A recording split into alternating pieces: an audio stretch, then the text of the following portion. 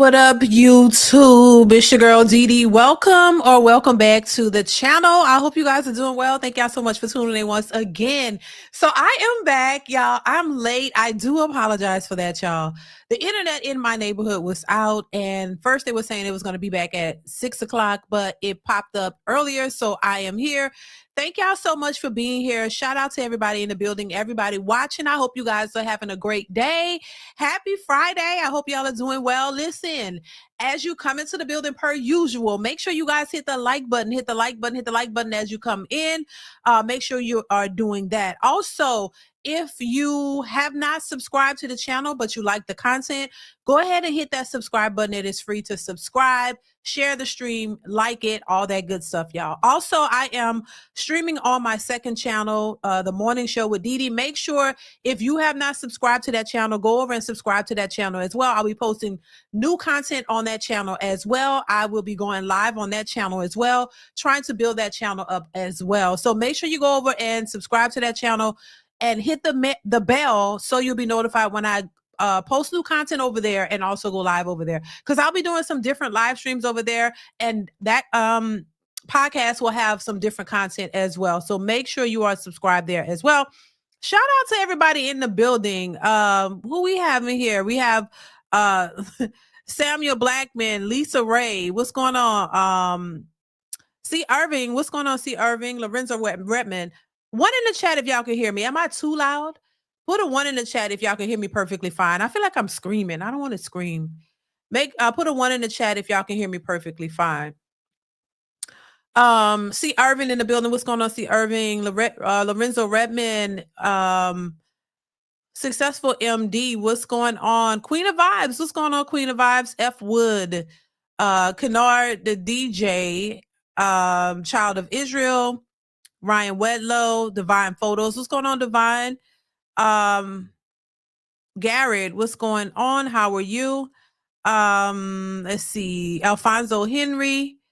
Thank you so much for being here. It's just me, Q. What's going on? How are you? I hope all is well. Cases and Cams with Daniel Cunningham. King Sigma, Captain Caveman. What's going on? Shout out to you guys. Thank y'all so much for being here. Chavez Grenier, thank you so much for being here. Chavez Zen. UFO Kamikaze 1. Thank you so much for being here once again. I appreciate you guys. Thank y'all so much for being here. So we're going to hop right into this live stream and some of these little clips that I have for you guys. I want to share with you, and it's based on the topic that we see: mediocre modern women want the world from men but bring nothing to the table plus more. So I want to, of course, expound on that as I typically do and talk about what I normally talk about. We just gonna kind of drive it there because we know that there are a lot of unrealistic women out there. I say it all the time, who are looking for everything from a man, right? But they don't really bring much to the table. I think it's been some type of indoctrination in the mentality to make a lot of these women think this way, because once again, this is not all women who think like this, but it's a lot. It's a lot of them that do. So, we want to kind of change the narrative. We want to change the narrative and try to get more people to understand a more logical perspective. That's my goal anyway. I know, and yeah, people always ask me if I'm tired of talking about this. Hell yes, I am. But the more I see foolishness every day, I go on TikTok, I go on Instagram, I go on YouTube, I see women pushing this narrative that all black men ain't this and that, and they need to do this new. And I just can't, it just doesn't set right with me. It really doesn't. It doesn't set right with me, that narrative. And so I, will use myself as much as I can to try to, spin that narrative and give them a different outlook, maybe a different perspective for those who want a different perspective with maybe possibly a different outcome. And so that's where I come in at. And I just don't believe the hype. I don't believe what we hear the majority of women and other people talk about, because clearly it's not working for them, and it's just not realistic, and it's just not the way you go about dating and meeting men and building relationships with men. I think they have to relearn a new way of going about it, because the way that they're going about it and the way that they've been taught, it's just not working. It's just making it worse. And they're still complaining though. They're still complaining and putting all the blame on the man when it takes two to build the relationship. So it's not just the men. The women have to make some changes as well. And that's all I'm saying. I get pushback on a lot of these things, but I expect that. I expect some pushback because people just don't, when you are indoctrinated into a certain mindset and you think a certain way, it's hard to change that. I get it. It's hard to change something that you've been believing or something that you become accustomed to for so long. It's just ingrained in you and you don't see any other way. Even though you're not getting the outcomes, you still gonna stick with that, thinking that somehow you're gonna manifest everything that you want, even though you're not putting anything in, you're not going about it the right way. You just believe somehow, some way it's going to change. And we got to change that narrative. We got to start speaking a different narrative. We need more women and more men to start pushing a different narrative so that there could be change. Because as long as we allow that same old narrative that is just not working and it's just poisoning the mind of our women and men, and also just causing you to go down this rabbit hole of nothingness, then it's just going to only get worse and worse and worse. So we got to shift the narrative. We got to shift the narrative. And that's what I aim to do with my little, with my 2 cents, the most I can contribute, I'll try to do that. So that's what I'm doing. But let's go ahead and get into the first clip that I want to share with you guys. Make sure you hit the like button. Please hit the like button, y'all. We got to make sure that we have as many, we don't have that many people in here, but as many as we have in here, make sure we have just as many likes. All right. So make sure you hit the like button, you guys. So we're going to hop right into this first clip. I want you guys to pay attention to what she's saying and let me know your thoughts in the comments. Make sure you are liking, sharing, also leaving your thoughts. Also, make sure you super chat or Cash App to support the channel, you guys. That definitely helps that goes a long way to support the channel and efforts that we are putting in to continue the message. All right. So make sure you're supporting in that way if you can. If not, make sure you just hit the like button. All right. Let's get into it. Y'all men need to realize is that I don't have to bring nothing to the table but myself. You have to bring everything to the fucking table. I don't have to bring nothing but myself. These niggas instantly just wanted to spread bread on me without me asking for nothing. Without me doing no extra shit, just based off the fact that I was taking care of myself, taking care of my body, taking care of my appearance and stuff like that. Men just instantly just want to spend money on you. So I do wholeheartedly believe that, because otherwise these men will be playing in your fucking face. You know what I'm saying? And I'm not going for none of that shit. There's so many men out here that are just sassy. I think that it's deeper than like the foods and stuff that we eating, and having a single mother, not growing up with no daddy, no father. I believe that a lot of these men were women in their past lives, and they just haven't, evolved from that, Oh, it's over? Okay. All right. I don't know what to say. God bless her heart. Bless her heart. Bless her. Bless her heart.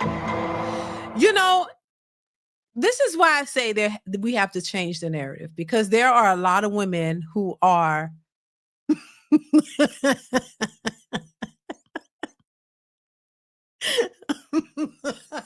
sorry. I'm sorry, yeah. I'm so sorry. I just see sometimes I see y'all in the chat and it just tickles me. I'm so sorry. Make sure y'all super chat now. Super support the channel. $5 super chat, if not more. All right. But I just had to. I'm sorry. Divine Photos, no, you're wrong. Anyway, Captain K Man, thank you. Thank you for the super chat. Says the fuck, LOL. Wait, I can't even get my thoughts out. Thank you, Captain K Man, for supporting the channel. I appreciate you. Oh Lord. Now, see, this is why I say we have to spin the narrative, because I think a lot of women are delusional. And I say this all the time, and I mean it. I think a lot of women are delusional. I'm not saying that there aren't any delusional men, but there are far more delusional women than there are men. I think we have both, to be honest. I think there are men who have certain expectations that they just not going to get.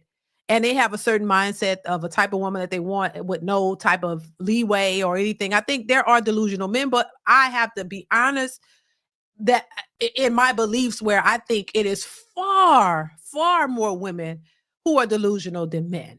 That's just my thoughts. And on top of that, they have not been checked and they have not been, nobody's telling them the truth.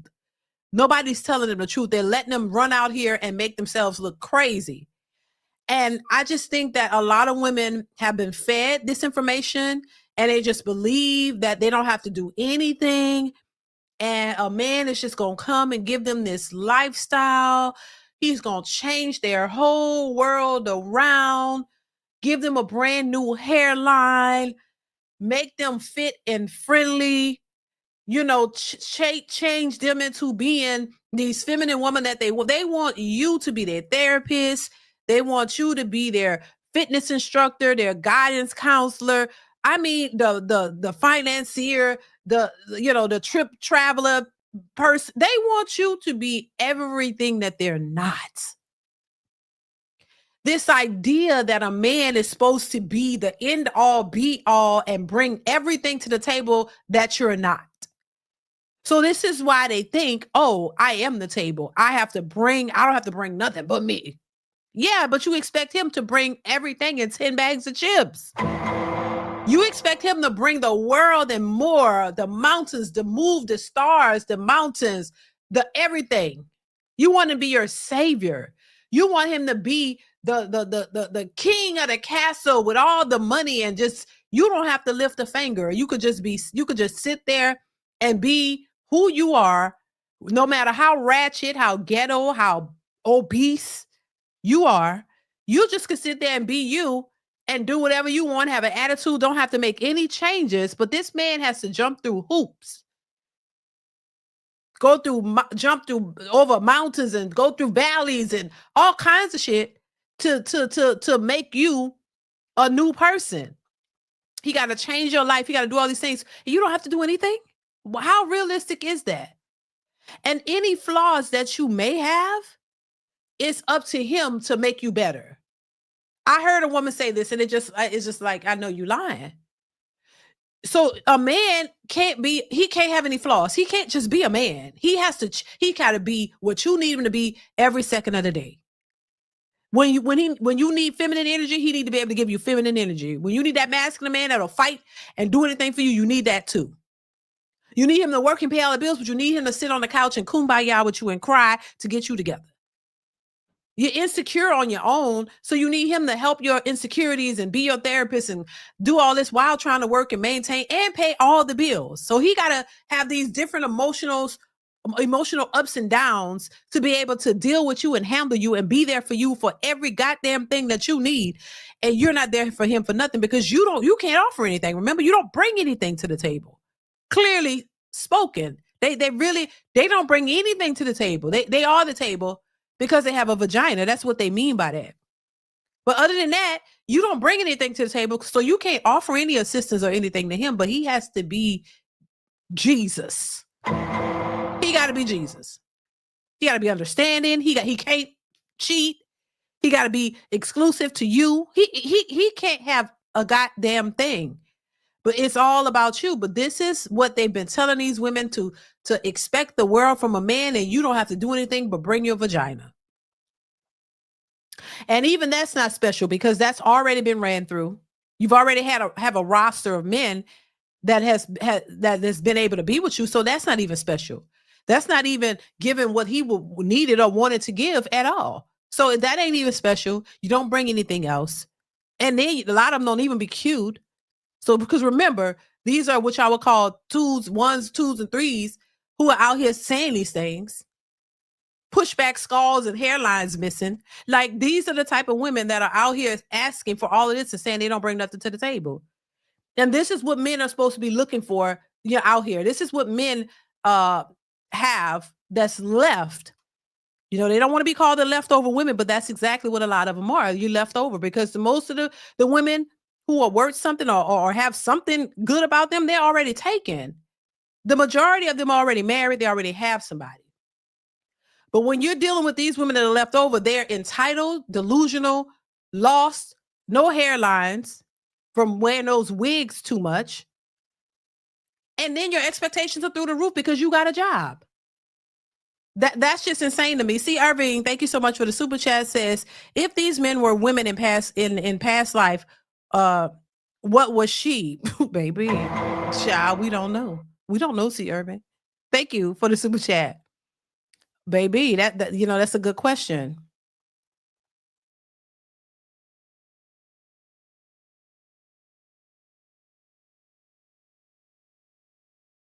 So, and then they complain about, oh, men are so feminine and all these things, but then they don't think there's a problem with them being masculine and them being these aggressive, women who are trying to be men. They don't see the problem is a lot of these modern women don't see a problem with themselves. They don't see a problem. They think that they're squeaky clean and they're just everything, and a man should look at them as such. But when you see their behavior and how they move and how they think, it's an automatic turnoff. It's an automatic turnoff. No man wants to deal with these aggressive type women. This is these modern women who expect the world but don't offer it much. And they think that is the way it should go. And you see more women springing up saying the same talking points. Oh, a man should be able to do this and do this and do that. The conversations aren't getting any better, really. Now, there are more women who are aware, and there are more women who are speaking out on the ratchicity of a lot of these women. Now, there are more women I see coming out who are speaking against it. That's a good sign. But there are still more women who still are coming out the woodworks thinking like this and thinking that a man's supposed to bring everything because you didn't mess with a Pookie and a Ray Ray and you let him use you because you had no discernment. Women have all this discernment, but you really had none. And Pookie finessed the hell out of you. And that hurt your feelings. And now you're bitter. And so now every man got to come with all the millions and give it to you.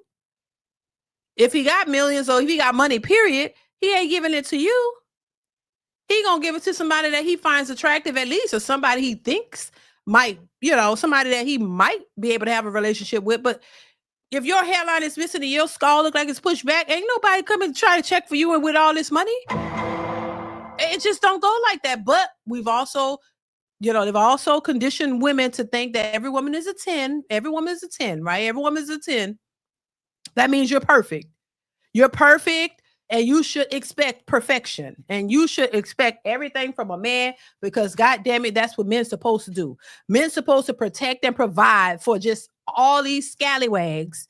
No matter who you are, no matter what you look like, you can be a scallywag. But a man, when he meets you, he's supposed to pull out his wallet because that's what a man is, his wallet to a lot of these scallywags. Everything is about money first. You don't hear about character, the personality, who he is. He's a good person, none of that. All they care about is your wallet. Give me that money. I need to get to the bag and help me build and help me do all this. Like, why? Why would he want to build with you? You're not bringing anything to the table. I need a partner. No, partners put in. You don't have anything to put in. So why think that this, why do you think that men should accept this deal and then act dumbfounded and confused when the men say, oh, we're not approaching, we going our own way. These women are just batshit crazy. We don't have time for this. We don't, it ain't even, the juice ain't even worth the squeeze, right? That's what they're saying. And so then they act like, well, why? These men really are walking away because y'all really are aggressive and masculine and expect too much. That's why. You haven't proven yourself. They don't think that they should. Because you're great just as a woman. You're a black woman at that. So you're just automatically great. And you got a vagina and you think men just running after you and chasing after you? Hell no. You would be a damn fool, in my opinion, to chase after that. Captain Caveman, thank you so much for the super chat. Says she need a permanent internet outage. Today if Friday, not lie day. Shaking my head. You think she lying, Captain Gabriel? I don't know. Thank you for the super chat. I appreciate the support. Baby, listen, it's just a mess. And a lot of these women are becoming even more and more delusional. And I just think it's unfortunate because I think we as black women could do so much better.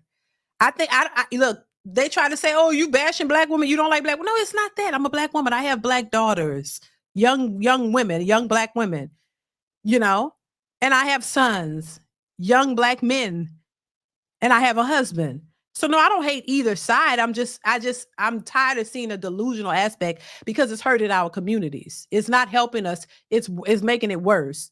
And these women are not getting what they want. And people are just sitting up here lying to them and telling them certain things that really is not going to benefit them. And they're eating that up.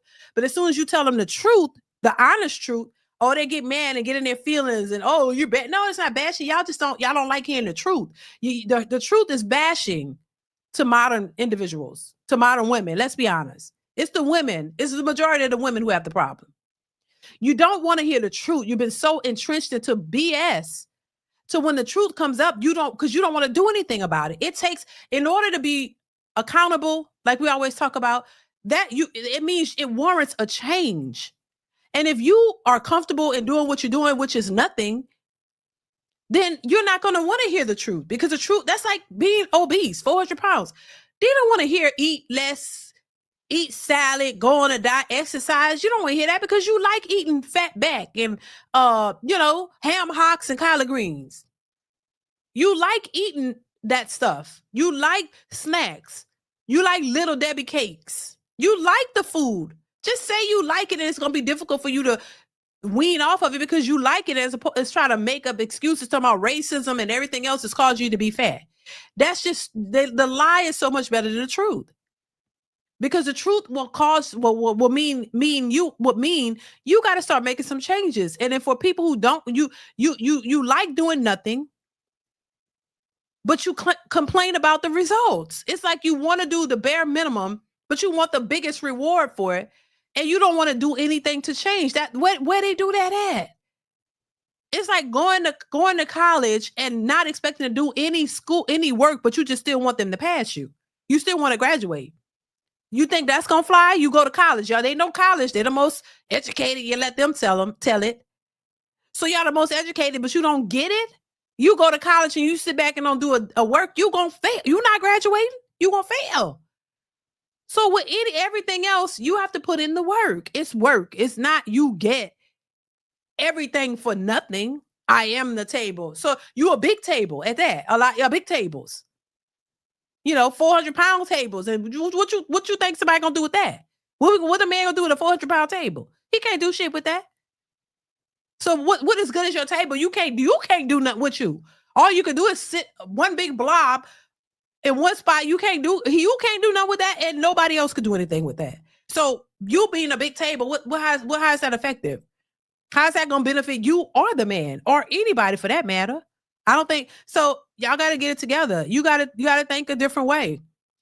You really do. You got to change the way you think, because it's not helping. It is not conducive to the type of lifestyle y'all say y'all want. It's not conducive to the type of men y'all say y'all want, or relationships that you want. It's not conducive, because nobody wants that. And men aren't stupid. Ain't no man sitting here just going to take you as big as you are, as messed up as you are, and try to change you. That's too much work. These men, just like these women, think that they're working and they worked hard to get their educations and their degrees. Men work hard too. I don't know what y'all be thinking. A lot of these men are working hard every single day. I don't care what kind of job you got. Whatever job you got, you out there working, trying to make your life better. There's nothing wrong with that. So they're working too. I mean, it might not be on a level to what you think you're doing, but they're still out here working, and they're trying to make better lives for themselves and potentially have a family to take care of and build also with. But a bunch of these women are so entitled, thinking that they're better than men. You can't even see that. You can't see the forest or the trees. You can't see that you're in your own way. Listen to a bunch of these single entitled women who don't have nobody telling y'all what y'all should be expecting from a man, and that you need a man to show up and do all this shit, and y'all can't even show up and do your part. You don't even want to show up and do your part. You want to do your own thing, and you want them to show up for you in a major way. That's unrealistic. That is an entitled mindset, and one that is just not flying in 2025 and beyond, because men are not falling for it. And I say this all the time. Women think that when they stop doing something or they make changes, that, oh my God, the world gonna stop. Oh my God, they try to make it seem like, oh, men are gonna just be lost when we decide we not gonna do this, or we decide it's just gonna fall apart. No, contrary to that, when men decide what they not gonna do, y'all better be scared. Because as much as women want to make it seem like the ball is in their court and they control everything, I'm here to tell you, you don't. When men decide they don't want to deal with you, they don't want to cater to your BS, they moving on. Baby, y'all having a problem, because when these men, y'all going out to the, and we're seeing it happening. You go out to these restaurants, to these clubs, the men ain't in there like they use, and they ain't buying drinks. They're not catering to y'all. They don't see the point of it. They're not trying to give you their money. They're not trying to do all these things that they used to do to try to attract a beautiful woman that they may be interested in. And then you find out these women are crazy. These men have learned a lesson and they're not doing it. And these women are standing back looking crazy. How many of these clubs, they show all the women in the club? They're sitting there looking stupid. Not a man offering no drinks, ain't trying to do none of that. This is why if you pay attention to what they're saying, men ain't like they used to be. They're sassy. They want you to buy them a drink. What? They've been buying the drinks all this time. Why not buy them a drink? What's wrong with buying them a drink? See, y'all don't want to put in nothing, but you want everything. And I think men have spoiled a lot of women in that nature, because that's what men were taught. Hey, you're supposed to cater to a woman that you're interested in, or you treat her like a lady and all these types of things. But when these men realize we ain't really dealing with a bunch of ladies, we dealing with a bunch of hyenas, we dealing with a bunch of ratchets, we dealing with a bunch of women that are entitled and don't really care about nothing. They just want money from us. They want to finesse us. They want to use us. So once men realize that, it's changing, and they're seeing it happening. So contrary to what women believe, that when women do this, it's like something gonna stop. Things keep going. But when men decide, things start to change. You ain't getting all that attention. You ain't getting nobody's money like that. There might be somebody still getting it, because there's always some simps somewhere. But for the majority of men, they realize, nah, the juice ain't worth the squeeze. I'm not spending all my money on these entitled. I'm not doing that. All you want is use me? Hell no. So they're not getting their rent paid like they once was. They're not getting all this stuff done because these men are woke and they don't want to deal with the bullshit. So yeah, I just think, once men decide on something, you're gonna see a change, and that's what they're complaining about. You don't bring nothing to the table, but heavy weights, and you want men to bring everything and then cater to you like you're something special. That's unrealistic to me. Which brings me to this post that I saw, this picture, or post, or whatever, that I want to share real quick, because I was talking about that, they're getting these men to pay your rent and all this kind of stuff. I saw this here where it says, my rent is currently past due because I bought floor seats to the NBA YoungBoy concert, right? Now they're trying to evict me and my kids. Can all my Facebook friends cash app me $1? That should be enough to catch up. I got 7K friends.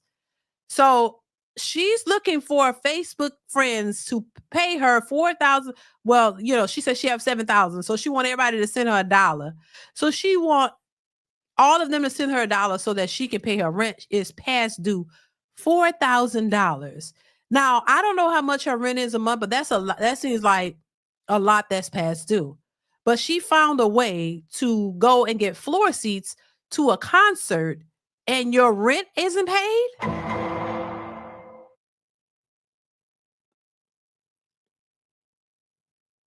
Priorities? But this is how a lot of women move. And then these very women who are broke are the very ones expecting all of this from a man.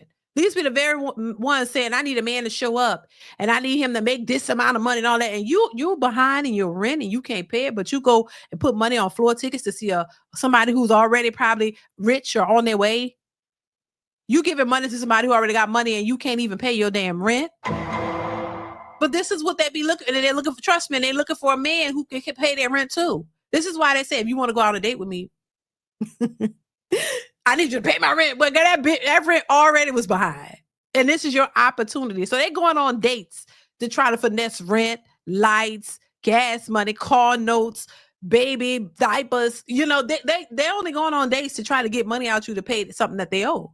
They're not there for you. They're there for what you can give them to help them out, because they don't know nobody else. Nobody else. If nobody else is around to help them, guess what? They want to go on a date.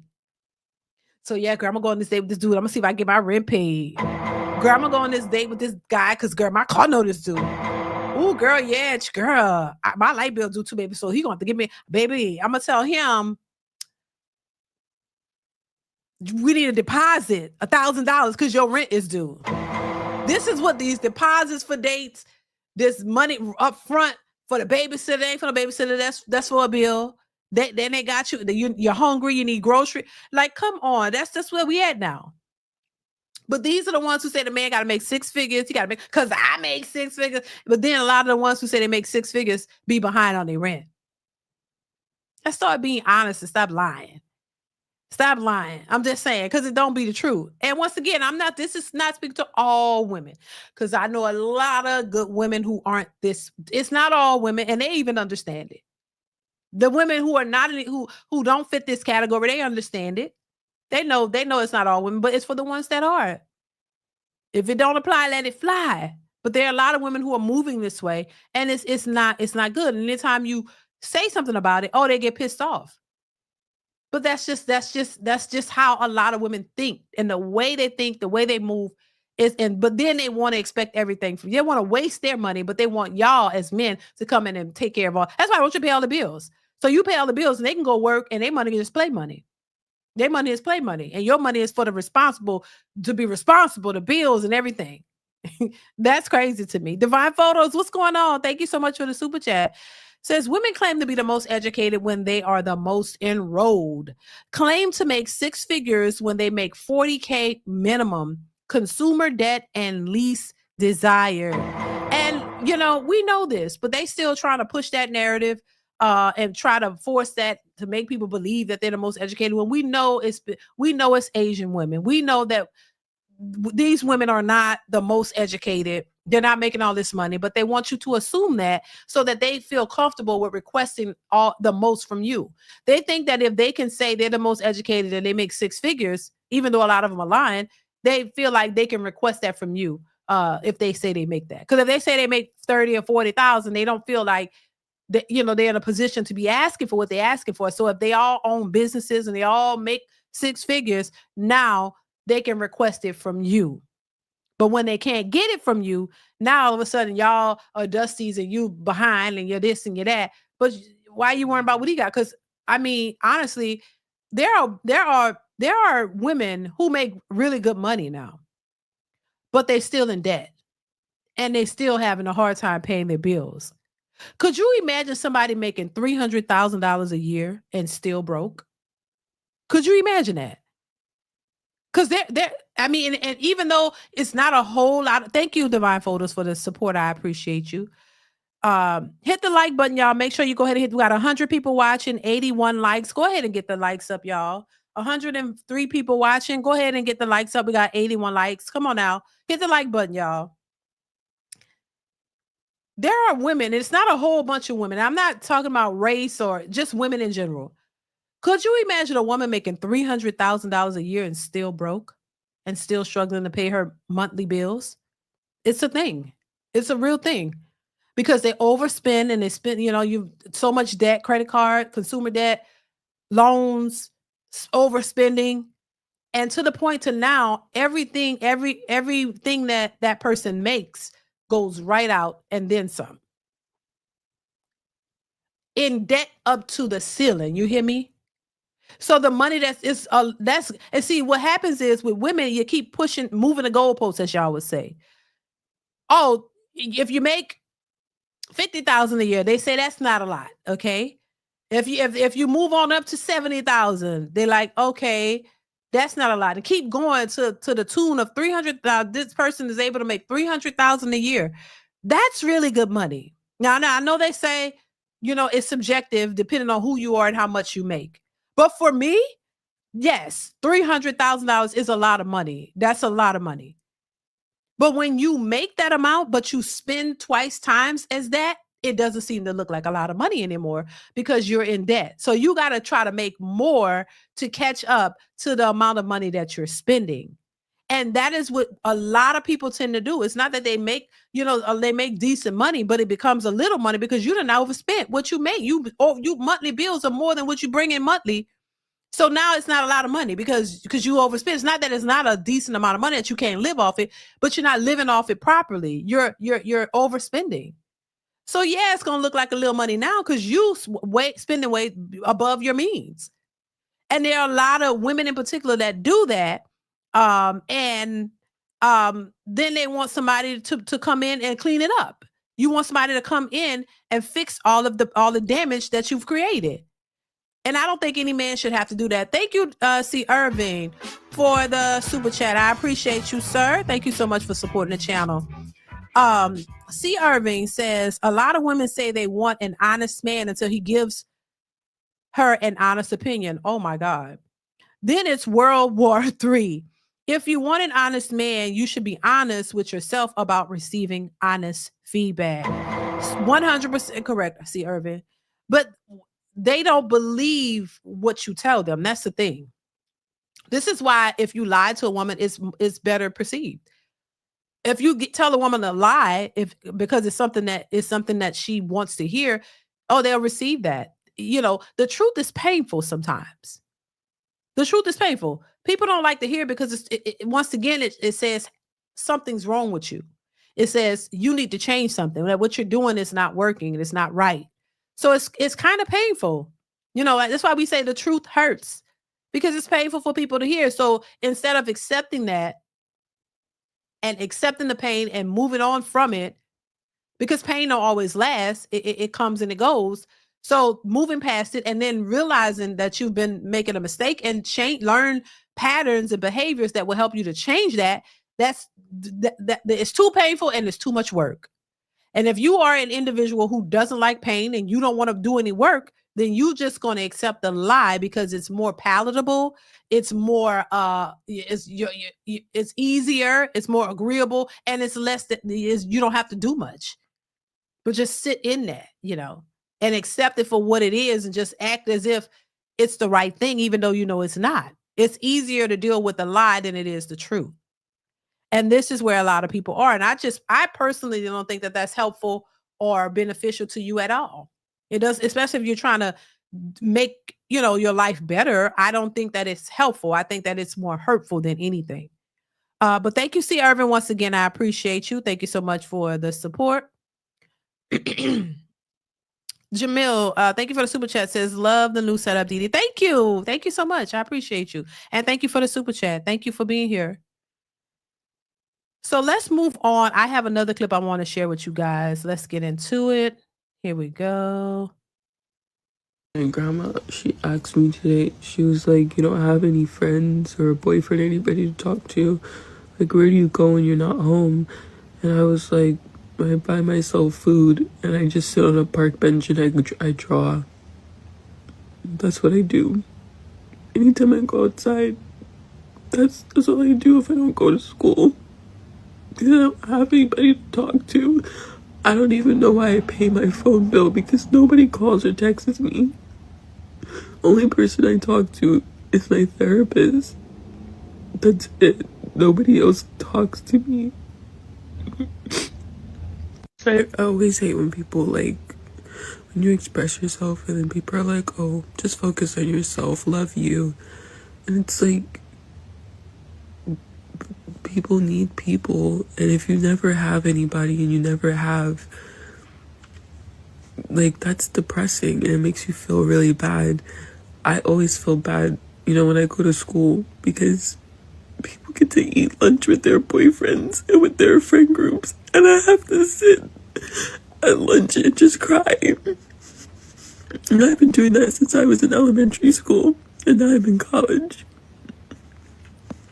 Every single day, I used to have to eat lunch in the bathroom when I was in elementary school because I was getting bullied so bad. And when I was in high school, I had friends briefly and they stopped talking to me one day.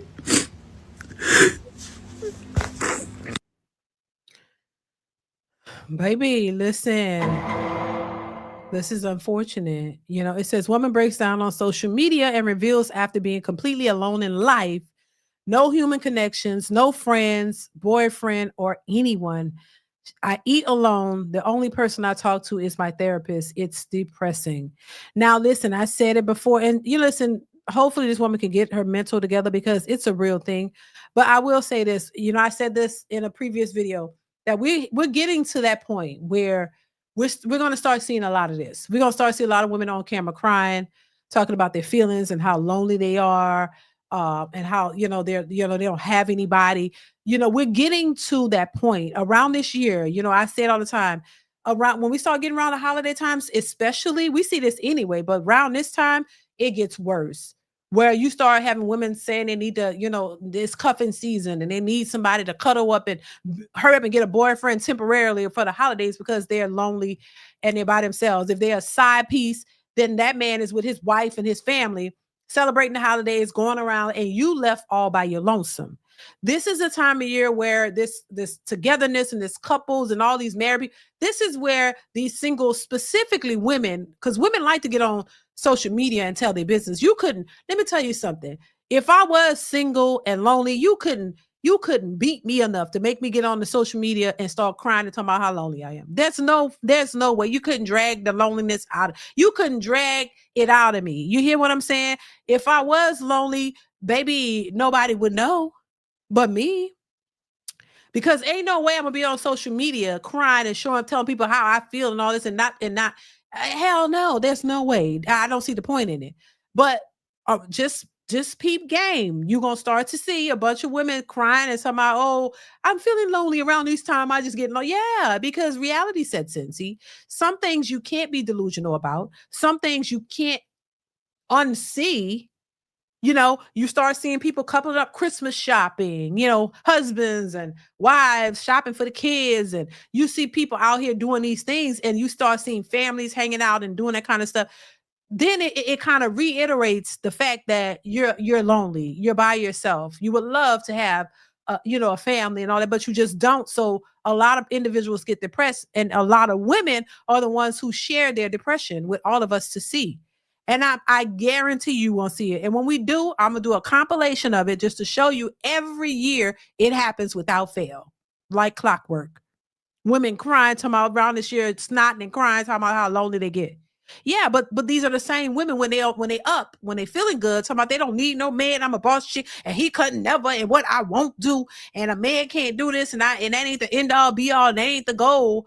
Because now you're feeling good and empowered for the moment. Now you don't need it. But then when you're not feeling that way, now all of a sudden you're lonely and you don't have any, it's just a confusion because you hate to accept the fact that is something that you want, but at the same time, you don't want to do what's necessary to get it. That's all I'm saying. Jamil, thank you once again for the super chat. Says step 1, remove the septum ring. Baby, maybe, what is with the septum ring thing? Is that a turn off for men? I had a nose piercing twice and I didn't keep it long. Because it was just too irritated. I don't know. But I never thought about the septum thing. I don't know. Sometimes I think it look cute on some women. But anyway, yeah. Thank you, Jamil. I appreciate you once again. Thank you so much for the super chat. Jamil also says women loneliness has skyrocketed lately. Yeah, because they're in denial. Most women want a man. That's just the truth. Why wouldn't you? But because they don't know how to get and keep a man, or they just don't want to do what's necessary to do it. They just want to play this role like, oh, we're so independent and we don't need them and we don't want them. Nah, you want them. You just don't want to accept the fact that it takes work to be in a relationship. It's not this just always, I'm not saying a relationship or a marriage is supposed to be all hard. No, but you got to understand you're dealing with two different individuals. Some people are stubborn. You might be stubborn. He might be stubborn. He might have things about him. You will have some things about you. Y'all could be good people and y'all could be compatible, but y'all not going to always be happy 24/7. And just because you don't agree on certain things or y'all not happy 24/7 doesn't mean that that's not a good person. Because if you with them and you know who they are, overall they have good character. They're just a good person. You love them, even in spite of his crazy parts, because we all got crazy parts. Nobody is sitting up here 100%. This is why I say there are delusional women and there are delusional men, because now what I have seen, that there are delusional men who think that they're going to get a perfect woman, and that is just not going to happen. And I say, I address that too. You're not going to get no perfect woman. There's no perfect person. So you got to understand too that this woman going to come with some flaws. But if she has the core values that resonate with you, that's going to work with you for you to build and y'all to build together, y'all going to have to work through them other little kinks. That's why therapy, I guess, if you believe in therapy or whatever, but working together, communicating better, understanding each other, learning resolution conflict is important, because a lot of times people can't resolve issues because they don't know how. And it just results in conflict as opposed to a resolution. You get mad, storm out, and it's over. So yeah, you're not gonna, there's no relationship that I could recall of that's successful that hasn't had its ups and downs. Just about everybody that I know that's married and in long-term relationships, they've been through some stuff, but they worked through it. Now, everything hasn't been like the major craziness, but they've definitely had differences. They argue, they have disagreements, heated arguments. Hell, they need people to go through therapy and all these types of things, but they stick it through, because you got to understand, y'all wasn't raised the same. You didn't grow up together. You're going to have differences. That's it. That's it. Now, depending on the type of person that you decide to be in a relationship with is going to determine the type of things that you got to deal with. And if you go get a stripper, okay, now those are some circumstances that I wouldn't recommend for anybody, because now if you want to try to marry a stripper that's been a stripper for 10 years, okay, now you're going to have some other problems. You're going to have some real major problems. But other than that, if she's a good woman and he's a good man, and y'all have the same core values, and y'all care for each other, and y'all not on some crazy stuff, you know what I mean? It's just regular differences, you'll be fine. But if you're trying to change a hoe into a housewife, that's going to be a big problem. So you can expect some issues with that, because that's a whole nother trauma level of issues and mind frame and thought process. I'm not talking about the extremes. I'm just saying in general, you're going to go through stuff, even with the best of the person, even a good woman. She's not perfect. So y'all might clash on some things, but y'all supposed to work it out. And the longer you work those out, the better it gets. You notice some things that may have been an issue 10 years ago is not an issue now. Why? Because y'all work through them. Y'all know better. You move on. But people don't even stay in relationships long enough to get to that point. So thank you once again, Jamila. I appreciate you. Glorious Love, how are you? Thank you so much for being here. Thank you so much for the super chat. Says my question is what are doing? What are they doing? Are they sitting home? Because women aren't changing. They are continuing in their ways. Question is, what are they doing? Are they sitting at home because women aren't changing? They are continuing. Right. Then, I mean, and it's funny because they could make the necessary changes if they wanted to. I think women are very capable of doing some amazing things. I really do. I think there's something about women. I think women, and this is why I think women working with men is what we're supposed to be doing, because and I just think trying to separate yourself and do it all by yourself, it's going to be an issue. But I do agree that I don't think women are doing much. They're chilling, waiting for somebody to come in and change their lives. And so but they think in spite of that, they're still going to get the most outcomes. This is why you hear, what's her name? Brittany Renner say her past shouldn't matter.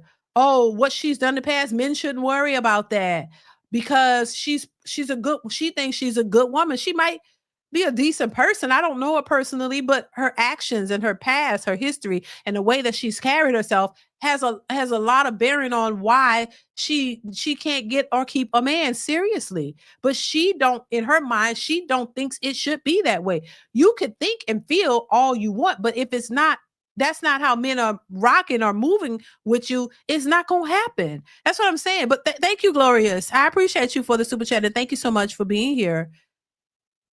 I just think some women, not all women, once again, I want to make sure I'm clear on that. This is not all women, but a lot of women who think this way. They try to force and push a narrative that they feel and believe it should be. But you can't force men to change the way they think and the way they've always thought. Being a 304 out in the streets has never been popular. Most men have never taken a woman like that seriously. It's nothing new. It's just they're trying to reinvent the wheel, in my opinion. Captain Caveman, thank you so much for the super chat. Says, sounds like someone need a little TLD. Thank you, Captain Caveman. I appreciate you. Oh Lord. Glorious Love again. Thank you for the super chat. Says, I meant, what are men doing? Oh, what are men doing? Oh, okay. Listen, look. For the men, I think for the men that I want the men to answer that. I'm gonna put the link to the panel in a second. I gotta let you guys come up. It is Friday. So I'm gonna put the link to the panel. Glorious, you could come up and ask that question. What are the men doing? And then hopefully they can answer it. So yeah, I'm gonna drop the link in a minute because I don't want to be here all day, you guys. I got some other stuff I need to take care of, but I want to make sure I pop up here for this Friday live because I missed last Friday. But thank you, Glorious Love, once again. Jamil says septum ring usually indicates annoying women. Oh Lord. Okay. I didn't know that. Okay. Oh my God. Thank you, Jamil. I appreciate you. Successful MD says there is too much pretending out here, DeeDee. Well, yeah, that too. Which I call them chameleons. People pretending to be something they're not and all this. It's just too much. Yeah, I agree. Thank you, Successful MD. Captain Caveman again says, by the way, love the clavicle and the new background. Thank you so much. I appreciate you, Captain Caveman. I'm glad y'all like it, y'all, because I wasn't feeling the background at first, but I'm like, I was thinking I might have to change it again, but I'm glad y'all like it. Thank you.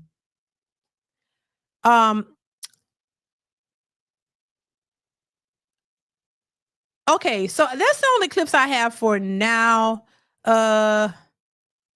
Let me play this one more clip I want to share with you guys, and then I'm gonna drop the link so y'all can come up if you want to give your thoughts on this Friday. If not, we're gonna keep it moving. Check this out. Here we go. Not gonna leave my man because he wants to have a little side piece. Like, men that have side pieces are much happier.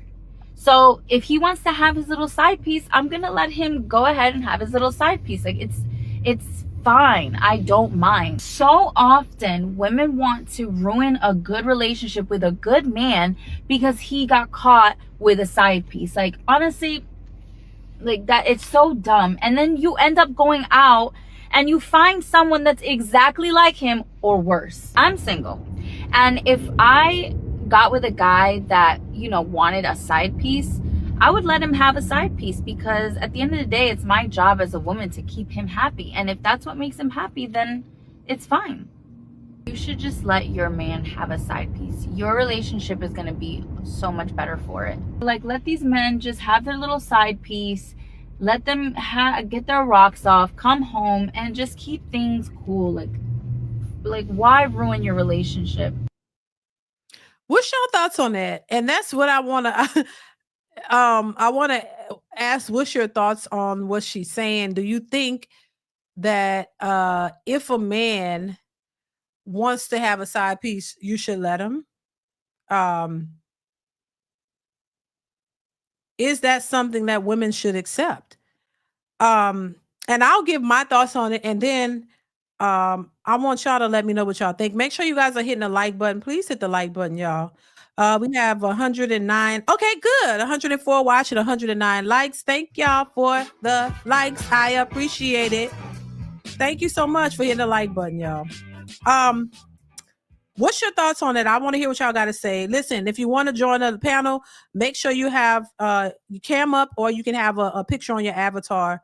But it just cannot be blanked out or anything like that.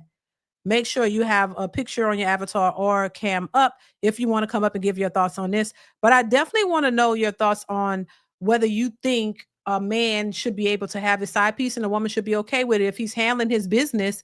Otherwise, if he's making sure that you're taken care of, and you got everything is good and y'all are straight. If he got a woman on the side, should women be more open to that? Now, y'all probably already know my answer on this before. I want to hear y'all's. I'm not open to it, but I'm already married, and that wasn't an agreement. If we, in the beginning, if he was like, I need to have a side piece, this is my thing, and if I agree with it, and that was the goal, and I understood it, okay, cool. But that's not what we signed up for, so hell to the no for me. But if that's what you want to do, I'm not opposed to what other people want to do. If you want side pieces, sideline of pieces, that's y'all business. If a woman is okay with it and he's clear about it and she's clear about what's going to happen here, I don't see nothing wrong with it. That's y'all business. I don't agree with it, but that's your business. I don't have a problem with that. So that's how I feel on it. Have all the side pieces you want, but I won't. I won't be having no side pieces. What's going on, Trey? How What's you good? doing? I'm good. How are you? You feeling all right? Yeah. I'm good. You I see. smiling? Good. I do smile. I don't know if you know that. I'm actually naturally a happy guy. I know that's hard for people to believe. I'm serious. I'm a serious guy, but I'm a happy guy. All right. I like the new background. Looks good. Thank you. You're feeling better? I know the last time you were on, you weren't feeling so well. Yeah, I got some rest, child. I be tired and I don't sleep good. You know, I'm getting older and I don't sleep that good, so I got to put more effort into it. Yeah. So yeah, I feel better when I get some sleep. Yes, I feel better. Yeah, you know what's funny? When I turned 40, you know, the male ego is interesting, right? So, you think that you're gonna be 21 forever. You think you can still do the same things. You think I'm having a hard time getting up off the floor. At 40, like normally I used to be able to just get up, I just off the floor. Now it actually takes some energy. Like I gotta think this through. Like, all right, hold on, how do I want to get up? Because I realize I can't just move the way I ever get a cramp in your foot? Oh my God, yeah. I got a Charlie horse the other day, and I thought I got one yesterday. I thought I was dying. I told my son. I told my son where the wheel was. I was like, look, the wheel is upstairs. It's in the. I was like, I'm dying. He's like, no, you're not. You just got a Charlie horse. Baby, them things hurt though. Shoot. I can do the things that I used to do. I just can't do them with the same speed and exactly. And I have to admit it. I am older. It has happened. You hate it. Dang, you had to. I had to accept it. I was like that. I just said, now I'm like, child, it is what it is. I can't, whatever. I just got to keep working on myself. That's it. As long as I'm alive and I'm overall good, I'm good. But baby, I ain't in denial. Them toes get the cramping up, my leg get the hurting, my back. What? Seriously? And it's happening in the middle of the night too, which is crazy.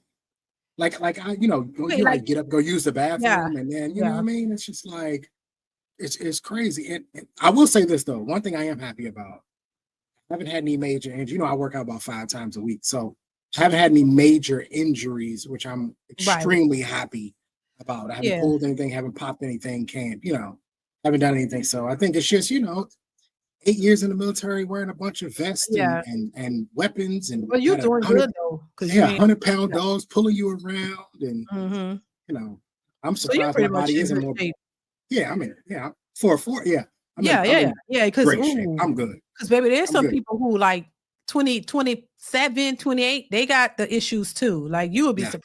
You'd be like, damn, I'm young. Like I didn't start getting these things till I got in my 40s. But y'all, it's just a mental thing. Like basically what I'm saying is I never had to think about these things before. Exactly. I just did it.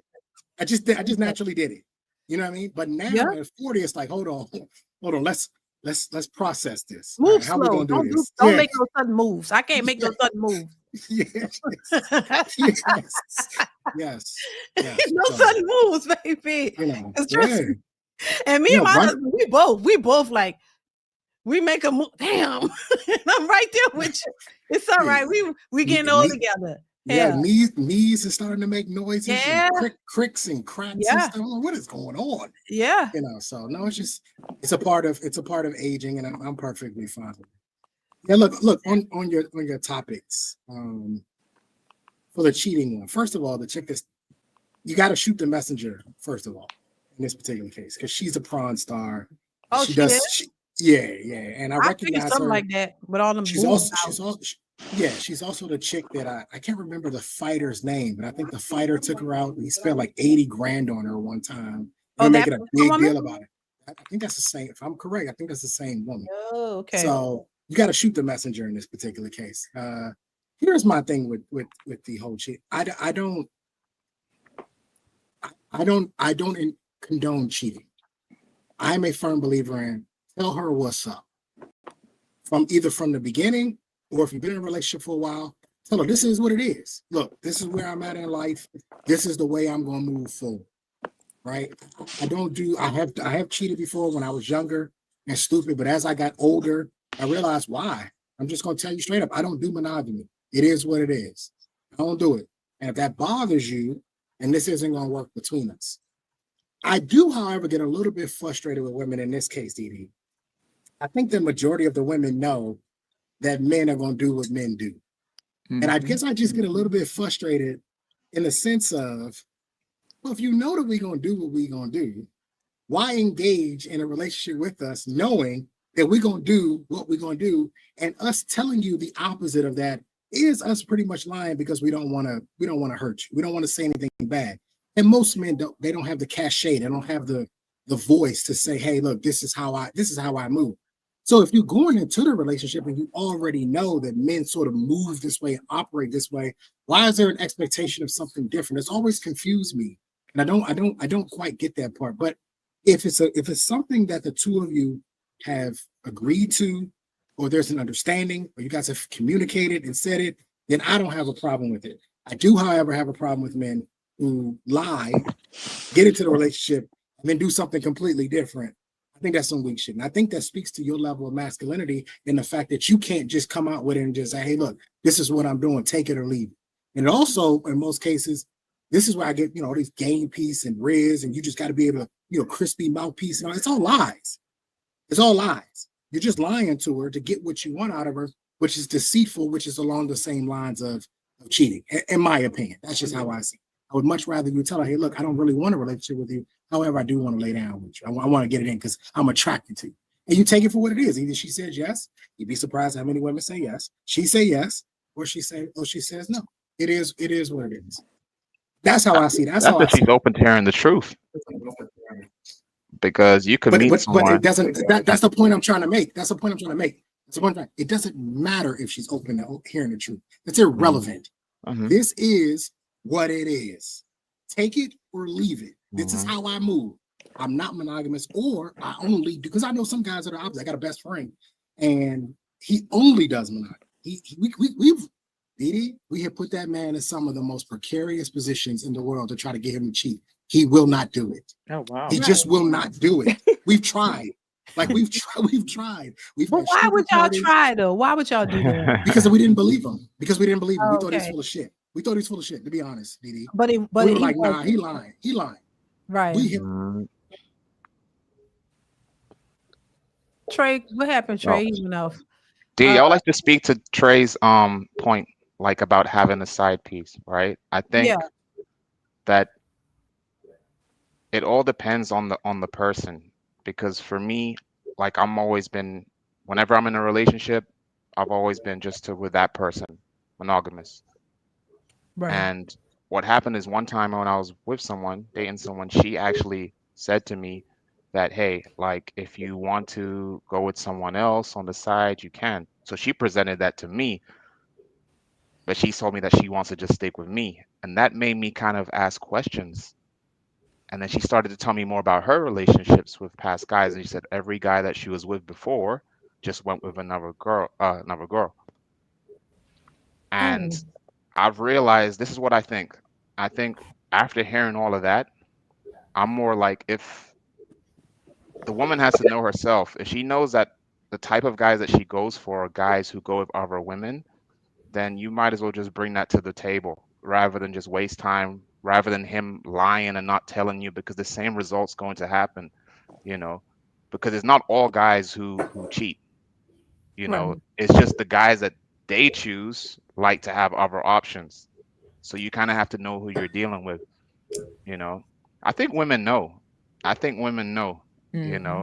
Like they will date certain guys or entertain certain guys, and they know this guy ain't gonna do nothing, But then there's other guys that will keep them on their toes and stuff like that, and be like, oh, I really want to get this guy. I want to lock this guy down. Mm-hmm. And that's the guy, who most likely will maybe explore his other options, on the side, or straight up, you might just tell her. Mm-hmm. Hi. But I do agree with Trey about being straight up about it.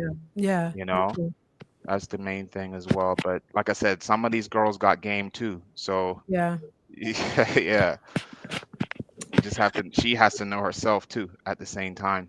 You Right. know. Mm-hmm. Glorious, you want to chime Thank in? How you. are you? I'm doing good. Hi, how are you? And hi, panel.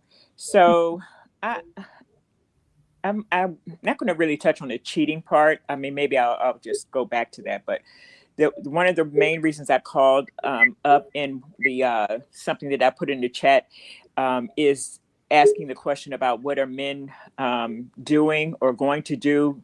And I'll tell you where that's coming from. It's coming from a little bit of I'm I'm becoming a little bit fed up with women right now. I mean, disillusion, I should say.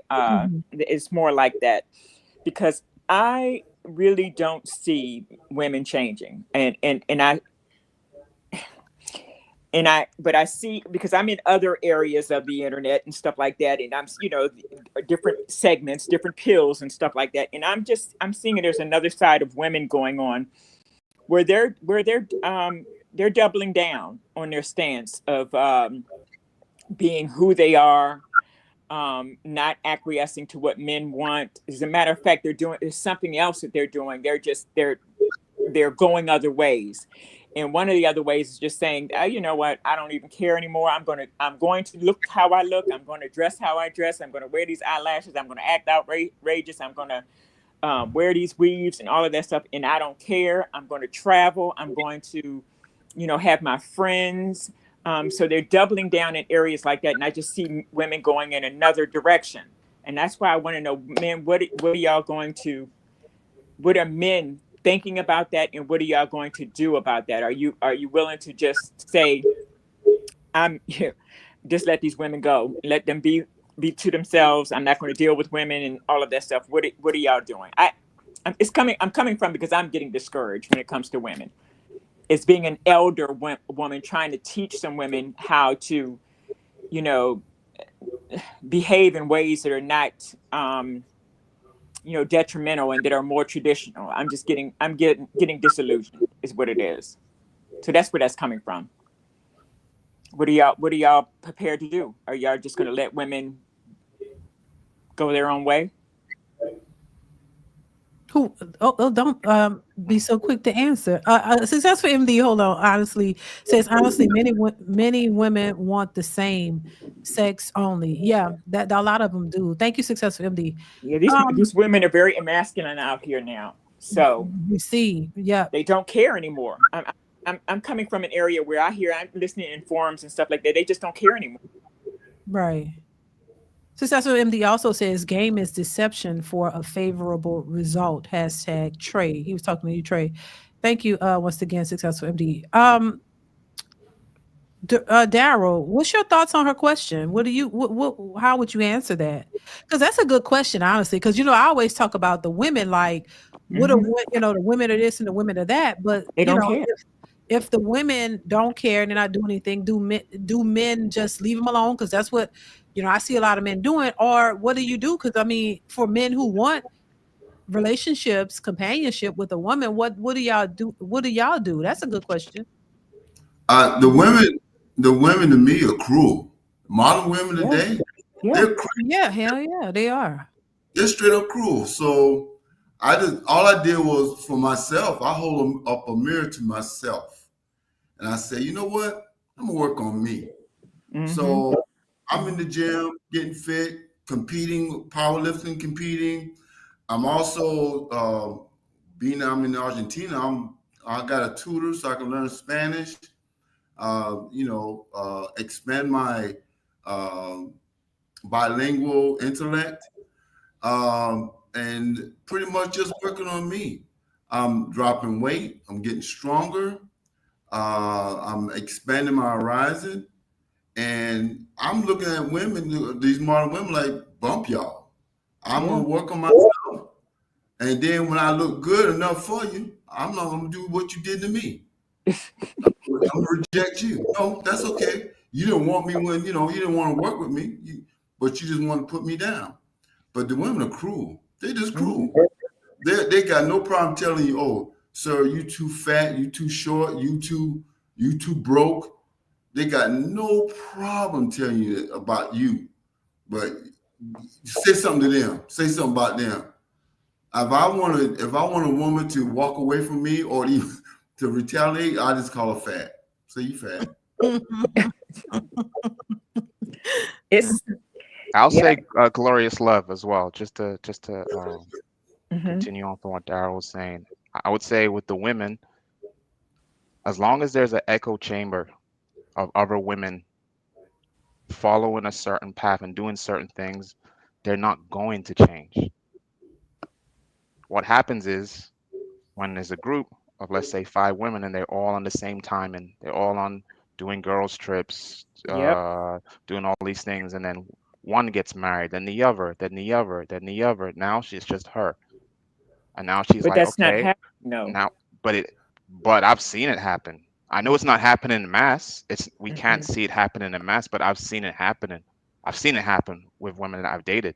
I've seen it where now she's singled out now. Now it's like if I can't beat them, I have to join them. Now I have to go and do what they're doing now.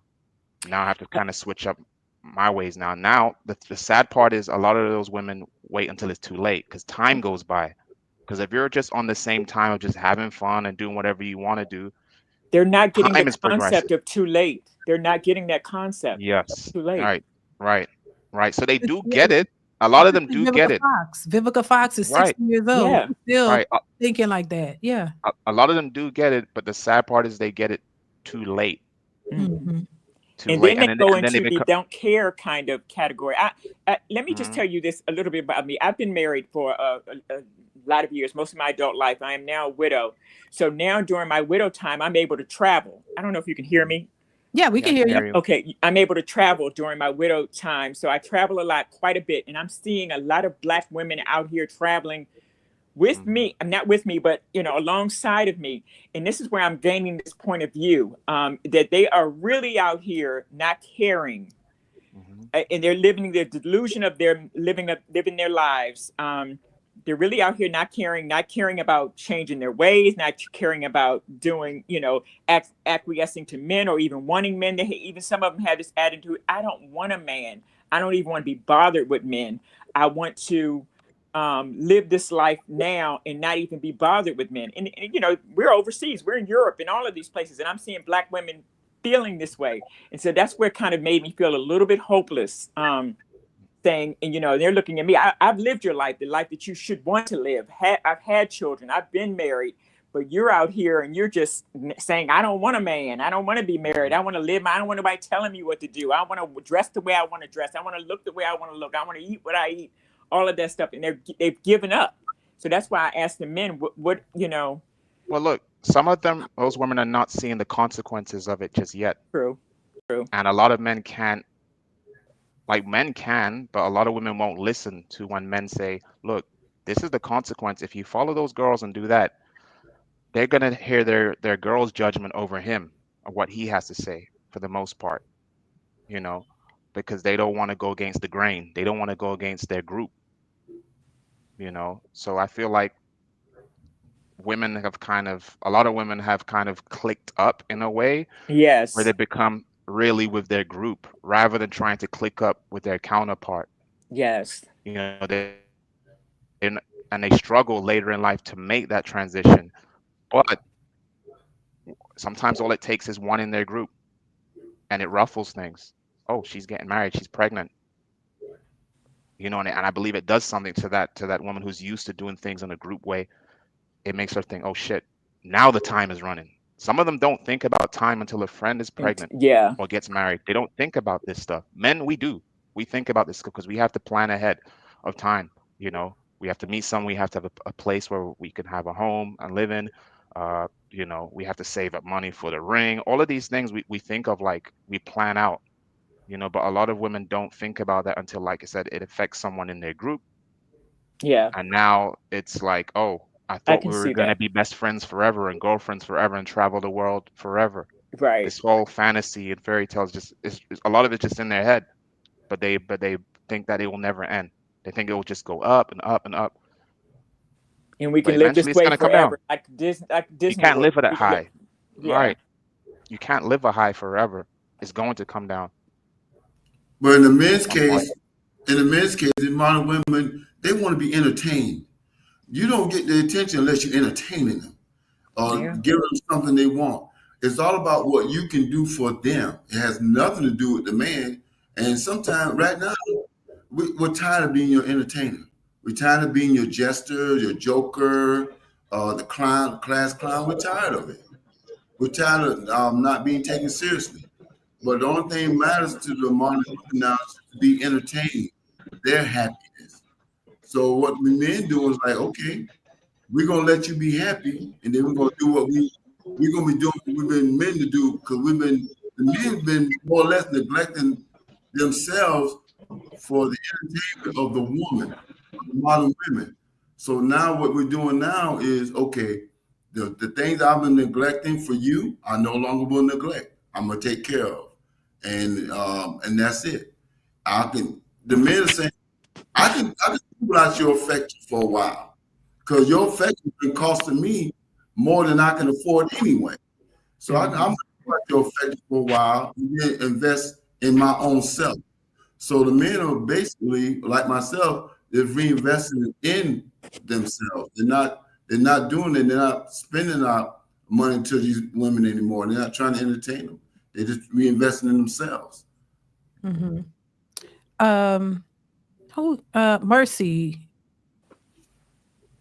Mercy Justice, you want to chime in? Mercy Justice, are you there? Mercy, going once, going twice, 3 times you out.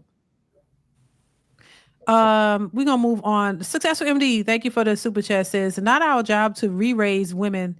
They know better. Thank you, Successful MD. Hannibal says, in the next 20 years, peace selling and buying will explode in this country. When all these Gen Z incels get bread and passports, it's over. Oh my God, that's a good point. Thank you for the super chat, Hannibal. DeAndre, you want to chime in? On mute. You're on mute. Mercy's on mute too. Y'all gotta unmute. I was gonna say, I see a chat. I see someone in the chat saying, "Where are the Black women exercise groups?" There are some, but they only stick with each other. I can't even tell you what this dynamic is. It baffles me. Yeah. Successful MD says, actually, women plan ahead. They play around in their prime age and look for good man at the finish line when old. They understand what choose risk. I get what you're saying, Successful. Yeah, that's true. That's the conversation. You know, you don't see the point in prioritizing family and marriage younger, because remember, those are the years. This is what we was taught. In your 20s, go to college now, so you don't have to depend on a man, and have your fun. This is what they literally tell us: have your fun in your 20s. Your fun is for your 20s. My thing is this: I could have fun without being a 304. Why is it having fun? Yes. What they're saying is go out, have sex with whoever, just do whatever. That's what they're really saying. Yes. You could have fun other than spreading your body around. Now, we are human beings. Even if we're young, and when you're young, what's wrong with having like a boyfriend, one boyfriend that who knows? There are not a lot, but there are some individuals, who are, they get together when they're teenage, like they meet when they're teenagers, and then they go to college and they become boyfriend, and then they end up getting married. I know a couple of couples like that who were high school sweethearts and things of that nature. And those particular women that I know of were not promiscuous. So they were having fun with that one person. Why does it have to be all like just have your fun? That means sleep with whoever and do whatever. It doesn't have to be. I don't think a whole phase is a prerequisite for being young. I don't think that's something you have to do. So that's what they promote, and then go to college, live your life, have fun. Then when you hit your 30s, whatever, now you're ready to settle down. So now you're ready for your king, and he just gonna present himself, and boom, it's gonna be great. DeeDee, why are we acting like a whole phase is something new? Hold on, Trey. What'd you say, Glorious? I was going to say, I'm running across women and counseling with women that are at that phase at the 30s and stuff. They don't even want kids. They don't want marriage. They don't want kids. It's baffling to me. And then because most of them already have a kid or 2 or 3, so they don't want any ones more. that they don't take care of. Yeah, and then when they get a man, they don't want kids. They want a husband, but they don't. Some of them, but they don't want kids. They're like, I already had my kids. For some of them, it's like, okay, so you want this man now, but he don't even get to get children with you. He might not have any kids. It's just all done backwards, and it's showing, the outcomes are showing you how backwards it is. And it's also showing the importance of doing it the way that we speak of, that doing it the right, we would say right versus wrong way. Like, start young, prioritize a married man in marriage, have your kids. And to me, I always say, listen, you can have it all, just not at the same time. That's my thing. Because I feel like that's how I did it. Started prioritize children, and I had a lot of them young. And now I'm still alive. I'm still thriving, even though my toes cramp up and my ankles and knees hurt sometimes. I'm still able to do stuff. Now I can do things more the way I want to do it because the majority of my kids are grown. Yeah. So life isn't over just because you start a family young. And just because you're married don't mean you can't have a life. I don't understand. They act like marriage is some type of bondage. Like, oh, you got a husband, oh, you can't do shit. You know what I'm saying? Like, oh my God, like it's not like that. You can still have a life. Now the family is already created. We got a family. We do things with our kids. They're grown. They doing things that they're experiencing for the first time. We're experiencing it with them, even though I'm shocked and scared. Like when my son left and just went to Germany without even telling us, honestly. And that's the real gag. Irvin, he didn't tell us. We just jumped up and just left. We didn't even know I was stressed. I didn't tell y'all that. I was stressed the hell out. This boy just got up and left. He didn't even tell us he was leaving. He just got up and left. And we didn't know where he was. We're like, well, I was wrecked for about a week. He was gone for 7 days. Wow. I was a wreck. I was like, where did he go? Nobody kidnapped him because he left the house.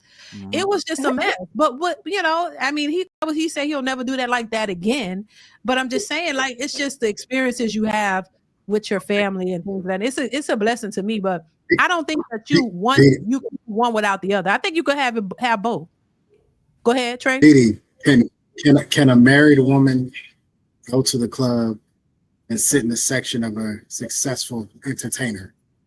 Hell no. No, you ain't doing that. Hang on. Yeah. No, I'm not. Can a married woman go on a girls' trip to Miami or Tulum, Vegas? Can she go on a girls' trip? Can a married woman go on a girls' trip to Tulum, Miami, any of the hot spots, the Dominican, where they party a lot, Jamaica? Some of them do. Can a married woman do that? Yeah, they do it. They do. Can a married woman do it? Yeah.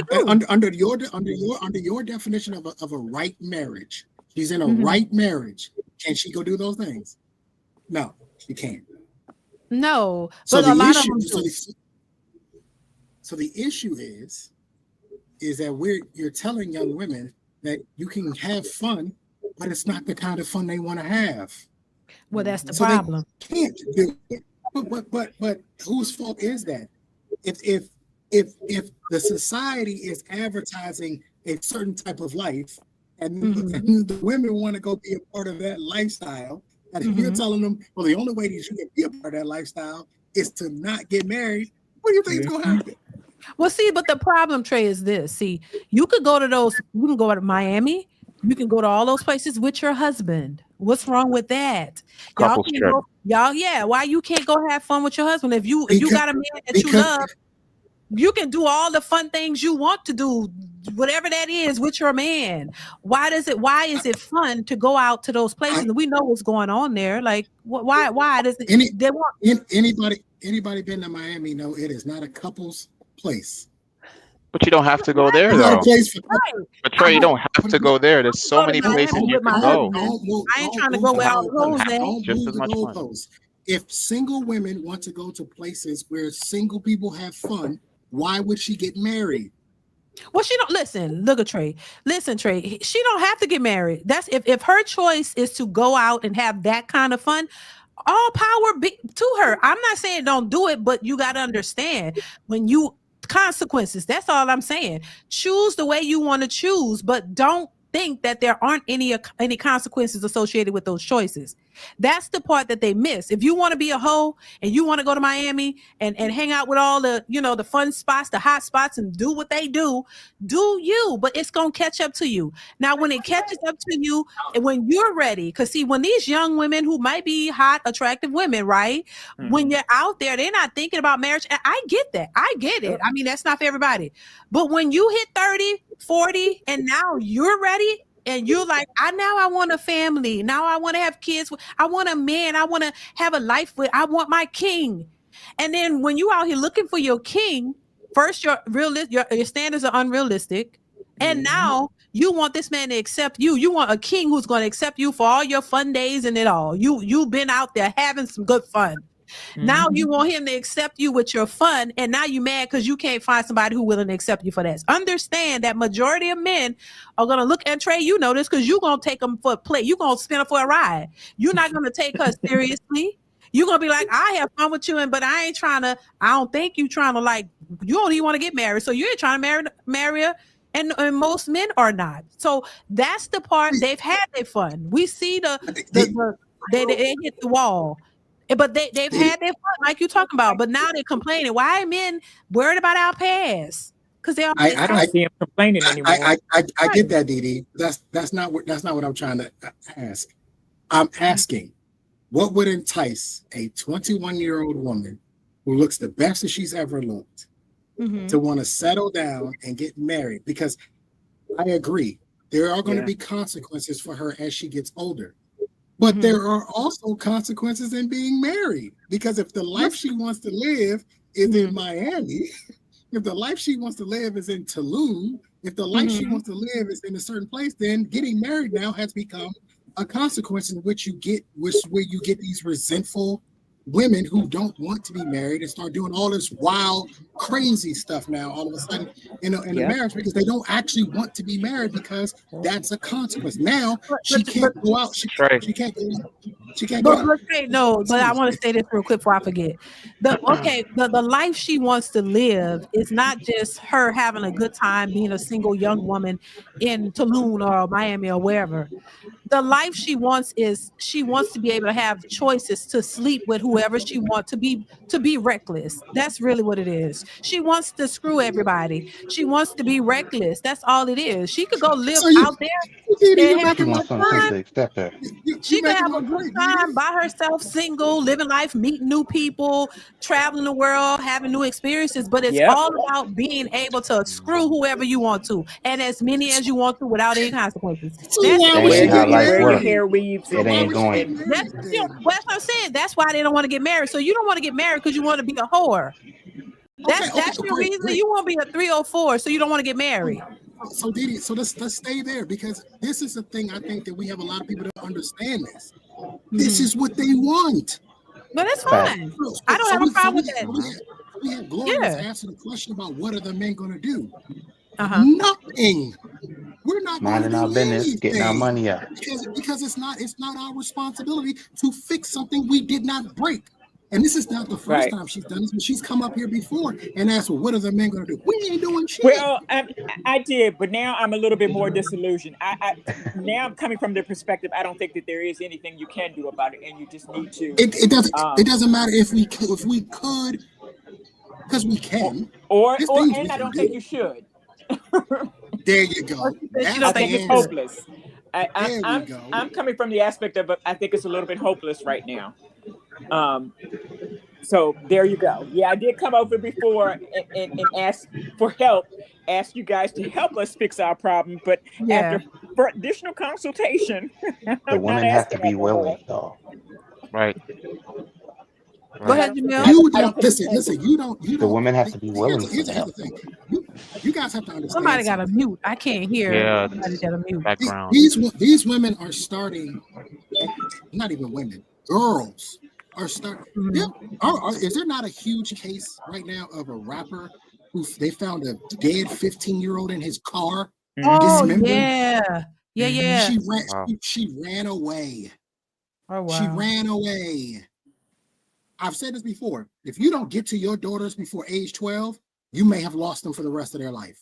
And I'm saying this as a man who has a daughter, who is dreading having to have this kind of conversation with my daughter at 9 and at 10 years old. But I'm going to have this conversation, because if you wait till 15, it's too late. You're having a conversation too late with her. So by the time she's 21 and she's been doing what she's been doing for 7-8 years now, she's a veteran. She's seasoned at 21. She knows she's had grown men try to talk to her. By 21, she is seasoned. So we're trying to tell 20-year-old women, well, don't do whorish things. They've been doing whorish things since they were 15. This is nothing new to them. Think about when you guys were in high school. Can you remember? Do you remember the cars lined up outside of the older guys from college waiting on them? Come on, like this ain't nothing new. What are we talking about? So we got to stop with this whole idea that, like, oh, suddenly she's going to they want to be married. No, they don't. They don't want to be married at 21. They don't want to be married at 30. They don't want to do this. And so the idea that men have to do something, we don't have to do nothing. A man, and I'll finish here, a man's superpower is to do nothing at all. Don't do anything. Narratives and dialogues. Thank you for the super chat. He says, bars at DeeDee. Being young is not a whole phase until you are older and ready to settle down. I'll be covering this. He says, good conversation, sis. Thank you, Narratives. I appreciate you. Hannibal also says, we've learned that women hate commitment and are shallow, 6 figures, 6 feet, etc. They've completely exposed themselves. Remember the movie Shallow Hal. Thank you, Hannibal. I appreciate you. Jamil, you want to chime in? Nope. You got to unmute. Oh, can you hear me now? Yeah, I can hear you. All right. First of all, how y'all doing? Good. You whispering. Great show as always, DeeDee. Oh, thank you. What I wanted to say was, Trey, you absolutely right. But they do want to get married, but it's too God that will let them do whatever they want to do, and most men aren't doing that. That's where the problems arise. They want a pushover. Yep, and that's what I believe. And when they can't get a pushover, that's when all of the manning is. That's where all that comes from. They want, trust me, they want control. Most of them have control issues, and it's never been, properly dealt with. That's what I see. Where I'm from, that's what I see. Because they unruly. Something wrong with them. Not all of them now, but the majority. You got to be you have to be a man that's like in your square. Like, no, I'm not going for that. You're not talking to me any kind of way. You know what I'm saying? But I don't want to talk too long. But that's what I see. Yep. These women just want for them to run over you, and that's not happening. Any man with options, any man with something going for themselves, is not happening. So these women are delusional. That's the perfect word in the dictionary for it. Delusional. That's all I want to say. Woods is me 2003. Thank you for the super sticker. I appreciate you. Yeah, I think they are delusional, and I think they do want to push over. I think they want somebody who's going to allow them to do what they want to do, girls trips and all, go to Miami, wherever, and they sit back and pay for it all. Be stupid enough to sit there and just pay for it all and let them do what they want. That would be the optimal thing for a lot of these women, because they realize they've had their fun, but they still want to have fun. The fun never gets old. Like, they want to have fun in their 20s, 30s, 40s, 50s, 60s. They just stuck there. They want to do, I don't think they really want to settle down ever. Some of them, the way they move, they don't want to really settle down in 20s or the 40s. And they still act like they in their 20s. They still talk like 20-year-olds. They still want to move like a 20-year-old, but now they need a man. Still have baby hair like 20-year-olds. And the population of but DeeDee, has gone down. But they still expect men to grow up. They want a man to grow up. This is funny. This is so funny. Yeah. You gotta be responsible. You can't make no mistakes. You can't do nothing. You can't even look at a woman. If you look like you're looking at a woman, they're gonna flip out. But they go off on them trips and be doing all kinds of stuff, and then lie to you. These women are conniving. I'm telling you, and this is why they mad, because they're not getting what they want. Then The you could simp go population has Trey's point. drastically decreased. Wait, say that again. The simp population has drastically decreased, And they're and being that affected by it. it's dried up. And now they Yeah. mad that men aren't just doing what they want. Exactly, because they want you to that's pay for the meals. They want y'all to pay their rent on day one. Now they're talking about deposits on dates. They can't get these men to do this crazy stuff, and now they come. That's why they calling men sassy. So I do think men just do nothing. Honestly, there's nothing you can. I do. agree with that now. Yeah, ignoring them is the best thing, because look how many videos on YouTube there is of them saying men not talking to them. Yeah, Men not even looking their way. exactly. Men, you're doing a great job. Keep They're gonna be crying next month. Next month, watch. I'm gonna do a compilation by next month. Watch of women crying, talking about they feel lonely. Watch. We already just saw one crying and lonely and nobody. Watch. But men aren't the prize though, right? We're not the prize though, right? Show me. I don't know that women will be crying lonely though. I think women are under this delusion. Wait, Miss Glorious, what you say that again?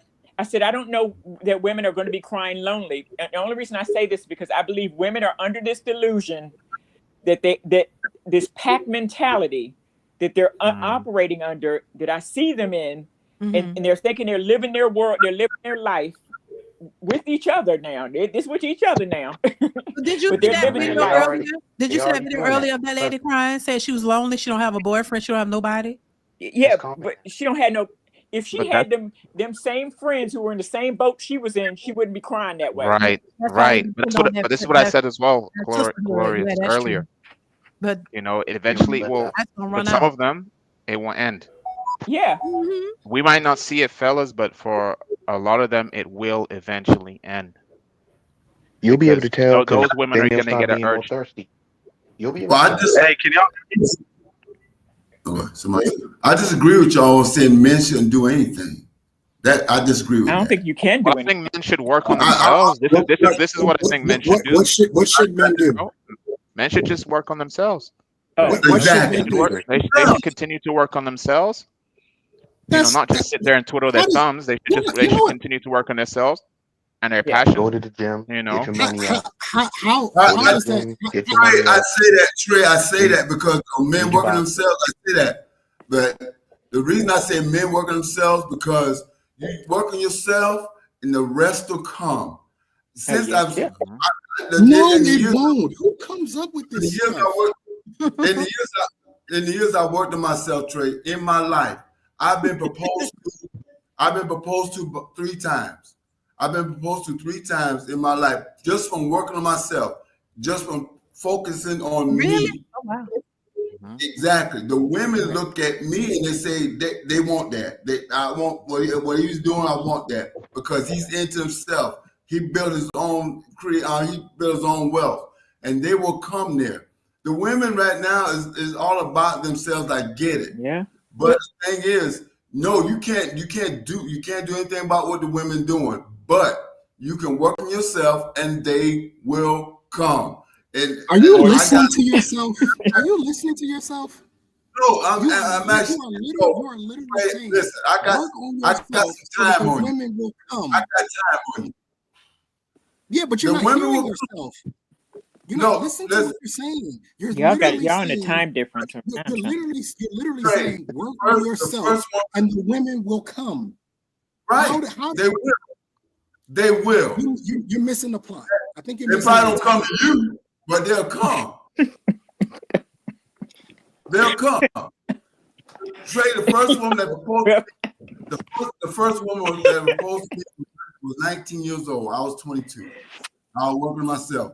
The second woman that proposed to me, she was 32, and I was much older than. Daryl, why y'all are you saying the same thing? Why are you telling? Why? No, we're not saying the same thing. We're not saying the same thing at all. Don't do anything. But I'm not saying. You can't do nothing with the women. Hold on. I'm not saying don't do anything so that you can get women. I'm telling you to leave them alone altogether. Facts. He's saying work on yourself so that you can attract women. We are not saying the same thing. You work on I yourself. do agree that they probably won't come. I mean, I don't know what's going on with these women. Why are you working on yourself if the goal is to attract women? Just do what the hell they want you to do. If you want them that bad. No, you don't have to do that, Trey. You don't have to do anything. Right. You can work on yourself and they will come. I think y'all got a stalemate. If you're working on yourself to attract women, you're literally doing the same thing. I'm working on your, but Trey, working on yourself is for self. Exactly. In my opinion, like, do you guys not hear? Let me finish my point first. Let me finish my point, Trey. Because you're not listening. You're not listening. Let me finish my point first, Trey. He's literally saying, work on yourself and the women will come. That's what he's saying. Okay. Why? Yeah. Then why are you working on yourself then? Just so you can have women come? That's not just for yourself then. No. If it's for yourself, it doesn't involve women at all. Ms. Love asked the question of where the men were at, what the men were doing, where the men were at. And I answered the question by saying the men are working on themselves. They're invested in themselves. That's what they're doing. But I think Trey is talking about the caveat of working on yourself to attract women, basically. And I was coming from the perspective is what are you doing aside from the way these women are acting? Are you just going to go your own way? Because like I told you, I've been gearing up toward this. I think that men should be at the point of just going their own way. I mean, because I'm at a hopeless point right now. I may change, but I'm at a hopeless point when I see young women out here now and how they're acting and how I'm experiencing them when I'm on travel. So that's why I said I don't think that you should work on yourself necessarily just to attract a woman. You know, yep. That's what I meant as well. As far as working on self, but like if you're working out, like in my opinion, you know, I work out. So for me, it's for myself. It's not for no woman or anybody else. You know, I like to read books. It's not to be more intellectual for women. It's for myself, you know, for my brain, for my mental, you know. So that's good. That should be the number one focus. The first thing I said is I looked in the mirror. The first thing I said, I looked in the mirror and I said, I work on what my flaws was. I didn't say anything trying to attract a woman. It's just the fact of what I can improve on myself. Okay. It just so happened the women's like it. That's it. I think regardless of what you do, regardless of what you do, I think you're going to attract something. Regardless of what you're doing, whether you're just saying I'm not going to do anything, you know, you can't help who you may attract. Because there's always going to be someone who may want to use you for something. They may be like, okay, cool. I've tried these other guys who don't want to settle down with me because they just want to play around and they want to go their own way and do their own thing. So I'm going to go back to the guy who's maybe working on himself or whatever to try and see what he's saying. So I think we're always going to attract something regardless, whether we're doing something or we're not. In my experience, I have. But I think really what it boils down to is who you're attracting, because you're going to attract somebody, but it may not be the person that you want. You may not know how to vet people. So DeeDee, am I in the Twilight Zone here? I don't know. Are you? Are you? This man said he said he disagreed when I said you should just do nothing. He said I disagree with that.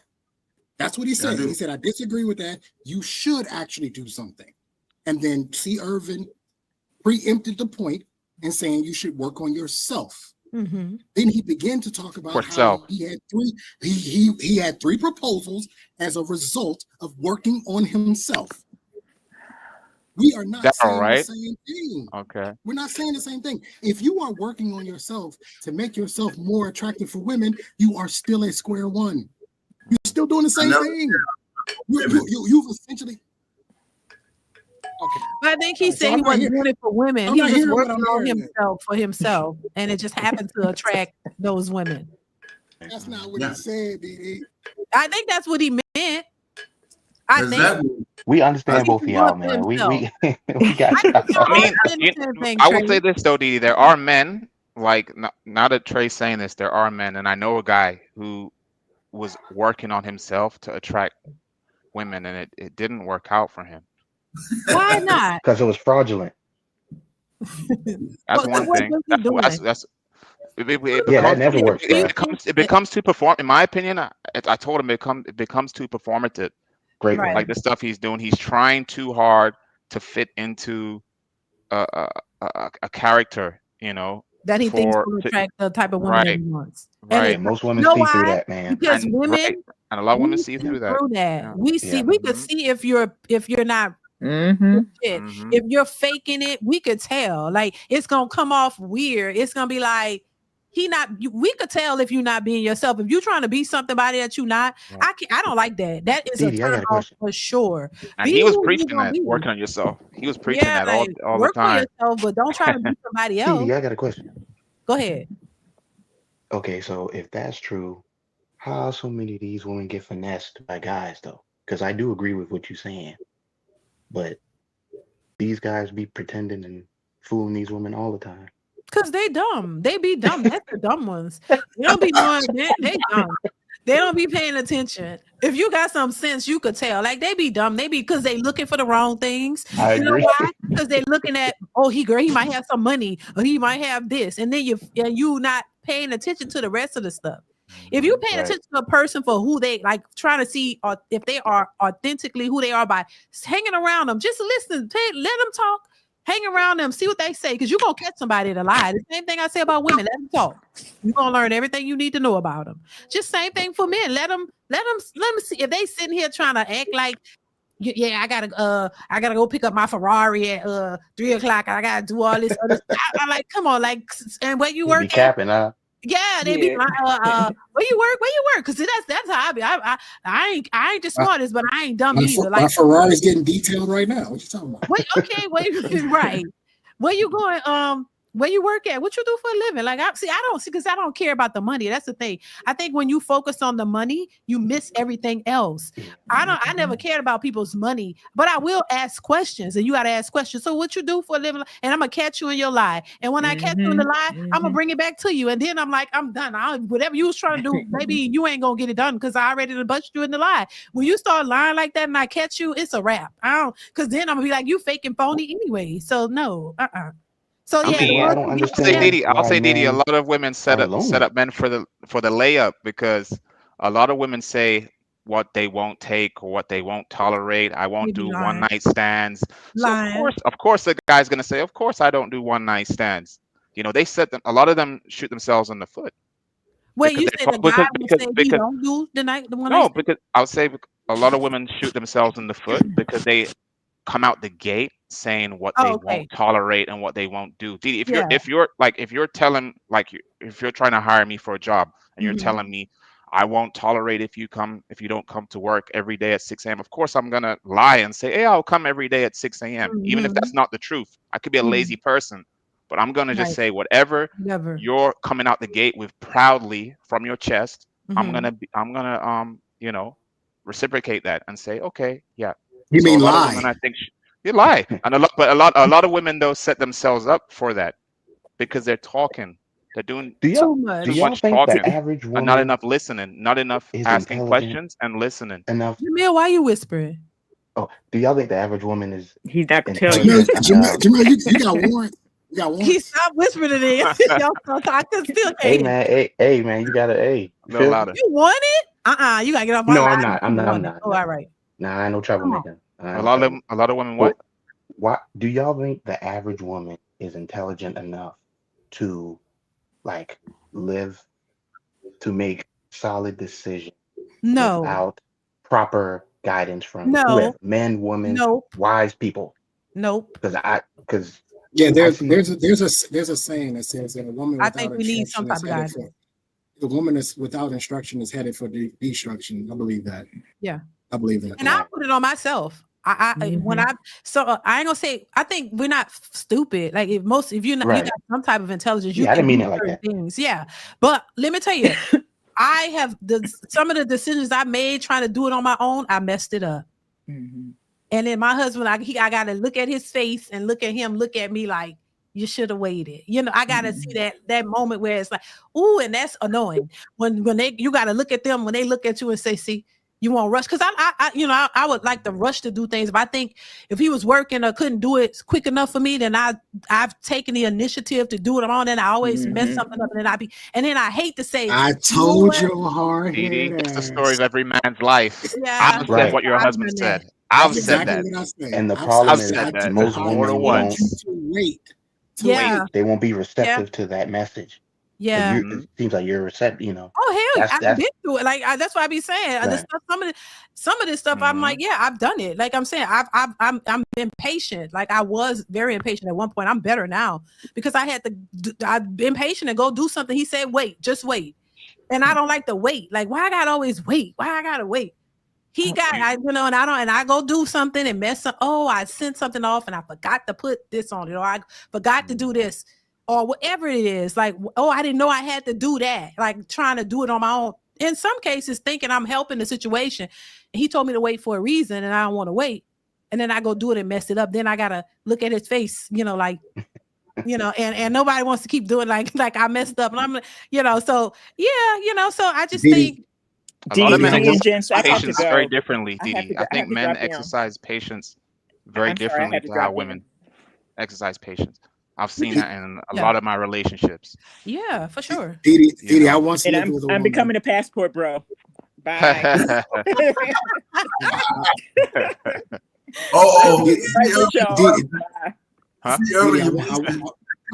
once lived with a woman. She was upset because we were having some issues with our sink. And I knew that the problem was much bigger than the sink itself, that it had more to do with the actual line as it was coming into our house from out in the street. I had kind of put two and two together. And so we need to get a professional in there. Of course, she couldn't wait. So while I was gone at work, she decided to take the sink apart. Oh, I know water was everywhere. And so after she cleaned, she tried to clean up the water, but if any of you know, water has a distinctive smell. You can walk into a house and you just know, right? And something made me look underneath the sink, and there was no pipes, there was nothing there. So I'm like, what happened to the sink? She's like, well, I was trying to fix it, and I was like, you can't fit it. It's bigger than in here. It's out in the street. Like, and sure enough, something in the line out in the street was clogged. They had to call in like the actual workers to come out and like they had to dig up our front yard. Like, they had to fix the whole thing. And I remember telling her, like, why couldn't you just wait? Because it takes too long. Y'all take too long to do stuff sometimes. And we think we could do it, and then we mess it up, and then we be looking crazy. But sometimes y'all do take long. Like, why does everything a man gotta do take too long? We're impatient. That's the problem. That's what I made her do. Yep. She paid to get it fixed. I did not pay for that. You made her pay? I sure did. She needed to learn that lesson. She ain't gonna touch nothing else again. I bet she ain't touched nothing else in that house for the longest we was together. Yeah, she got she just called me. This broken, that broken, this broken. Good. Let's keep it that way. How you supposed to do it? Hitting them pockets. How you supposed to do it, bro? Yeah, that's crazy. Yeah, DeeDee, we gotta add patience to that list. Hey, DeeDee, can I tell you something real quick? Oh, stop whispering. DeeDee, that video. This is random now. That video you did about your husband and how y'all leave before the offering come. Yeah. That's the funniest video you ever did. Really? I just wanted to tell you that. You thought it was funny? Yeah, it's true. It's a true story. Wait, it was funnier than the one where she was dancing. The one she was dancing was funnier than that. Which one? The dancing video was funny. That was funny. Oh God. The second one? The second one was funny. The only dance. No, don't take that down. No, is the one where you talk about the. I'm about to kick you out. DeeDee, I was driving and I was scrolling and came across that. I purposely. Why you laughing? So I can watch. So I can watch it. Look, I said, "Is DeeDee dancing out here? What is going on right now?" She's pop locking. I have fun sometimes. I don't just be. I like to do fun stuff too. But that video, that was hilarious. I think he was talking about Marvin Sapp in the church. I forgot. Probably that was. It was hilarious. Was that gotta go watch that video. He told him to lock the doors? Was that what it was? Yeah. He told him okay. Yeah. It's true. We have fun doing it too. We haven't go done back it and watch in a that, while please. now, though. We ain't done it in a while, but I remember the last time we went to TD Jake's church. I like that church, by the way, but baby, when it was time for the offering, we was jumping and clapping for the praise and worship. When it was time, we like, okay, so we looked at each other like, time to go. Time to go. We ain't giving shit. Man, I was dying. We've done it before, like early when we was younger. Yeah, we used to go to church and pay our tithes and offerings, and then we learned something, and then we stopped. We like, no, we just go. And we purposely went for that so we could have fun and enjoy the show. Because it's like it's like you paying for the show. No, we ain't paying. We went to a free concert, baby. Yeah, but you from New Orleans though. Y'all the Juilliard of hood churches. You know what I mean? Yeah, we have fun. I like doing that. We might do it because we ain't been in a while. Might go next Sunday or something and just have fun. We go in a little late, just in time for the praise and worship, the choir singing. I used to be in the choir of a church in New Orleans, Greater St. Stephen. Hold up. I was in the choir. You showing up late and you leaving early? Yeah, we show up right when it's time for the whenever around the time they start. You ain't coming too early because them churches be packed. So yeah, you want to hard get to find a seat for real. Parked. Yeah, and you can park. You can go in, get you a good little seat, and they right in the middle of the worship and praise, and we have a good old time. They be singing good too, and then let the preacher preach a little bit. We want to be paying attention. Like I done heard it all with the church, so it ain't they're not finessing us. Nope. Let me answer Callie's question here in the chat. Let me explain something to y'all. Let me explain something to y'all women. Men, we compartmentalize and we prioritize, right? So when y'all come to us and say, hey, this needs to be done, we put it on the priority list. Okay, does that need to be done right now? Or can that wait a day or two? We want it right now. Right. Y'all priority list is always everything is right now. Everything's right now. But for men, we prioritize, okay, no, the grass, it can get cut tomorrow. We'll do it tomorrow. Or maybe the trash gets a priority higher because it had the house stinking, right? But if you say, oh, the doorknob fell off of the door in the closet upstairs that hardly nobody uses, I need you to fix it now. We're going to get to that when we get to it. Because I'm going to see it every day. I'm at the house all the time. So I see what's falling apart. I see what needs to be fixed. I can't close my eyes because I'm going forever. I can close my eyes. I'm still walk to the other room. Look, if I walk to the other room, I still know it's broken.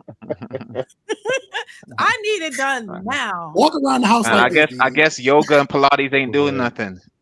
Baby, these yoga Pilates classes, I don't know what's the deal with that. Bro, you ever been to a Pilates class? That shit intense, bro. But it is. Y'all ever been to one? And I watched meditation and all of this stuff. Bro, it's like that Martin episode, bro. Pilates is not for the weak at heart. Let me tell you right now, Pilates embarrasses men. That's I've seen a lot of dudes going to Pilates and get embarrassed, thinking you I went in there. I went in there. A lot of strength training. You have some core strength too. Yeah, I was breathing like Darth Vader at the end. I need to do some darn. Somebody say heated yoga.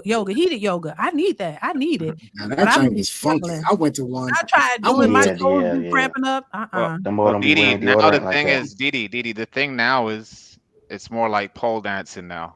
Pole dance and instructing and I could do that. I got a homegirl. This is kind of like a thing.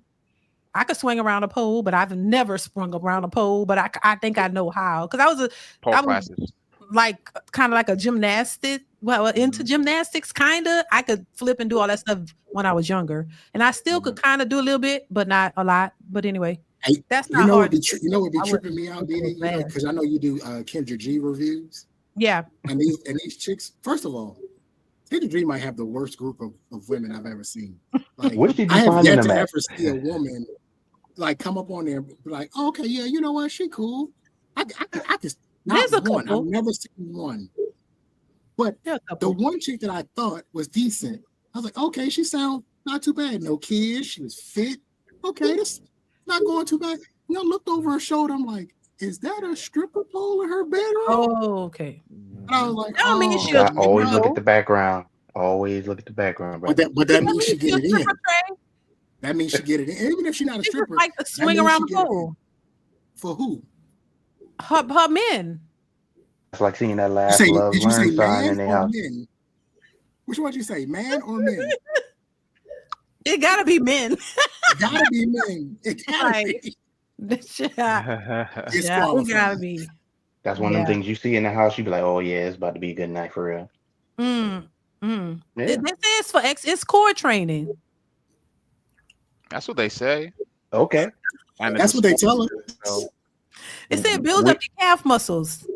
We'll let you rock with that one. Y'all, so y'all wouldn't date a woman, take a woman seriously who have a stripper pole in her house? no comment. Take seriously. No comment. Oh, you have Daryl. Let me hear Daryl. Daryl, wait a minute. I plead the fifth. Shoot. Wait, hold up, Hustler. You next. Wait, so Daryl, was she a decent chick?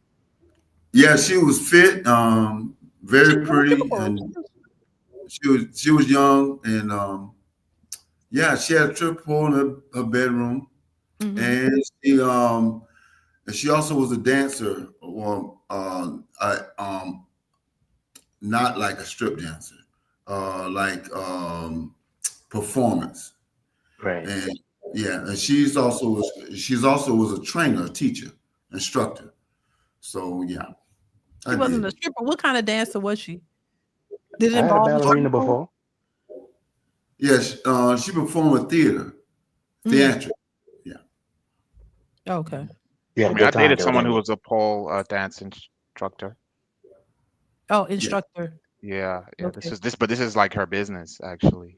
Yeah. We did have some debates sometimes, actually, about it. Because I mean, she mentioned to me that it's considered a sport, and she wants it to be something that's in the future more global and recognized as a sport and everything. And what you tell her?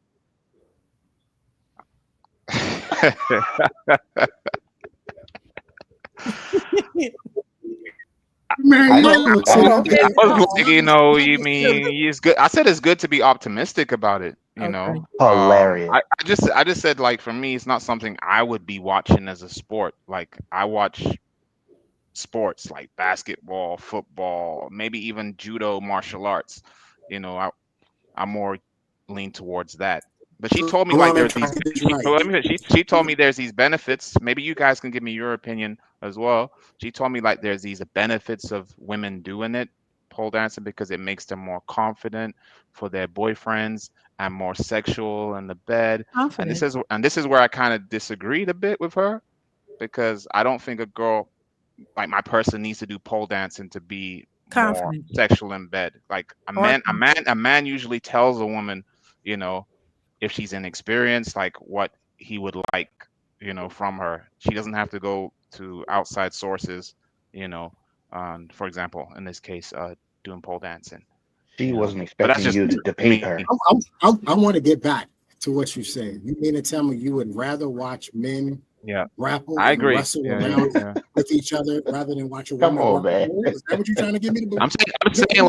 I'm saying basketball, football, like martial arts. Like, I'm just saying I consider that more of like a sport for me. I'm sorry. I love women's sport, track and field, volleyball. But women play basketball, football. They play martial arts too. They play all of these things. Have you ever watched women's college tennis? Volleyball? I have. Yes. Yeah. It's an experience. There's something very special about a woman who. Well, we know why you watching Trade. Lord have mercy. Women's tennis as well. Yeah. I know them little shorts. We know Trey. Shorts. I wouldn't even call them shorts. I don't even think they shorts at this point. So you watching that all day, every day, every chance you get, Trey. No, the pole dancing thing to me women be wearing those towards in public now. It used to come on ESPN all the time. They don't come on no more. I need to call them and ask them why they don't put it on ESPN anymore. It used to be on ESPN. Them shorts. Yeah, probably why they don't have it on there no more. Women wear those shorts in public now. And track and field, they wear bathing suits. They wear bathing suits in track and field. World championship games, they wear a bathing suit running track and field. So I don't see a problem. Okay. Hustler, what's going on, Hustler? Nothing much. Salute, DeeDee. How you been? Panel. I'm all right. What's up, G? Yeah, I heard a little bit of the conversation. Now, to be fair, I had one woman who had a pole in her basement, but I don't think it was a pole for dancing. It was just to hold the ceiling of the basement up, but I'll let y'all be the judge. And she was in will hit a anything, DeeDee. Anything. He'll hit anything. She got a toothpick holding up her house, and he in there. Hey man, I done been in some wild situations too, bro. I can't judge you, man. Damn, Say what? how's my fall Jamie? down? She moved I that. said I've been in forward. some wild situations too. I can't judge y'all boys, man. What situation you been in, Jamil? Hey man, all kind of shit. Yeah. What situations you been in? Give He's us in a one. situation right now. DeeDee, I'm that's not why gonna say. Don't trade. I'm gonna kick him off. Don't have me kick No, this for dude real, off. for real. No, We're no, we running for the good. police. No, we good. Everybody got to say a weird situation. Right We now. Go for it. Okay. Okay. Give us an example. It wasn't a trap house, but it was trap house adjacent. Okay. You know what I'm saying? Mm-hmm. If y'all saw how bad she was, y'all wouldn't be looking at me crazy like this. Okay. And you know, hey man, That's the y'all task force problem, raid man. Tuesdays and Thursdays. The task force raid, y'all heard the hot boys. Yeah. Had to get up out of there. Right. So you was in the trap house with the baddie? Hey man, where I'm from, that ain't uncommon. And then somebody called a popo and came in and kicked the door in and took the drugs and had everybody on the ground, everybody on handcuffs. I've seen that happen quite a bit. Then you know I ain't lying then. I know how I go there. I've seen it. I don't trust handcuffs. The hell with that. Right. And you was in what, trying to get some? Yeah, I didn't. Yeah, we didn't do anything, but it was headed in that about to be. But you know, something tell me. They handcuffed you too and took you out because they used to take No. everybody out handcuffed. No. Oh, when I left, I Oh, left because it was too much. You know, I ain't know who huddle them. You know what I'm saying? So I got up out of there. I didn't realize. You know how a girl tell you where she live at, and you be like, "That sounds sketchy," but but you, okay. She and was then fine, I went so you didn't there. have Yeah, and then when I saw it, I was like, "Oh hell no, let me get up out here." Hell no. Could have set you up, boy. They do that. They do that in South Carolina. I don't know if you know that. Could have set you up. DeeDee. Yeah. I'm gonna tell you a story. Oh God, let's get ready for this. Story time. This is back when I was on duty, and I had two ride-alongs that day. Two females from a college, and one she was big, yo. Like she was big, like she's damn near 300 pounds. She was big, yo. And the other one was cute, nice little fit, little body. And as the day progressed, we went to our calls, we did everything, but I'm like, man, I got to get her. So she wasn't really interested, but the big one was. Of course. So I put the plan in action. Got the big one's phone number. She invited me over.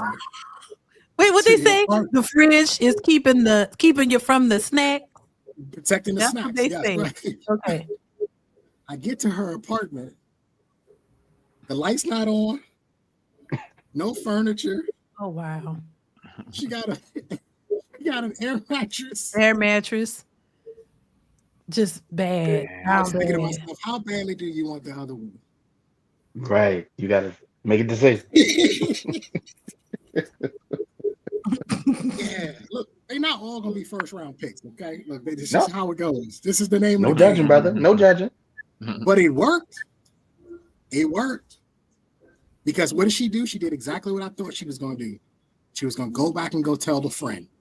And she went and told the friend, oh, my God, which only did what? Made her curious. About 2 weeks later, I got a DM from the friend. Hey, I'm thinking about coming and do another ride along. Are you going to be at work this day? The girl ain't want to do no ride along. She wanted to see what was up. It worked. But it was not a shining moment in my life. Because when she took her clothes off, DeeDee, she looked like a can of biscuits after you pop the biscuits and all the dough pop out. A busted can of biscuits. Lord have mercy. It was bad. It was bad, DeeDee. But I mean, Lord. that make you look bad too, though, Trey. You done went and I don't care nothing about my reputation. I'm not can of biscuits just to try to get to the other friend. Did you get the other friend? Oh yeah. Okay, sure. And then what? And then that was it, and then you moved on. No, you know what though? That wasn't on me because I was actually we were vibing. I was cool with her. But she's young. She's young. She wanted to go live her life. A can of biscuits. You don't even know. Probably about 23. They were college age. About 23, and I think and her friend at the time was like 21, 22. They were college age. Oh, okay. Yeah, they had to come do a ride along as a part of their program. Oh, okay. Which happens a lot in college. You know, they got to go do a ride along. Mm-hmm. I just wanted to seize the opportunity, but I had to go through. Is that what they mean when they say you took one take for a different route? Is that what y'all call when you take one for the team? Is that what that called? No. Taking one for the team. Taking one for the team would have been like when you have four of us went out. Your friend. Yeah. And C. Irvin, Daryl, and Jamil got the hottest chicks, but then I got the bad can of biscuits. Oh, I got the best of can of biscuits. That would be taking one for the team to make sure that my boys got theirs.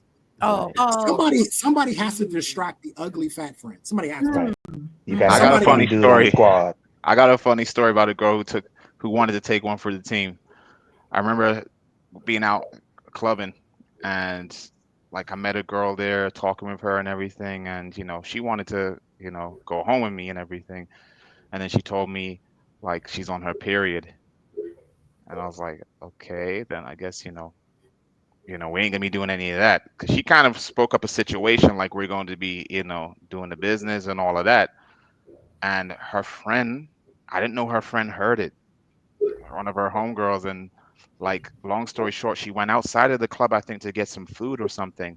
And she said, like, she still wanted to come back and see me. And then her friend said to me that I'm not on my period. She said that to her friend. Said this to me when she left and went outside. She's like, I was confused when she said that to me. I was like, huh?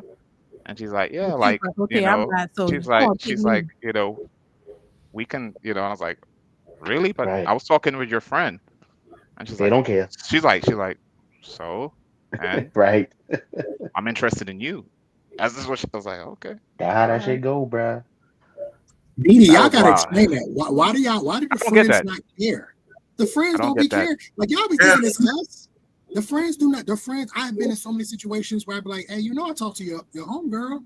Because the friend don't really like them for real. Yeah, she like, but Trey, a lot of them act like they do. And then situations like this happen that leave me confused. Like, wow. They don't like each other for real. That's weird. I'll be like, me and your homegirl kicking it. Like, we are. Right. She don't care. They don't care.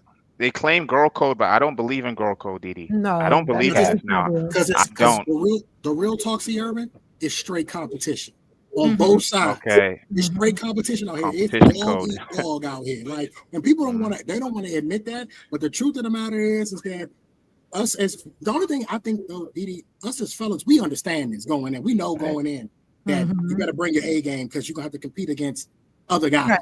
Women be trying to act like there ain't no competition. Like, you lying. And then, but every move they make is to get the chick out the way. Everything they do competition. As soon as her friend left, DeeDee, as soon as her friend went to get some food. Yeah. When it's something women want, they gonna fight for it. If it's not, if it's something they don't want, they don't care. But if they see something they want and they don't, that's why they don't care. You got, if she missed the opportunity, she gonna be jumping in, right? She don't care. Yeah. Friends. Yeah. If it's something they want, they'll compete. But if they're not interested, then they just don't care. But yeah. Well, that's why I say women are something. I'm just saying. Looney Tunes. Women are something. They're a lot of things. They could be sweet, nice, and everything, spicy, but they could also be very conniving, very cruel. Very cruel. Like, DeeDee, that was her best friend. DeeDee, that was her best friend. This is who she labels her best friend. That don't. She went out to eat. They used to say that's why I don't have a bunch of friends. She caught me off guard. These my best friend, and she'll sleep with your man in the quickness. These women would talk to your husband. That's why I'm like, baby, don't come around. I will knock you in your goddamn head. You hear me? I've always wondered. Best friend. I'll be like, y'all be leaving these women around. You be leaving these women around your husband? Are you crazy? No. I don't give a damn. You can be like, I don't want him. Okay, well, keep your ass away then. Because I don't be believing them. Because they full of shit. Women say one thing and to do something else. They see an opportunity. They see this a good man. He provide and he doing all this. You don't care about, go next thing you up talking to him. Oh, no, you not. No, I don't know. I don't trust him. I know him too well. I don't trust women. I don't. That's why I was laughing at that. That left me scratching my head because she saw me talk to her friend she didn't game care. her friend. She saw all of. She was standing right there. She seen all of that. Me buying her friend drinks. Right, and she's like, I felt bad after a while, like buying drinks with her, and I felt rude, and I was like saying to her, "Does your friend like want a drink or something?" Da da da. Just you can ask her, and she asked her friend, and her friend was like, "Nah, you don't have to do that." It's like, all right, cool. I find that men, y'all are more conservative in a sense than women are in a sense. I think men are more, I don't know. I think a lot of men are a little bit more caring than most women. In a sense, y'all, in my opinion, and y'all can let me know what y'all think. I think because I've seen it, men could be a little bit more thoughtful than most women.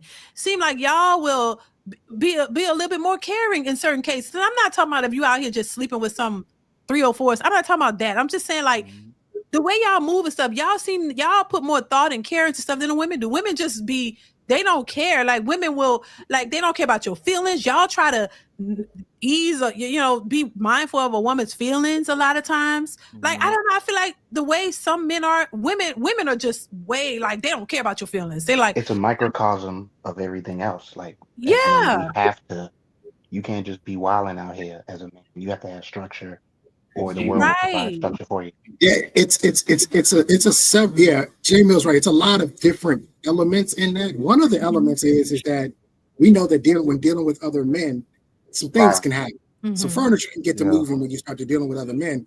And so we have to take that into account because the threat of violence is always real when it comes to other men. So we have to take that into account. But I also think though, DeeDee, we're just more morally sound. I do. I truly believe that. I think that we actually, for the most part, actually have a moral code. There's just some things men won't do. They're just not, I'm not going to do that. That's against my moral code. Now, where that man's moral code is dependent on him, right? My moral code is in the shitter in hell, whereas C. Irvis is probably next to God. We're in two different places in our life. You know what I mean? But there's a moral code, whereas I think women are not necessarily moral. They're more opportunistic. Does this work for me?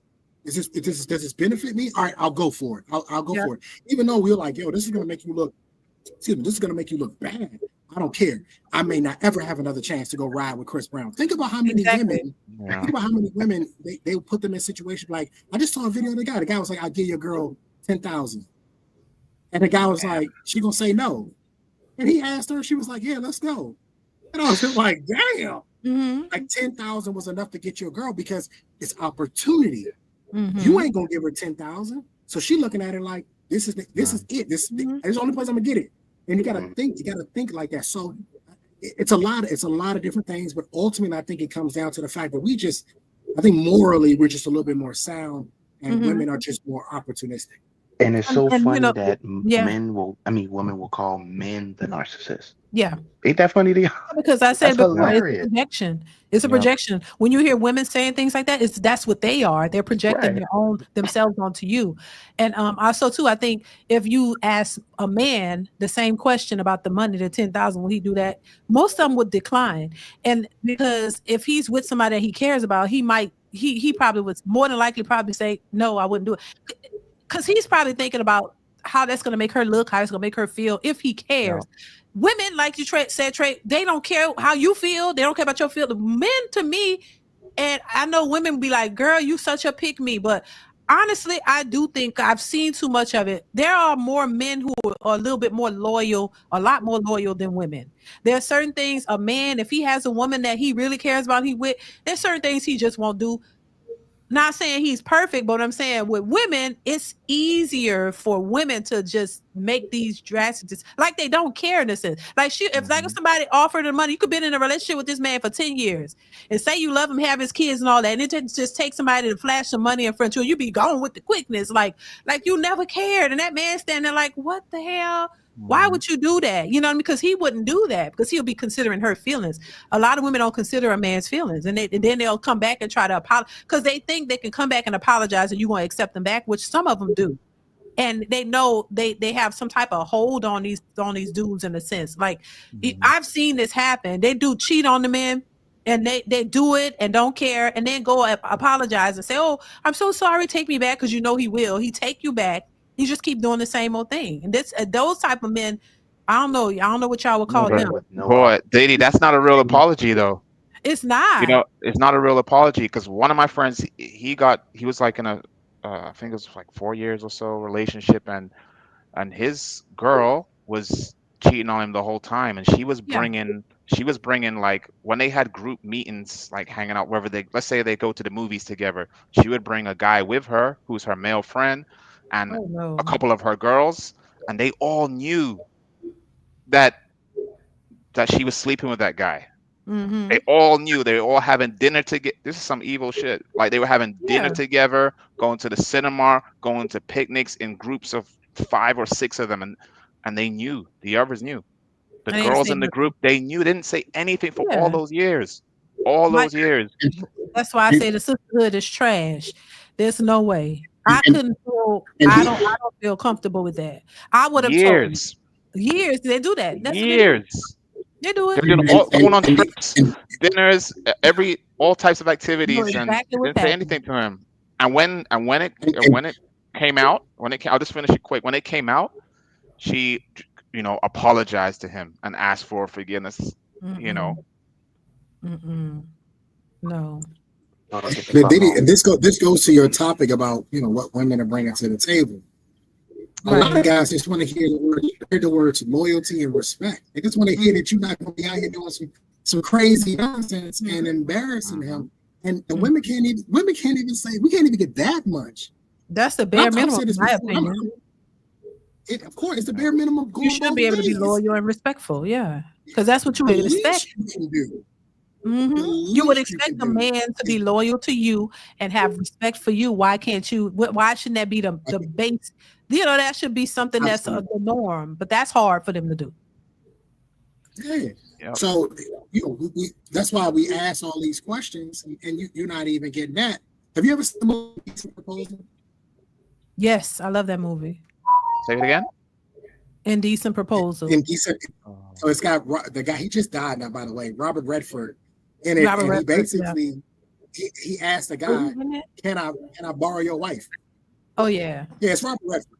He's like, it's Demi Moore, Robert Redford, and Woody Harrelson. Okay, yeah. Mm-hmm. He's like, can I borrow your wife? If you remember in the movie, he didn't want her to do it.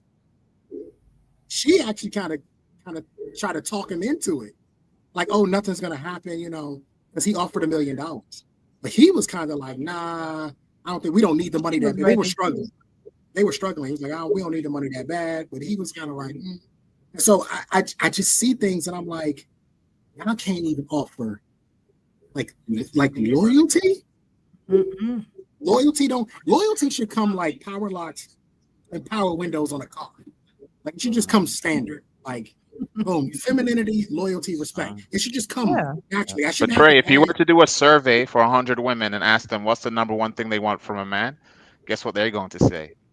Loyalty. Thank you. Mm-hmm. And it goes back to what I said earlier. A lot of women are asking for things that they don't have in self. Mm-hmm. They want someone who's honest. They're not honest with themselves. They want someone who's consistent. They're not consistent in themselves. They want a man who brings them peace, but they're chaotic in themselves. Mm-hmm. They want a man who is emotionally mature and intelligent and emotionally grounded and has stability, but they don't have that within themselves. But you know why? Because if you're everything that they're not, they know you're going to put up with their BS. See, a man who is emotionally intelligent and have all those things is not going to put up with her. They want you to have what they know they need to balance them out. It's almost like, that's why I say they want a therapist. They want somebody to change their life. They want you to come in and have all these things because they think that it's going to help to make them better. See, as a man, you are expected to make a woman better. You're expected, even though she thinks she don't have no problems, they know they have problems, but it's like a mental game that they're playing. They want you to come in and change their life, make their lives better, and make them better. I saw a video of a woman basically saying, you need to be able to come in and help me fight against myself. Some shit like that. She said, like, I need a man who's going to help me stop me from hurting myself. Wait a minute. What you think this man is? He's a human being. Like, he need to be there. How he going to be there with you 24/7 to stop you from hurting yourself? Like, I think he needs to not be around you at all. Because why would the responsibility be on him to protect you from yourself? Like, that don't make no sense to me. That was wild. But that's a part of the protection program, though. Well, that program will have to go away. I'm sorry. I can't. You can't do that. You got to go to work. How you going to protect her from himself? If she has a mental health issue, that's different, right? There's a place to take her for that, right? If she's having a mental health issue, she shouldn't be dating. I agree 100%. She need to go to that place first. A lot of times when you meet these women, these modern women today, protection is of themselves. It ain't from the outside world. It's don't do this because this is going to make you look bad. It's going to hurt your reputation. This is going to be bad for you. You're protecting them from themselves. The fact of the matter is, DeeDee, is they look at us like a bailout program. I can do whatever I want to do. I can mess up as much as I want. And you got to be on standby. A man's gonna come and clean it up. He gonna come clean it up for me. Do any of y'all want to do that? None of y'all don't want to do that. You don't want to be no cleanup man, standing right there waiting. I don't have a problem elevating, but you got to give me something to elevate you from. You mean elevate her? Yeah, that's what I'm saying. I don't have a problem with that. Like, for instance, right? If she doesn't know anything about investing, right? I can help you with that, right? There's nothing wrong with taking her from here, but if she's at the bottom floor, that's not gonna work. That means you haven't done any work on yourself. I'm literally working on right now a debt to dating ratio. I want men to start asking women, how much debt do you have? Oh, because we need to find. I know that. But the reason for that, DeeDee, is I need to know how much work have you done on yourself? How much work have you done on you before you start asking me to invest? Like, for instance, if you were to go with somebody, if you wanted to help somebody with a business, DeeDee, right? And they came to you and they say, I got this really great idea for a business. You want to see how much skin they got in the game. Okay, well, what have you put into this? It's the same thing with women. I want to know how much have you put into yourself before I step in, and then maybe we can elevate and go to the next level. But most of these women haven't done anything. No, they don't drink water. They don't work out. They don't read. They don't do anything. But you want to be elevated. You're not looking for elevation. You're looking for a bailout plan. Yeah. That's it. Women won't accept that because they're afraid they'll be controlled. They're afraid the man's going to control them if the man bails them out. That's what they're afraid. That's their fear. Or I knew you can help me, but I don't want you to control me. Not necessarily. Not necessarily, Daryl. Like, there's some men. And a lot of times when you go ahead. A lot of times when you do help them out of these situations, they end up leaving you like, yeah, you served your purpose. Now I can move on with myself. So y'all watch out for that kind of shit too. You pay off all her college tuition, you pay off all her debt. Now she moved on to some who didn't have half the shit you had. Right, hustler. I had a friend, like I said, I've said it once in a live stream. He was sending this girl and giving this girl money for 5 years. And when he couldn't do it anymore, hustler, what did she do? What you just said. She left. She bounced. She humiliated him and said, well, I need to go with someone who can do this because I'm with my girlfriend, her boyfriend, can do this for her. And you don't have this, this, and this. But during the whole 5 years, she knew what he had. She knew where he was financially. But she felt the need to throw it in his face at the end of the relationship when she's ready to break up with him because he can't provide her with a certain lifestyle anymore after 5 years. And as you said, hustler, she split after that.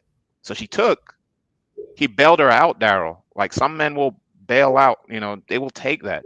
Take. And then, sometimes the issue is don't make yourself a bailout plan. like that's the answer. The answer to the solution to this is when she bring that nonsense to you, you go, I'm not a bailout. You need to fix your own problems, and then we can go from there. But we got a lot of guys, and I'm telling you, because I was one of these guys. I've done this before. They get into relationships, they don't even ask, how much debt do you have? Ever been in trouble? Ever been locked up? Got any pending cases? You don't even ask, because what we see is cheekbones and booty and boobs. We see everything but and then when you do help her out, okay, you gotta remember she was starting and plotting from the beginning. She was strategizing from the beginning. There are women literally who are getting Tyreek Hill. It's a great example. Football player for Miami Dolphins, married 17 months. Wife then damn near took everything but the socks on his feet.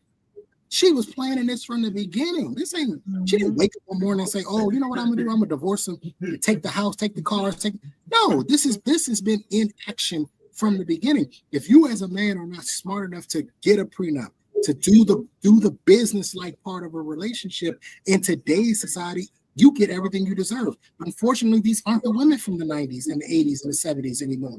These is 2000s women, and you better put the business of love first before you do anything else, or you're gonna get had. The one, I hope I'm saying this right. The one Mr. Ham says, hey, DeeDee, good convo. Totally agree. And men are more forgiving than women as well. Women in general are only loyal to their feelings. Thank you for the super chat. I appreciate you. Let me pull this little clip up. I want to get y'all thoughts on this real quick. Because it kind of speaks to what we're talking about a little bit. Let me see. Oh, shoot, where is it? There we go. Let me put it in here. Yeah, you know, that's what makes the dating world difficult, because you don't know who you really dealing with. But look at this. Ladies, just like the man that likes you. I repeat, just like the man that likes you. And I'm gonna tell you why. I don't like this man that keeps texting me, right? I don't like him at all. But he will not stop and he will not leave me alone. He wanted to take me to a spa and give me a massage. He came up with this idea because I'm currently detoxing, and he was like, I just want to make it like a relaxing, calming day for you. What if we go get massages? I said, okay, great, because I just wanted to get a free massage. Hear me out though. Meanwhile, I have no interest in this man. He's not my type. I would never go for him in real life. Just not me. Like, that's not my scene. But again, I wanted the free massage. So I'm like, okay, I'll go. I just got back. Y'all, I showed up to this date.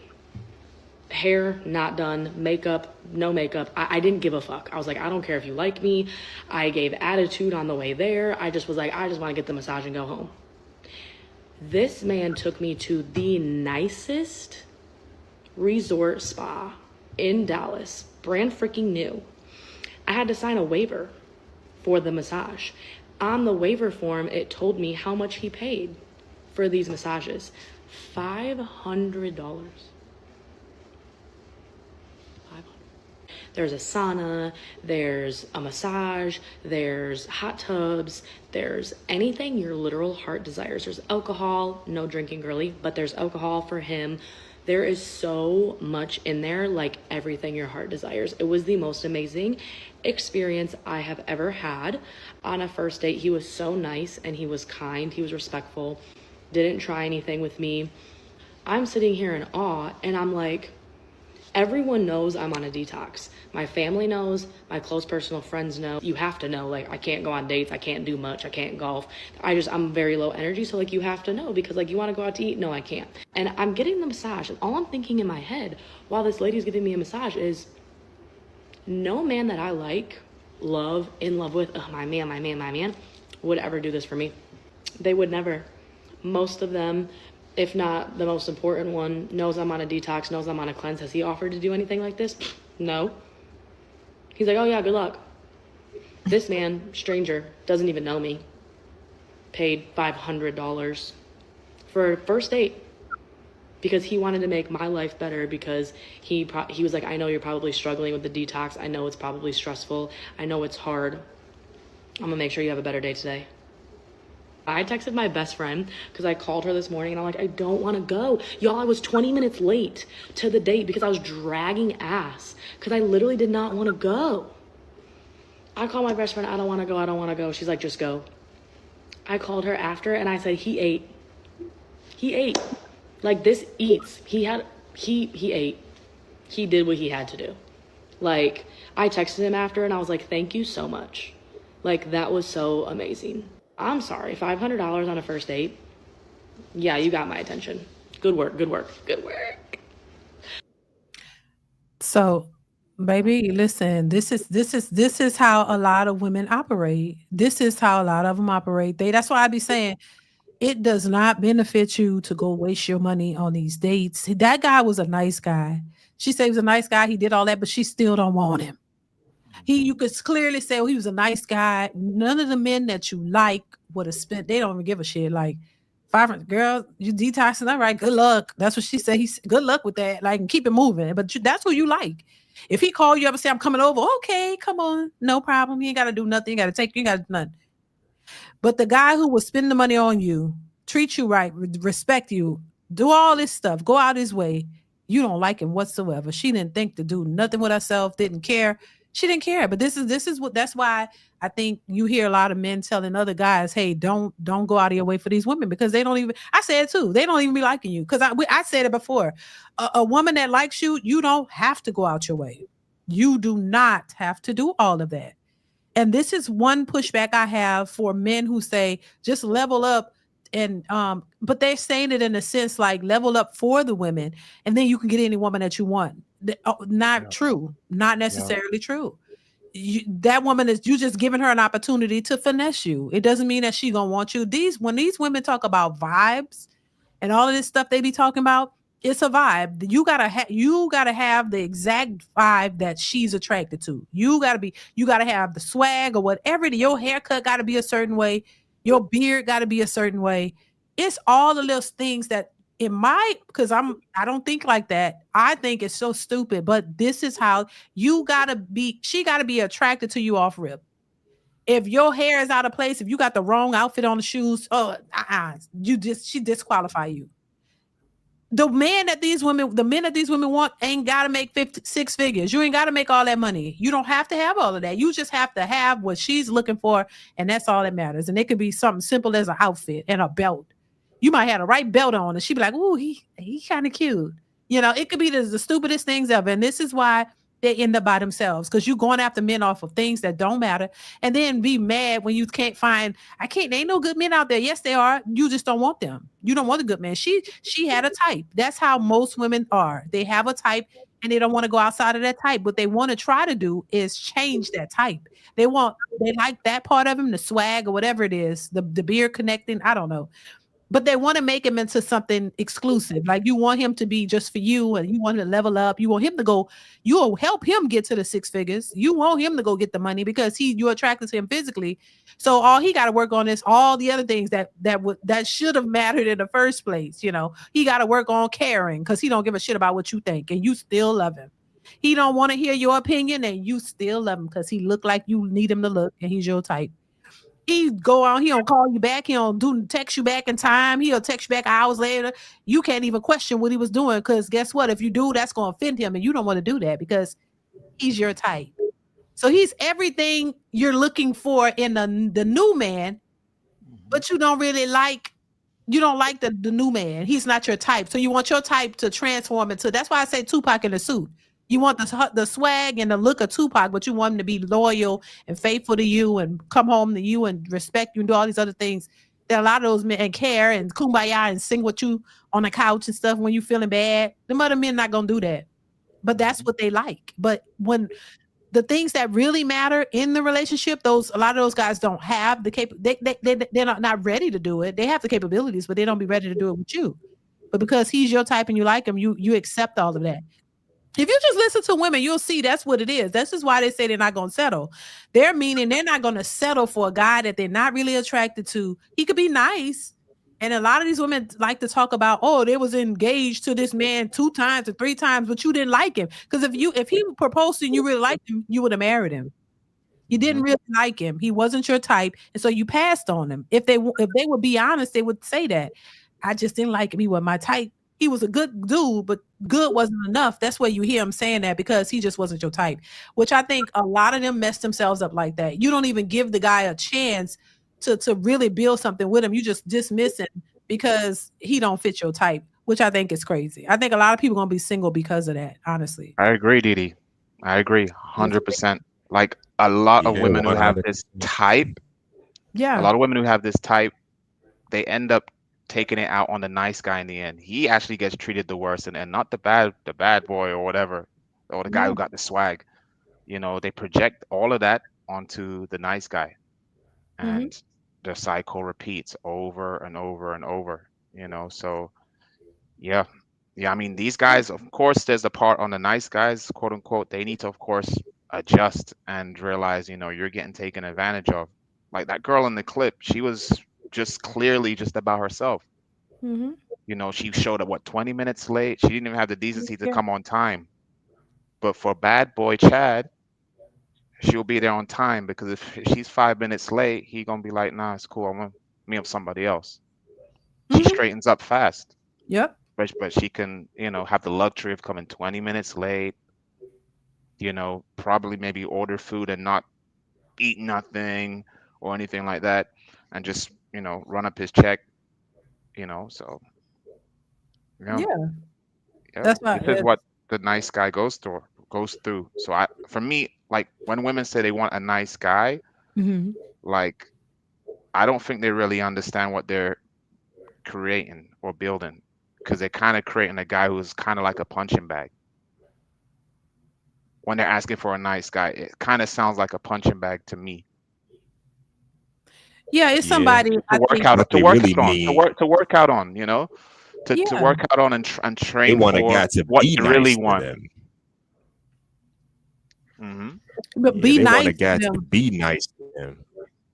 But also somebody they can control, because they know if you're too nice, you're going to let them do anything. There's no pushback. Oh, she could just treat you any kind of way and you're just going to accept it. That's what tell you what to do, things to you that she knows she couldn't have gotten away with the other guy. And the reason the relationship didn't work with the guys that's their type is because that guy moved on. He had several women that he was dealing with, several baby mamas, and you was just in rotation. You was head over heels for him, but he didn't feel the same about you. And you wanted that relationship to work. This is why they're so distraught when they talk about their past relationships, because they're like, oh, well, I'd have been through it. Yeah, you've been through it with a guy that you was into, but he wasn't into you. So what you do, you turn around and say you want a nice guy, meaning somebody you can treat like the guy you last was with treated you. They're doing it. It's a traumatic experience in a sense for women, because what they do is they take their issues out on this guy. You want a nice guy so you could be in control of the situation, because you wasn't in control of the last one and it hurt you. And you didn't feel good about that because you gave your all to him and he didn't give his all to you. So now it's like a flipped around situation in their minds. They're like, well, okay, I'm never going through that again. I gave my all to Pookie and he just dogged me out and he treated me bad, and I don't want to go through that no more. So now I'm going to be the one. I'm going to make the money. I'm going to call the shots, and he's going to follow my lead, or he could keep it pushing. So it's like they're trying to take control of the situation from being hurt before. Kind of like. Yeah, the modern relationship today is nothing but a tug of war.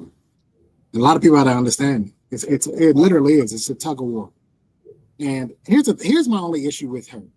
I actually don't have a problem with her going. I have a problem with her not blocking him. After you realized and after you let him know that you weren't interested, men are gonna be persistent, especially if they like you. It's gonna be persistent. And if you gotta help him not be so stupid.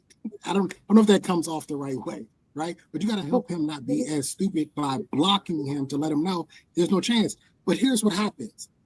I think a lot of women get to the point where if they've told the man, hey, I'm not interested, and he continues on, they like, all right, I'll let you blow your money. You want to blow your money? I'll let you blow. Because I think they feel as though they did what they were supposed to do. I told you I'm not interested. So, but did she tell him though, or she telling us? Did she tell him she wasn't? I don't think she told him. Did she say she told him? We have to go back and go watch it again. But I thought she said she told him she wasn't interested. Okay, well, either way, I would like to see her and every woman that if you're not interested in a guy and you know this, just to block him. And Successful MD said it in the chat. Just block him. That way you don't have these problems. But the reason why they won't do that, because now he's going to become her friend. She's going to put him in a friend zone because she can gain from him. Opportunistic. She's going to use him because he likes her. She knows. And every man that's in the friend zone put himself there. Every single man that's in the friend zone has put himself there because you weren't upfront about what you wanted from the very beginning. And then when you actually got close to her, a lot of guys think they're going to friend zone their way to some coochie. Like that's their strategy. Like, oh, I'm gonna be her buddy, for a while. Meanwhile, she's still using you. There's a utility that comes along with you as a man. That's why people are so upset about the bread or buns movement, because there's a guy who's out here telling men either she pay you or she give it up. You don't get free use out of us anymore. So but let me ask you before you finish. What you think about this though? So when because men have heard other men say, hey, level up, get your money right, and you can get the woman that you want. And so there still might be some men who are saying, you know what, hence why he paid $500 for that, whatever he paid for, because I don't think it didn't have to cost that much, but he went to the best place. And he did that trying to impress her. So he's still using that idea of I'm going to impress her to get her. I don't think, and most women don't tell men that they don't like them. They don't tell you that. And it's because they know when they peep that you're going to spend some money on them, they know they got you. They know now you like me enough and you willing to do all this when they know nobody else. What you said, the men that she like, ain't none of them ever did that. So they never really had that experience. So you come across a guy that you know you don't like, but he's trying to win you over. They going to use that. Most women ain't going to tell you they don't like you. They going to play. This is where they start playing them games. They start talking to you all nice and reeling you in and acting like they like you. Women play games like this too. And then so some of these men are unsuspecting. Some of them are unsuspecting. They don't even know. They think, oh, maybe there's a chance. So I'm gonna keep doing what I'm doing. And she's just gonna start raking it in until he realizes.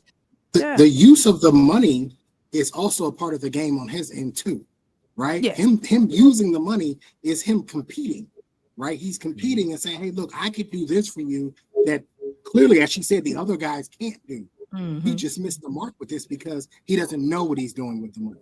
I do believe that men should level up, but I don't think that you should level. This is what I was saying to Daryl earlier. I don't think you should be doing anything for a woman to get a woman. You should be doing it for yourself as a man, and you should be leveling up because the economy is trash and you're going to need it anyway. There are people living paycheck to paycheck that are making $100,000 a year. So you need to be leveling up because it's the best thing for you to do. You don't do it for women. So I agree with you there, DeeDee. You don't ever level up for a woman. However, listen, I'm telling you, when women, like you said, when women notice, oh, you're going to spend on me? Well, I'm going to go with it. Because at the end of the day, she holds the key to the cat anyway, right? She holds the key to the cat anyway. So he ain't going to get no cat. That's the point I'm making. So that's what I'm saying. She don't like him. Her loyalty lies in the experience, the money. You cannot friend zone your way to some coochie. It doesn't work. No. First of all, women make a decision on whether or not they're going to give you some within the first 11 seconds anyway. She already knew a long time ago whether you was going to be able to get it or not. So that's why I'm saying all this running game, crispy mouthpiece, it's useless because at the end of the day, she's already made a decision. Just ask her, are you going to let me hit or not? Is that the direction this is going? Because if the answer is no, then don't waste your time and move on. But the last thing you do is keep spending money on her and then put yourself in a damn friend zone thinking, oh, something's going to come out of it. No, women are opportunistic. She's just going to use you. She's going to let you spend as much money as you want. She's going to go to every massage parlor, every movie, every night out, every comedy show, every concert, anywhere you want to take her, she going to go. And meanwhile, he going to go in to get a kiss and she going to be like, oh, no, I don't do that. I don't do that on dates. That's too soon. But all the other guys, it was they was getting it on from the day one. She gonna turn up. She ain't gonna want to kiss him. She ain't gonna want to do nothing because she's not attracted to him.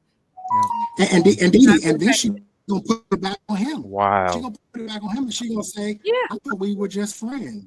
That's what she gonna do. I thought we were just friends. If she was attracted to that guy, she would have showed up already hit it. Good. She would have been ready, looking nice. She would have been like, okay, I like him. He's attractive. This lady didn't do nothing, and she knew she didn't like him. That's what I'm saying. Women be playing this game, and I think men put themselves there too. You got to recognize when a woman likes you or not. That lady didn't like him at all, so she's not sexually attracted to him. He ain't getting no coochie or nothing. And I hope that's the last $500 he spent. Because if he keep doing that, he green or he don't realize or something that she don't like him. She don't like him, but she'll use him. That's what women do. I've never seen like how green, as you say, like some men can be until I saw it in real life. When I was out at a bar one time and I met a dude and he was talking to me, like long story short, he was talking to me about his girlfriend that he met. He's been seeing her. He's been like taking her this place, that place. And he was asking me what places do I take people, like when I date someone. And he kept talking about this person. And I shit you not, he told me like, oh, she's over there. I was like, is she here tonight? She's like, Because I'm thinking, why is he talking about, all these nice things that he's doing for her? Like, why is he telling me? I'm like, I was trying to be nice, like, yeah, bro, you should go and be with her. Like, she's like, yeah, she's over there. She's here. Like, and he brought her over. And I swear, DeeDee, I've been with this girl. Yeah, I've been with this girl. All the things that he was saying that he was doing, like paying for these things. Like, I went to her place. She ordered food. That was our first time we had food together. But I didn't obviously tell him that. But he felt like he was really doing the right thing and doing a nice thing. And I was like thinking, wow, I don't really want to say anything. And he even tried to kiss her, and she moved. They don't be, baby. It's so clear as I was day. like, wow. Man, And you know what hurts me?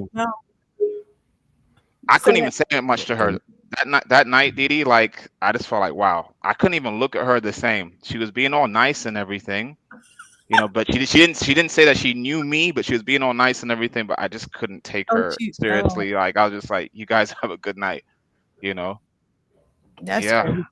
Well, let me ask you this, Urban. Why are you single? I mean, I had a relationship for 2 years. When? Yeah, like it ended at the beginning of this year. What happened? I'm nosy.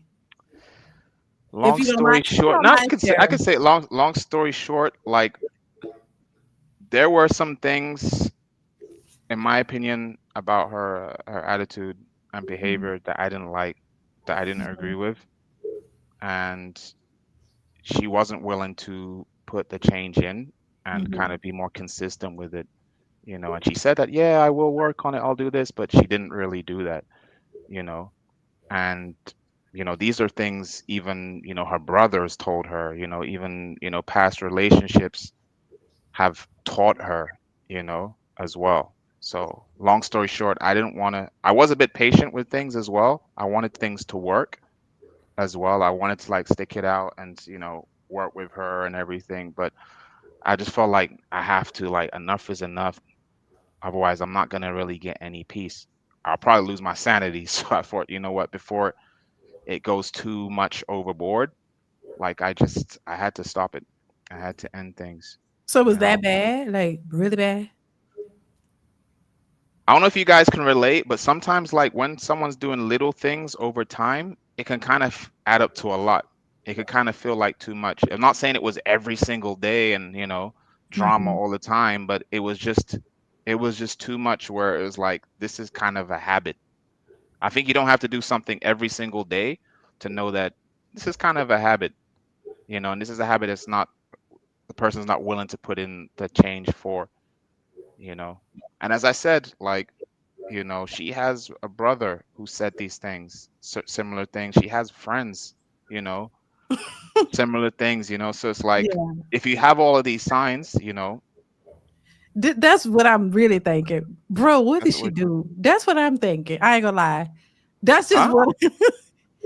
I mean, I don't want to. I don't want to throw under. I don't. Well, let me say this. I don't want to throw under the bus like that. Because that's because she has because she has her opinion of of her experience with me. She watching this? She has watched, actually. She has watched quite a few. Yeah, actually, there was one time when you were calling the names in the chat. Oh, she was in their chat. What's her name? You said I'm not gonna say, but this is an old. This is an old one. Like at the beginning, you were like, "Hey, Trey. Hey, and I said her name. Oh, I might recognize. Obviously, she probably wrote something written in the chat, like hello or whatever, Oh, and I responded. Yeah. Oh wow. You can send it. You can back chat or send it to me on Instagram. Right. I mean, everybody ain't got to see. I can do that. I can do that. Yeah, I can do that. Hey, Sierra, did you leave her? Or did she leave you? Huh? I broke up. I ended it. Wow. I ended things, and she did want to, like some months later and everything, she wanted to try again. I figured that. And I'll be honest with you guys. I mean, like I said, okay, but we're not going to be like back together fully. I want to see, if there has been some change, and unfortunately, it wasn't so. So I kind of just had to say no. You know why I asked that? Let me say this. Hold on, Hustle, 1 second. The reason why I asked, not to really be nosy in your business. Go ahead. kind of, sort of, but because I think and I don't want to, I don't, because I don't want to get it mixed up. Like, I don't think that anybody should tolerate foolishness from anybody.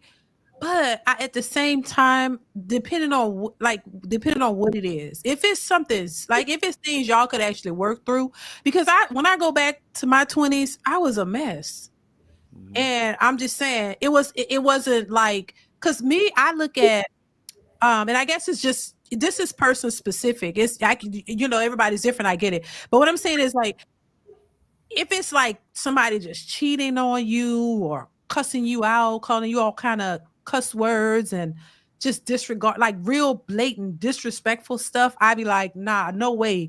But I'm like, that's why I want to know, what is it? Because if it's like little small things, sometimes people,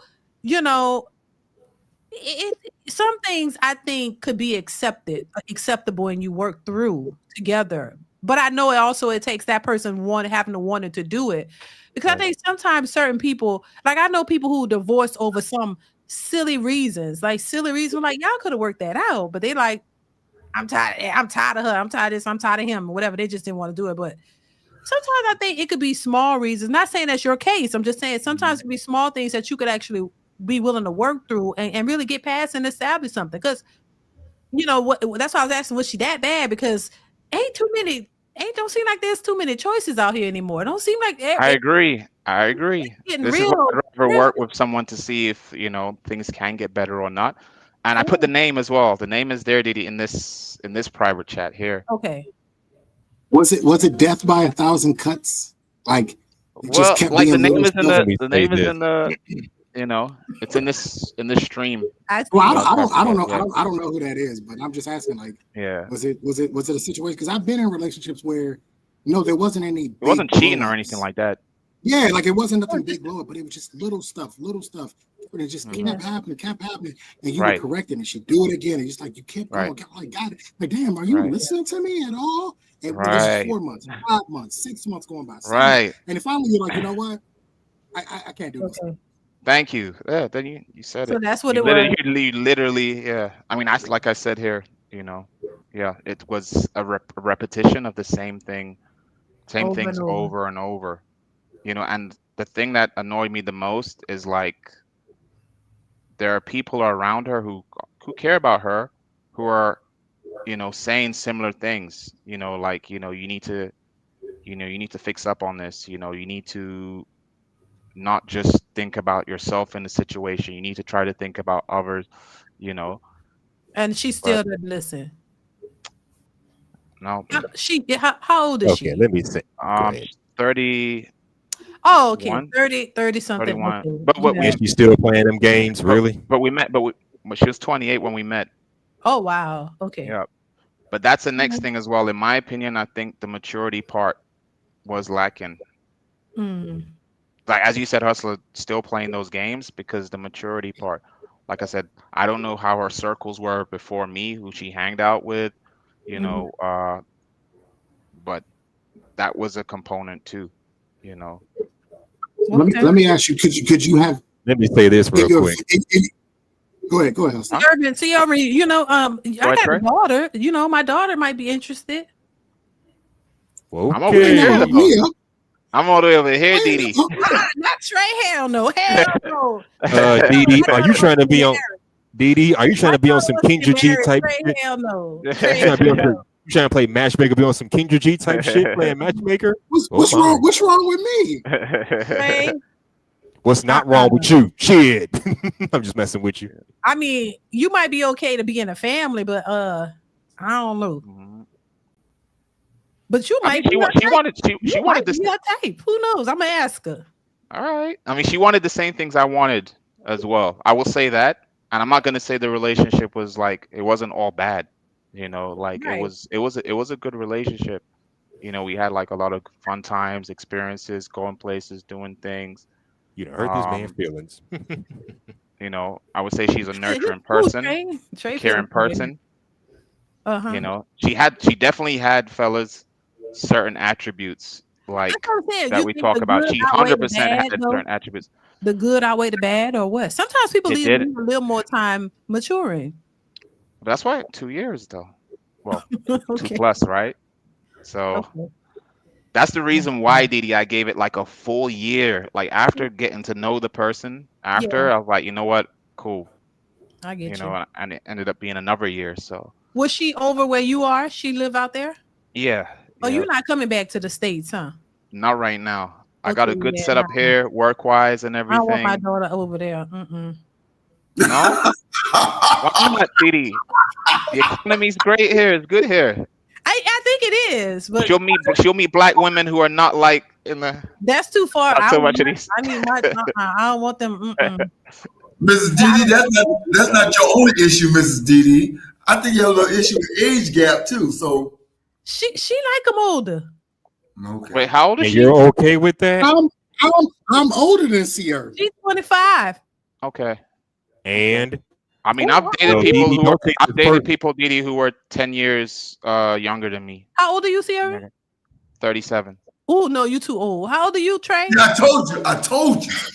That's what I said. I'm 10 years. Old too. If he's too old, then I'm too old. I'm Yeah, Yeah, you. I Trey's guess I'm too 39, old too. right? I'm 41.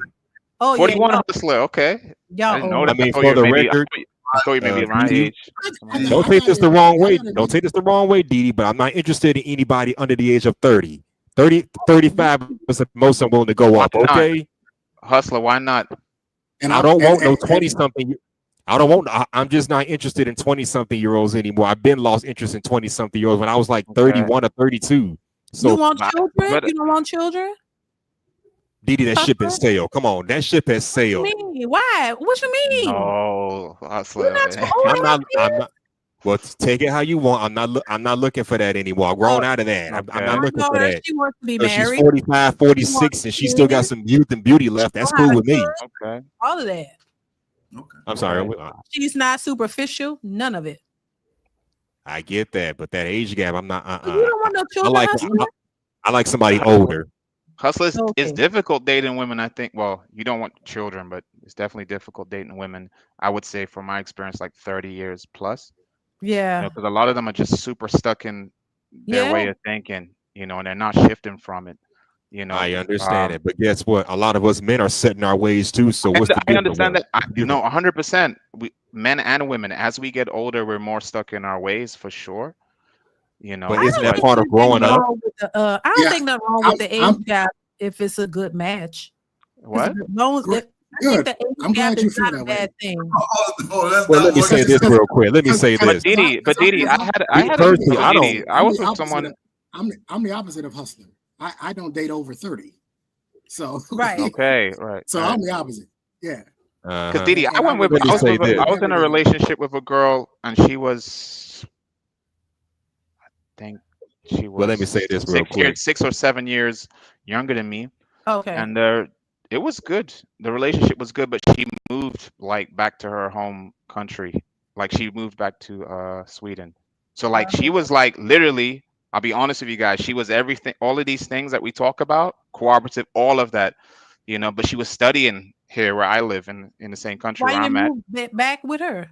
I went to see her. I went to visit her in Sweden and everything. But I live here, so it's like, she's not working. She was studying, so she finished studies going into a job, and she went into a job in Sweden. Yeah. She couldn't work where you was at. She didn't want to come where you were? Actually was looking for work here before she left, but there's no time. It wasn't enough time. We only got to know each other for maybe 4 months, but like she definitely fit the bill, and that's why I went to visit her. Options. I'm just saying, y'all keep women. I agree. That's why I went to visit her and everything. But this is the same for the like. Where y'all going? Y'all better find one of these women and work it out. Let me say this. Me personally, I have no issue with age gap relationships in essence, but I do think lines need to be drawn. In other words, don't be 35, 40 years old. Talk about I want to get an 18, 19-year-old. To me, that's where the line needs to be drawn. I'm gonna say over the springtime. I saw it. Hold on. Let me. I saw this Kendrick G video. I saw this Kendrick G video of this. Hold on. Let me finish this. I saw this Kendra G video of this dude. He was 41 or 42, talking about he would get an 18, 19-year-old. I'm like, this motherfucker is creepy and he's weird as all hell. I'm like, Can you explain the problem with it? Yeah, because Hustler, I've been out, You're right? fresh out of she's fresh out of high school, bro. And you've been out of high school for what? All damn near 20 years? I'm asking you to explain the problem with it. Not with. I have no problem with age stats, but that needs to be some lines. I'm not giving no 18, 19-year-old. You could be my daughter. Fuck all that. No, I'm sorry, bro. So you don't have a problem with it? No, as long as you don't cross those lines. No. You can't put boundaries and say I don't have a problem with it. Everything needs boundaries, sir. Come on, man. Don't play these games with me. Everything must have boundaries. So you would date an 18-year-old. Please tell me you wouldn't do that. Having Hustler saying the boundary is 18, 19. I would date an 18-year-old over a 40-year-old in a heartbeat. Okay, but when that 18-year-old rather go out to the clubs and drop it like it's hot, then start a relationship with you, then what you gonna do? And 40-year-old women don't go out to the club, sir? Not as often as they did 20 years ago. Are you kidding me? What world do you live in?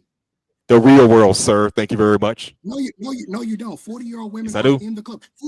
40-year-old women are having babies more than the younger women are now. What are you talking about? Yeah. Well, over here they are.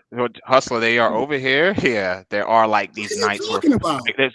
It's just a thing, like 35 plus nights. Like they actually have events and parties for that here, or 40 plus nights, and it's full. Hustler. You would have a blast. And 40, like it's full of women who is 35 plus. Have money. They have more money. They can do more things. I don't know about y'all, but if you're damn near 40 still going to the club, don't you think you need to evolve past that shit? You gotta say that to them though. You gotta say it to them. Don't move the goalposts. The fact of the matter is that nobody is trying to move the goalposts. Same thing that 25-year-old women do is the same thing that 35-year-old women do. Is the same thing that 45-year-old women do. The fact of the matter is, at the end of the day, that you can get her 18, or you can get her at 55, but you're gonna have to reprogram that software no matter the age. At this point, that's where we are in the dating market now. No matter what age you get them at, you're going to have to reprogram them, because she spent the last 20 plus years, with the exception of the 18-year-olds, but the 40-year-olds, she spent the last 20 years doing what? Being independent. I don't need no man. I make my own money. I pay my own bill. You have to reprogram her anyway. I know one thing. We went to the club in Atlanta, me and my husband, for his birthday. There was a bunch of 40-year-olds in there. Wow. It was, wonder why. Right. It wasn't no young. I barely saw like young. These women look like 30s, maybe late 20s, mid 20s, 30s, 40. Yeah, they were a bunch of them. Big, out of shape, dancing. Hell yeah. They surely were. DeeDee, there's an event this weekend over here. That's like a 40 plus event. And this thing is packed all the time. Yeah. Singles events. Y'all. Yeah. The men, y'all don't think it's weird. Go ahead. Y'all don't think it's weird for people. Y'all don't think it's weird for people to be between 35 and 50 plus years old, still having to go out here in this dating market when they should be settled in with a family, just living their lives after their children grow up. You think that's kind of weird, or am I missing something? No, I think it's weird. I think it's weird that grown men. I think it's weird that grown men like to tell people how to live their life. I think you're weird by telling men where they should be between 35 and 50. I think that's weird. Well, we all have our. I don't tell them how to do what to do. You can do whatever you want to do, bro. We all grown at the end of the day. You just said it. You literally just said it. I said how it should be. I didn't say how it was. Shoulda, coulda, woulda. It doesn't matter. This is the real world. We live in a real world. Shit don't work out. People get together. Well, don't work out. everybody. Irvin just talked to us. He was in a relationship for 2.5 years. He tried to make it work. It didn't work out. It is what it is. Mm-hmm. This is crazy, bro. What you want me to do if a 19 or 20-year-old woman comes up to me and want to talk to me? I should say, okay, no. And Absolutely. The girl could be your daughter. Come on, man. Don't go out like that. I'm just saying. But do what you want. Man, a 21-year-old approached me, Hustler. This is about, I think, 3 or 4 years ago when I was out, and they threw me off, and I was like, I'm okay. I told her my age, and she's like, my ex was this age. I'm used to dating men this age. This is what a lot of younger women are saying, Hustler. I'm telling you how it is. I know they are, but let's be honest here. Normal. I'm just saying. I was always told that younger women want older men like us just for money. That's No, been a general consensus for decades. They want older men for money, but the younger guys, they want them for the sex appeal. I don't and think these just old broads want you for the money too. Hello. You got you got a lesser chance. You got a lesser chance of being used by a woman your own age than you do someone that's not your age. Them old broads want your money too, baby. That's all they want. If you're 40 years old still gold digging, you got issues, honey. You got serious issues. If you still gold digging past 35, might be better in a sense. Because if they want you, if they coming after you, they might be more loyal. Them old chicks, they want all your money. They done went and bought all these expensive houses and they want you to pay for it, baby. Well, those females have not grown. They have not evolved past 21, unfortunately.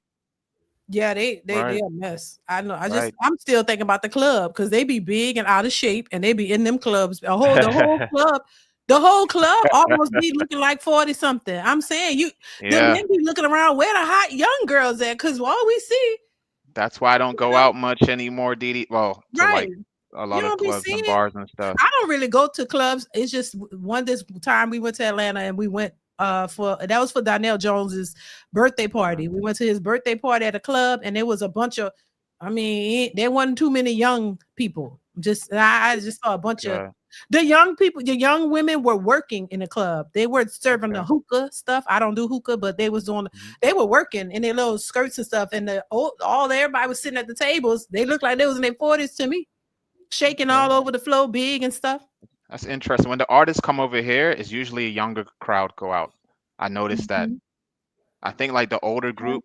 What I've noticed is when like if it's like Donald Jones or Mario Winans, he came out here in the past. When they come out, like the older women are out too, and then when they come out and it's their time to come out and everything, and everyone's dancing and stuff, the older women kind of start to leave. This is what I've noticed. They start to leave. They feel old. Because the younger girls make them feel funny. Every time there's a big event.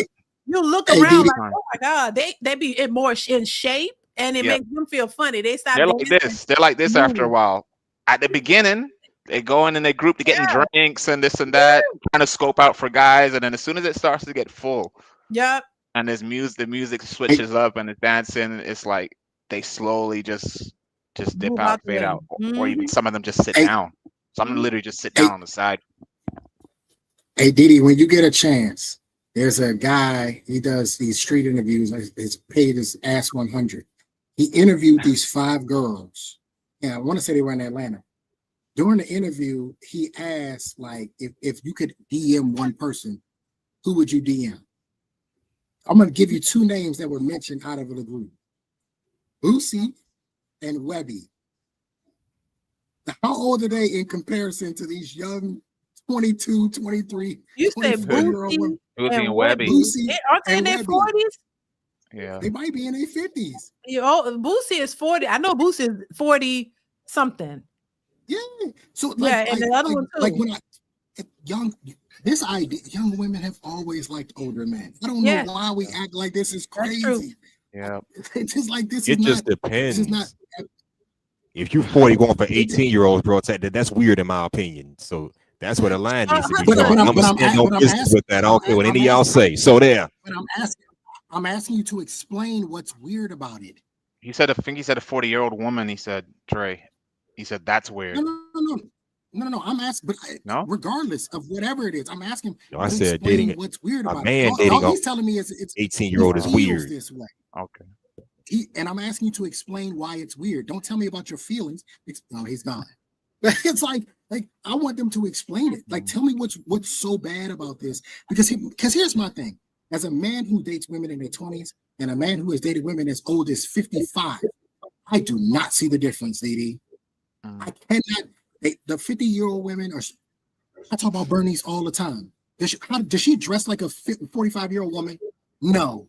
They act exactly just like the 20-year-olds. Mentally too. She's mentally a 20-year-old. That's what I'm saying. She is not. Drea had a baby with a 20-year-old basketball player. Like we're in this idea that just because she's in her 40s, that somehow it's like she's the super mature, and she's not. Like until you get around them, you're like, damn, she act just like the 20-year-olds. Trey, you come out here on a Friday night. You'll see. You come to one of these events, you you'll in the see. UK or you in Germany? You in UK or Germany? Germany. I was in Germany. Where? I was in Germany. Berlin?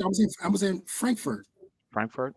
Yeah, there too. And Yeah, so, same thing. and it's like, well, pretty much. And again, this isn't all women over 40. I'm not putting an absolute on anything, right? But I'm telling you, if you spend enough time around 40-year-old women, I'm 40. I'm around 40-year-old women. They would be my contemporaries, right? I'm around them, and you look at them sometimes. You're like, damn, she acting like a 20-year-old. You know, she acting just like the young girls. And what you realize is that you're going to have to do the same amount of work no matter what. So if I'm going to have to do the same amount of work, I might as well get younger and hotter. I might as well at least give me some eye candy. I'm going to have to put the same work in regardless. I remember, Trey, when I was with the girl from Sweden, she was 25 at the time. And she asked me, like when we were out one time, she's like, I feel like insecure because maybe you've been with women who are older than me. Is it not better? I'm like, and I told her what you said. I said, like, literally the maturity level of some of the women who are older is probably, some of them is worse. They were even more immature, you know? And you see a what lot of these young women, they don't know that. The young women don't know this. Tea at 40, they doing this and talking like Cardi B at 40 and all of that. Yeah. I think there's a difference between being older and mature and maybe just acting old versus acting like these young people now. Because you're older, you can have fun and you don't have to act like, you know what I'm saying? You can have fun. I don't think it's so much about the age, but where you are mentally. Like you could be wise and smart, but you could also have fun too and not be stuck up or whatever. Like, you get what I'm saying? Like, yeah, I think I put older people in the category of just boring or whatever. I think when you are around a mature person, you know you're around a mature person. The age is irrelevant. You just know it because of the way they carry themselves, might be their appearance, their behavior, the way they communicate. You just know when you're around somebody who's mature, you're like, oh, how do you know? It's appearance, behavior, communication, how they dress, how they behave in public, right? Like, for instance, I went on a date with a woman. She was 26, right? Most women, when you walk them up to the door, right, they open the door themselves. I could tell that she was mature and she had been taught properly about how to conduct herself like a lady. She walked up to the door, she stood there and waited for me to open the door for her. Right? She's 26. So I just think if when you know it, because you can see it, you can feel it. This person isn't childish. This person doesn't react to things a certain way. This person doesn't behave a certain way. So you kind of I had to tell her that. I had to tell her maturity was fine. I told her that. Like, she couldn't believe it. I was like, trust me. I've dated enough people. Yeah. Like, you are. Especially see, if you meet her in a public space. I did. You know, maybe at like a party or something, you can see like, oh, she's not like how everybody else is acting. Okay. Yeah. I did notice that when I saw her when I was out, there was like a little event, I remember, and she was, maybe that's what made me approach her and talk with her, because she did come across a bit different to how the other girls were moving, you know? And like even her girlfriend as well kind of knew. I gathered that her girlfriend who she was with, she knew how she was as well. So I think her girlfriend assumed that I was going to tell her like, hey, let's go and hook up and leave, you know. So I kind of gathered it from her and her girlfriend, kind of how they move. And yeah, like that's kind of the impression I got from her, that she was quite mature for her age, and she comes from a good background, her mom and dad and everything. And yeah, definitely more mature, and she's definitely a person who I would say listens, you know. And yeah, and I can tell her things. This is what I noticed with her. I can be honest with her and tell her something, and she's not going to, like, as I said in the chat, World War III, you know, she's not going to flip out. Like, she listens to it, and if there's something that she doesn't agree with or whatever, she'll ask questions, or she'll respectfully just disagree, you know. Now, you know, for a fact, if she show up with a blonde, bust down, straight wig with, you know, some Daisy Dukes on, and you know what I'm saying, a BBL, you could tell, you know, that's gonna be, you know, toxic. Well, DeeDee, it was a Halloween party actually, but her costume wasn't as promiscuous as a lot of the other women at that night. I remember leggings with the splits down the side. All the she was like a bumblebee. Yeah. The So yeah, bumblebee you definitely costume. can tell the difference. I mean, but Yeah. what would you prefer? Like, I think it's all subjective. It depends on what you're looking for. Somebody might be looking for, like Trey might be looking for the 613 bust down wig with the hoochie shorts on. I'm just saying, depends on what you're looking for. That's not a relationship. That's a good time, I guess. Trey, you'll have a lot of fun over here, I mean, Trey. You'll have a if blast. she want to have some fun, let's go for it. But that's not much. That's not relationship material. No. So the women that I've dated seriously don't even wear. They was all natural. They always had natural hair. They didn't even wear nails. They hardly ever wore makeup. Like the women I take seriously, they fit. You gonna notice if I were to show you all my exes, you're gonna notice. You ought to notice a pattern. You'll see a pattern. You'll be like, oh, he only dates. Show. Can you show me pictures of them? They're your exes, yeah. Publicly? No. Is that what we're doing, DeeDee? Great. Trey, you got my Instagram. Send me a couple of pictures of them. I want to see. Is that what we're doing, DeeDee? I don't remember. Send me a picture, Trey. Let me see what you working with. Sure, I'll send you. Send me 3 of them. Some links. I'll send you 3 of them. He lying. I dare not. I dare not send Mrs. DeeDee any pictures. Daryl, you should send something. I want to see the type of over in Argentina. You look Argentina, right? You just don't remember. I don't remember. Yeah, because I was talking about it. Oh, that one. Okay, yeah, she was cute. Okay, all right. There you go. But I saw one. Okay, all right. She's I'll send you 2 more. See, that's why I dare not send a picture to Mrs. DeeDee. No way. She wasn't all that. Oh, she was cute though. She was cute and she was all right. She was just all right. Send me the other DeeDee one. gonna be like, Trey, you messed up with her, man. Exactly. She's gonna go into the counseling mode. Now she's gonna go into a counseling mode. Let me counsel you, Trey. I mean, Trey, there has to be one. I think I'm too far gone at this point. Trust me. Okay. So there's no woman that you feel like you've messed up with? But he said that messed up. Oh yeah. The woman I should have married. Yeah, I should have married her, and that was all my fault. All my fault. Mm-hmm. Yeah, like here's the thing, C. Urban, you don't realize it until after I had dated some women after her. Mm-hmm. Yeah, and then it kind of hit me one day, like, damn, everything I was looking for, I had it. Yeah, you know what I mean? It happened to me. It happened to me over here. Like when I came out here, and I made some friends over here. Like I'll be honest, like I was just focused on work and just the things I like to do in my free time and just hanging out and meeting people. So during that, I could think of one person for sure that I definitely should have just put maybe my direction and focus there. Yeah. So that one I messed up for sure. Yeah. But there were others too. I was cold about it too. I dropped off at the airport and everything. Oh shit! Yo, get out of here. Yeah.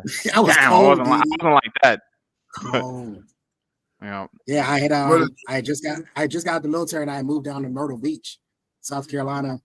I'm gonna work down there, and man, this woman was so, man. Looking back, I'm like, dang, you stupid. That's all I can say. You stupid. I was in class. While I was in class, she was unpacking boxes at the apartment, and she was setting my apartment up. Like, and I never asked her to do any of it. She just took it upon herself to get my apartment squared away. She folded, the boxes were broken down and folded. And you look back at it now, it's just like, you had what you was looking for, champ. You had it right there. And you bullshitted with it, you know what I mean? And so it's a lesson to be learned. You learn from it. You tried to find it. And I agree with you, DeeDee. Look, they ain't gonna be perfect. There's gonna be something wrong with every one of them.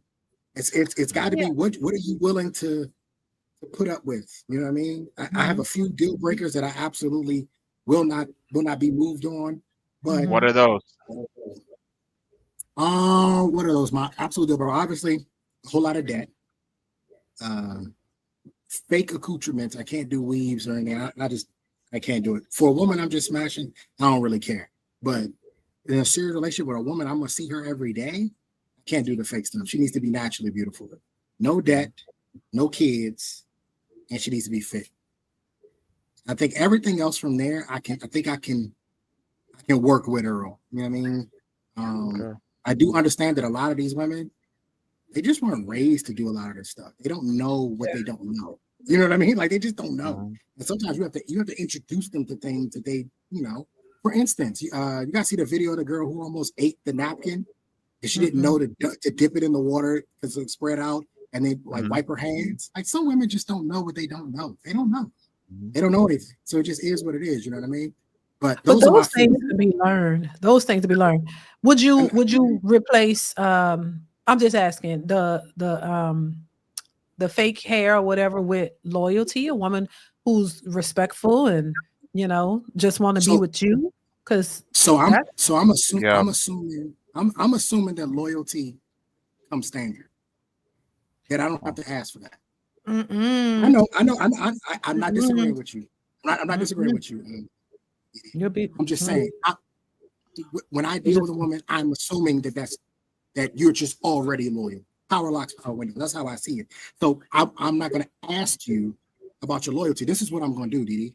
I'm going to ask you questions. I'm going to vet you. Right. You're going to tell me about. You're going to tell on yourself whether or not you're a loyal person. I'm going to find out one way or another. You know what I mean? Because I'm going to ask the proper questions. And what I have noticed is the older I've gotten, the better my vetting has gotten. Like me vetting at 21 versus me vetting at 40 now is completely different. And not that I was ever afraid to ask questions, but now I just don't give a damn. I just ask exactly what I want to know. This is what I want to know. You know what I mean? And so I'm gonna assume that those four to me are the most important because I can't get you back from that. If you got a whole bunch of debt, ain't nothing I can do with that. Right? If you got kids, I can't do nothing about that. Right? If or you body count. So here's the thing about body count. I don't believe that women will ever tell the truth anyway. So I don't ask. I don't waste my time. Well, the ones that are proud of it, they will tell. The ones I've met who only went with one or two, they're proud of saying it because they know they have girlfriends who maybe had 10 plus, I do agree. They're not always straight up, but I know there's ways, of course, at least for me, to find out, like through getting to know them. There's some women I've met and they never told me, but I had a feeling they've been with too many people for me to consider them for a serious relationship. Like the girl from Sweden, for example, I knew already, like she hasn't been with a lot of people. So when we were just talking about random things, she was only just talking about one relationship, and then I was just like, oh, okay, didn't you have anything else? And she's like, no, it was just this. And I could tell, like, just interacting with her, even with my ex, I can tell as well with her, she hasn't been with, a lot of people. But I have dated women who I knew already after maybe a couple weeks or a couple dates or whatever that, they've definitely been around. And it was just that was a deal breaker for you? Yeah. Because the women who have high body counts, that's a deal breaker. The women who have some other stuff going on that we're not too clear on, that was a deal breaker. So either they have high body counts or they don't. The woman didn't have a high body count, but that didn't work out. Like I'm saying, like now I'm starting to wonder what you want some consistency. But DeeDee, some of the women with high body count, they behave. This is only something men can speak for. They behave a certain way, even intimately too. But the lady without the high body count still got issues too. I agree.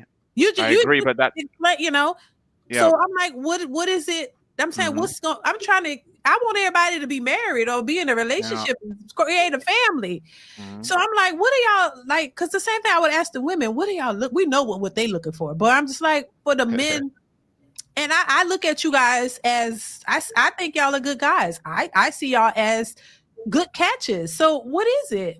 Trey, I know what you are, Trey, but I'm excluding you. DeeDee, my close friends here, they got, I'm just saying. I think most of them they got girlfriends and some of them got kids. So Right, You but know, I'm they just could like, keep saying I'm the last one. So but that's why I was asking earlier, like, what did she do? Was it so bad? Because is this something y'all could have worked on? She didn't seem to have a high body count. Because either no, seems like you're gonna run into somebody who had a high body count, and you're like, oh hell no. And then you're gonna run into somebody who had a low body count, but she's cuckoo in another area. Hell, I was cuckoo at 20 years old. I was cuckoo.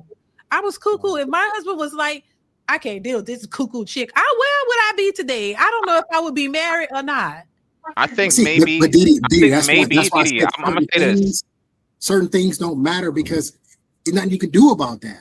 Right. That's why I'm not talking about those things because, like, for instance, the body count thing, I'm never going to ask a chick what her body count is, but I may ask other questions. When's the first time you had sex? Have you ever had a one night stand? You know what I mean? How many boyfriends did you have in college? Like, you ask other questions to try to put this whole soup together. You know what I mean? To try to find out, because to be honest, if the body count is high, she's going to decrease it. You know, she's going to bring it down. Yeah, because so, DeeDee. Yeah, I agree. Because I met a girl, she had like what people would consider a low body count, but the few people that she went with, that shaped her mindset. You know, how they treated her kind of shaped her mindset of how she behaved. So even with a quote unquote low body count, it still didn't work because she let those little experiences that she had with those few people kind of shape her. Whereas a woman maybe who's been with a whole bunch of dudes, she's maybe had maybe one or two good experiences, and most of them have been maybe trash.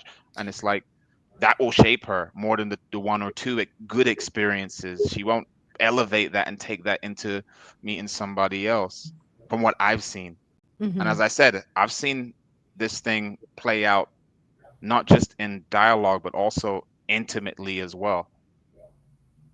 You know, I remember I had to tell a girl. At the end of the day, I'll say here. I remember I had to tell a girl, like, I had to stop basically because she said something to me. Like, she's like, "Oh, you know what you need to do now, right?"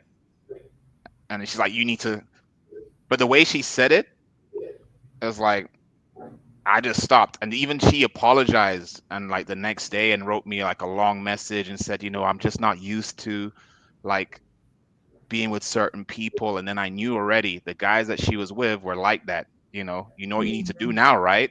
Like, and she's projecting that, you know. Okay, yeah, that's like this type of masculine type, you know, like, you know what you need to do now, right? You need to. I wish you could tell me the whole story, because it's little bits and pieces. I need to know. I'm confused. I didn't understand any of that. From what? I really be wanting to know the whole story. From who? What happened? From who exactly, DeeDee? You and these women, because you meet women, but why? You should have a woman. I don't know why. You know, something ain't right. I think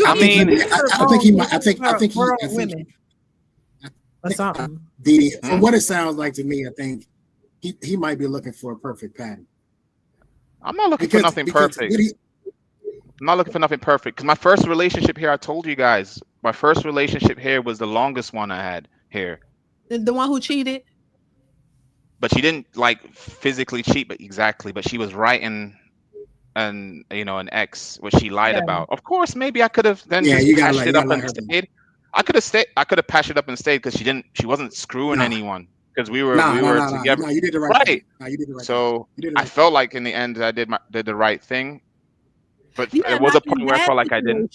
See, Irvin, you did the right thing. Okay. Because that's an emotional connection she might have with somebody else. You don't want that. But I don't know how y'all seem to be. Y'all get it. But some people think that emotional connections are not as serious as physical ones, but they are. If anything, the emotional ones are even more serious, because we're emotional creatures. We go with our feelings and our emotions. If we connect with a whole person in that way, that's not good. That's not good. So you did the right thing there. I'm questioning the other ones, because I'm like, Which one? Well, I told you what happened with the girl in Sweden. She unfortunately, like, she moved back to Sweden. And there's that. What color was her hair? The Sweden girl. What color was her hair? You know, Trey. Let's stop playing this game. You know what color her hair was? White. DeeDee, come on. DeeDee, come on. If I had to take a guess, I would say. Come on. I don't have like I don't have like a preference of, like, you know, she has to be, you know, brown that's hair. the problem. Oh no, I'm just playing. But I've been with some sisters here as well. How many sisters you been with? Oh, that Here? might be just in general. Oh, you be dating? I've been with more like back. I would say I've been with more back in the U.S. Trey, like back in DeeDee. I mean, I've been he's with in Europe. DeeDee. I've been with sisters here, but I would say a lot of them were mixed because the thing is, a lot of the German black women are mixed. Okay. Like they have like their mom is from white mom from America or black or white dad from America. So a lot of them are mixed. So if you're asking about black like black women, like me, a black person, a lot of them, those are African, and that's where it gets a bit tricky. I've dated a couple, but a lot of them, it's very different culturally, you know. I question they're used to dating with African men. So Oh, sometimes yeah. they want me to do things like African men. That's just my experience. Some of my experience here. I think you know, need to keep your foot on his neck, DeeDee. He in Germany. Go- He don't really go have for an it. excuse. You don't have an excuse. He for in what? Germany. An excuse for what? For not having a lady. It's easy over there. It's easier in some ways, but it's easier as well to like just hook up too. Like it's the hookup culture has gotten bad here. I was looking It's at a gotten video bad here. talking about Norway, and the girls from Norway were saying that they hook up first before they date. Yeah, and they're not using condom in Norway, Trey. They're not using. Crazy. When a girl told me this, I was like, "What? What'd she say? They're not what? They're not using. They're not using condom there in Norway. I mean, they don't really use condoms. Disease. Are they catching stuff? Like, come on. They're not really. They're they're not. Yeah, they're according to what a girl told me once, like the rates of that is kind of low. I think. Well, not as bad as probably the U.S. If you're comparing it to the U.S. But wow, that threw me I off. don't know. I think he might want a perfect patty. I think he's looking for something. Nah, Trey, that might not not at exist, DeeDee. Not at all. Like Trey, I think you even said once, like on one of these live streams, and I agreed with you. Like there were some women that I went for, and they just weren't emotionally available already. You know, and I felt like this is a good catch. Like I think men can sometimes see women that are a good catch, but if she's not emotionally available, then she's not emotionally available. She's going to push you away. This has happened here. That's happened. Yeah, here. a lot of here. women are I can count a few times. I've met some good women. You know, doesn't mean they're a bad woman. I met some good women here. I'm grateful for that. You know, but some of them just weren't. There are a lot of women that they're imprinted. Like there's nothing you can do about it. Yeah. There's really nothing you can do about it. Like this is another reason why I want to stay away from single moms, women that are divorced. You know, a divorced woman, she was tailor-made for her husband. There's nothing really I could do for her because she spent all that time with her husband, and he's groomed. I don't know the word groom, but you know what I mean. Like he's put the work in to get her to a certain place. And again, I got to change all of that and get her to be a certain place with me. And so a lot of these women you deal with, because they started having sex so early, DeeDee, they've been imprinted on. There's some guy that she met when she was 18 that that's the guy. It don't matter who comes, that's the guy. And every guy since him will be compared to him. And they won't always say it, DeeDee. They won't always. Some of them will say it, but some of them won't always say it. And you kind of, as a guy, you just kind of have to get the picture of why you're rejected in the end, or why she disappeared or self-sabotaged. This has happened a couple times, you know. Yeah. But I will say that. But I will say this though: no matter what you get in this day and age, there's just gonna be some BS you're gonna have to put up with, because there's gonna be BS that you're gonna bring to the table that she's gonna have to put up with. And at some point in time, like, you know, yeah, some of y'all pee and y'all pee on the toilet and you don't wipe it. You know, there's things y'all be doing as men that's irritating as hell to us women, and then some of y'all, you just throw your stuff everywhere, and then we like the house to look a certain way. Y'all don't really give a damn sometimes. It's like, whatever, that's not a big deal. Like I say, the cabinet is falling. Can you fix it, please, today? I'm gonna get it in my time. I gotta deal with that. So there's something everybody gonna have to deal with. That's it. I ain't gonna leave you because you take too long to fix the damn cabinet, but I'm gonna side eye you. Like, can you please? and then I'm gonna move on with my day because I know it's gonna get fixed because you're gonna fix it. It's not like you're not gonna do it. You're a man of your word. You're just gonna do it in your own time, and which is irritating as hell. But you know what I'm saying? Maybe that's just, I'm just saying, like, it's stuff like that you're gonna have to deal with, like little stuff like that. But at the end of the day, it's all love. It's like whatever, we forget about that. We don't hold on to it. So, I might have a little attitude from here and there about something. I might shop too much. Why you spend money on that? Why are you asking? It's just stuff like that. It's stuff like that. Why you don't spend enough time with me? I did that to my husband early on because he was working. I'm like, you don't never have time for us. Why you want a family? You don't never have time for us. I'm working, and I had to understand that I gotta pay these bills.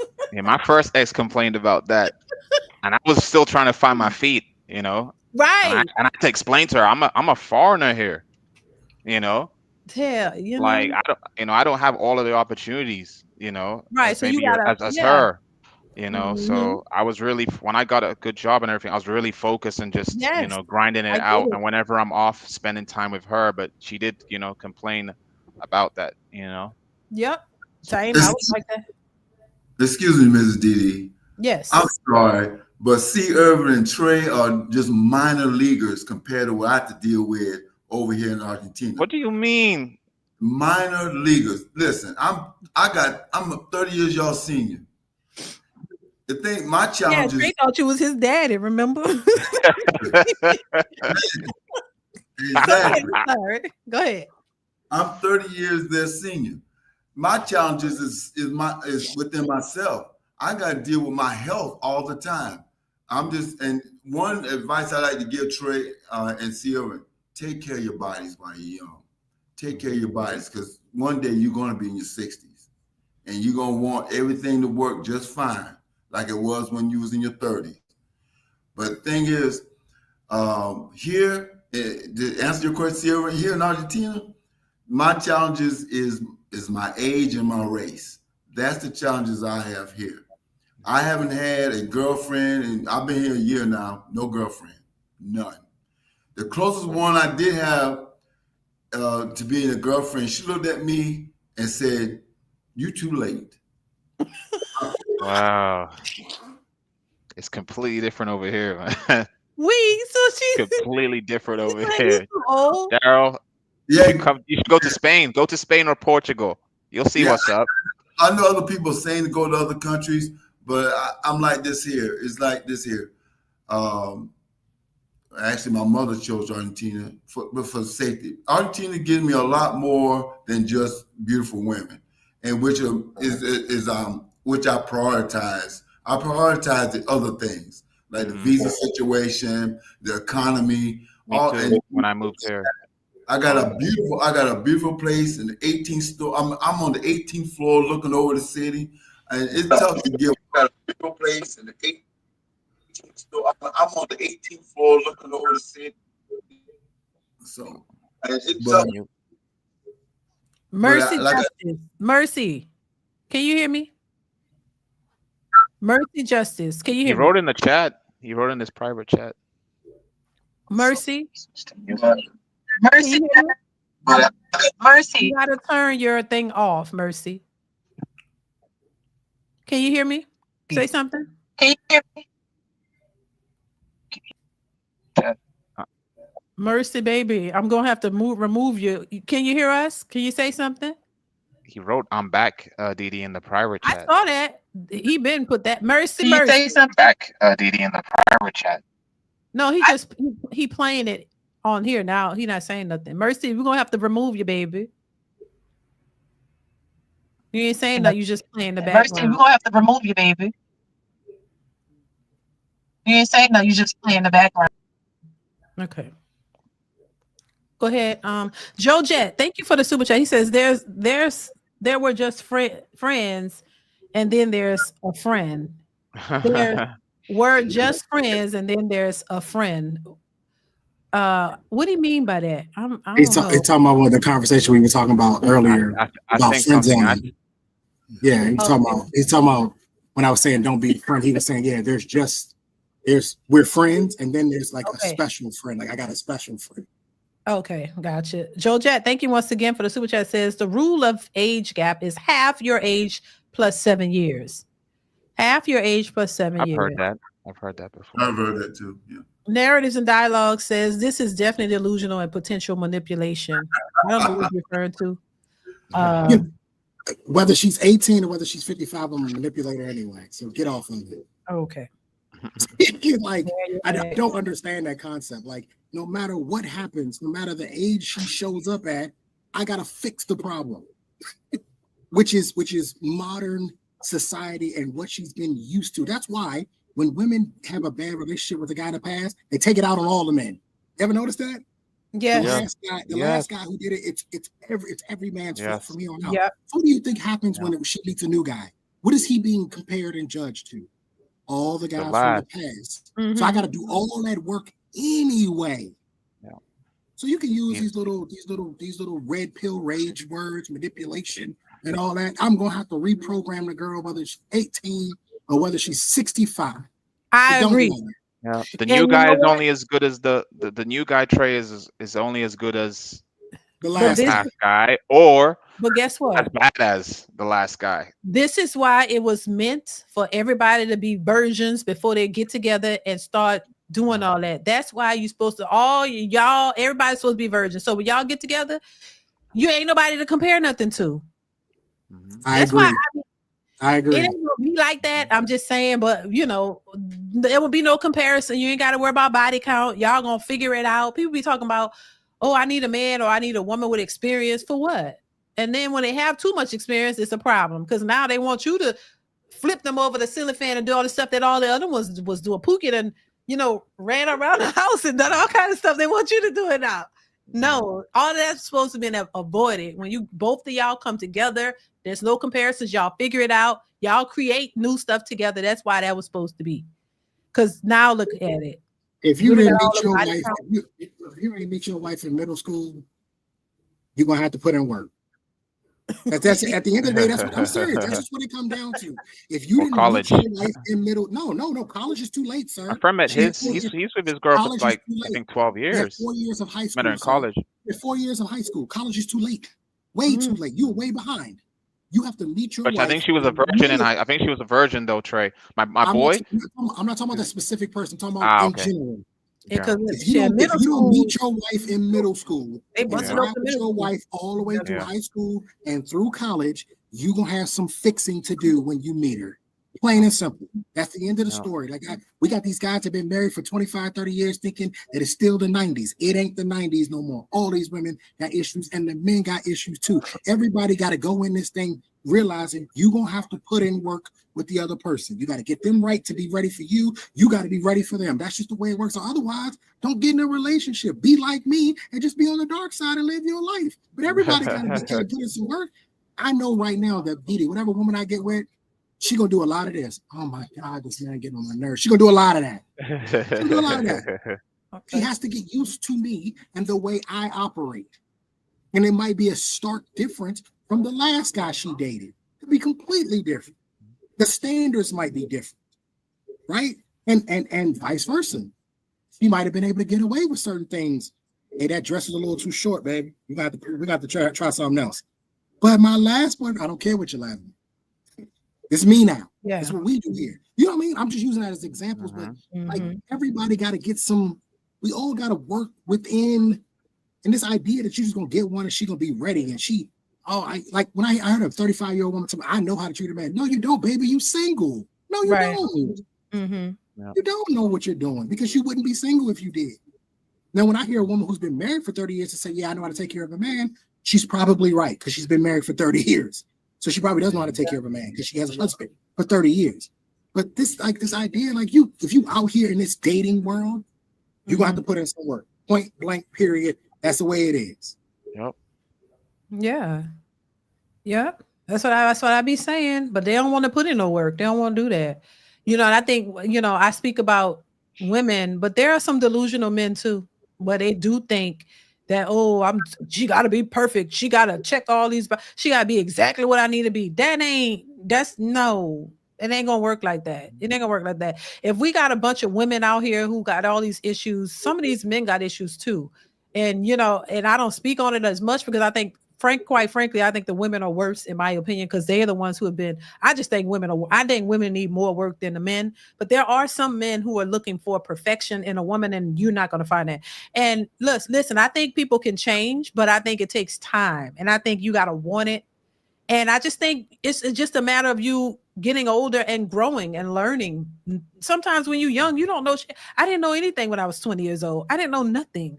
So everything was a problem in a sense. Like I didn't know, like I'm saying, I had to learn things. And I think if you're talking about a young woman that you're trying to be with, you got to understand there's going to be some level of immaturity there. She's not going to be all seasoned and know all kind of shit. That's where you're supposed to come in and like, kind of like, if she's actually good at the core. When I say good, not perfect, I mean like she's not running the streets. She wants to be there because that's how I was. I wanted to be in a relationship because being by yourself seemed lonely to me, and so I didn't want that. I wanted a family. It's like, and then so if you meet a person who wants the things that you want, and she knows that much, that's a good thing.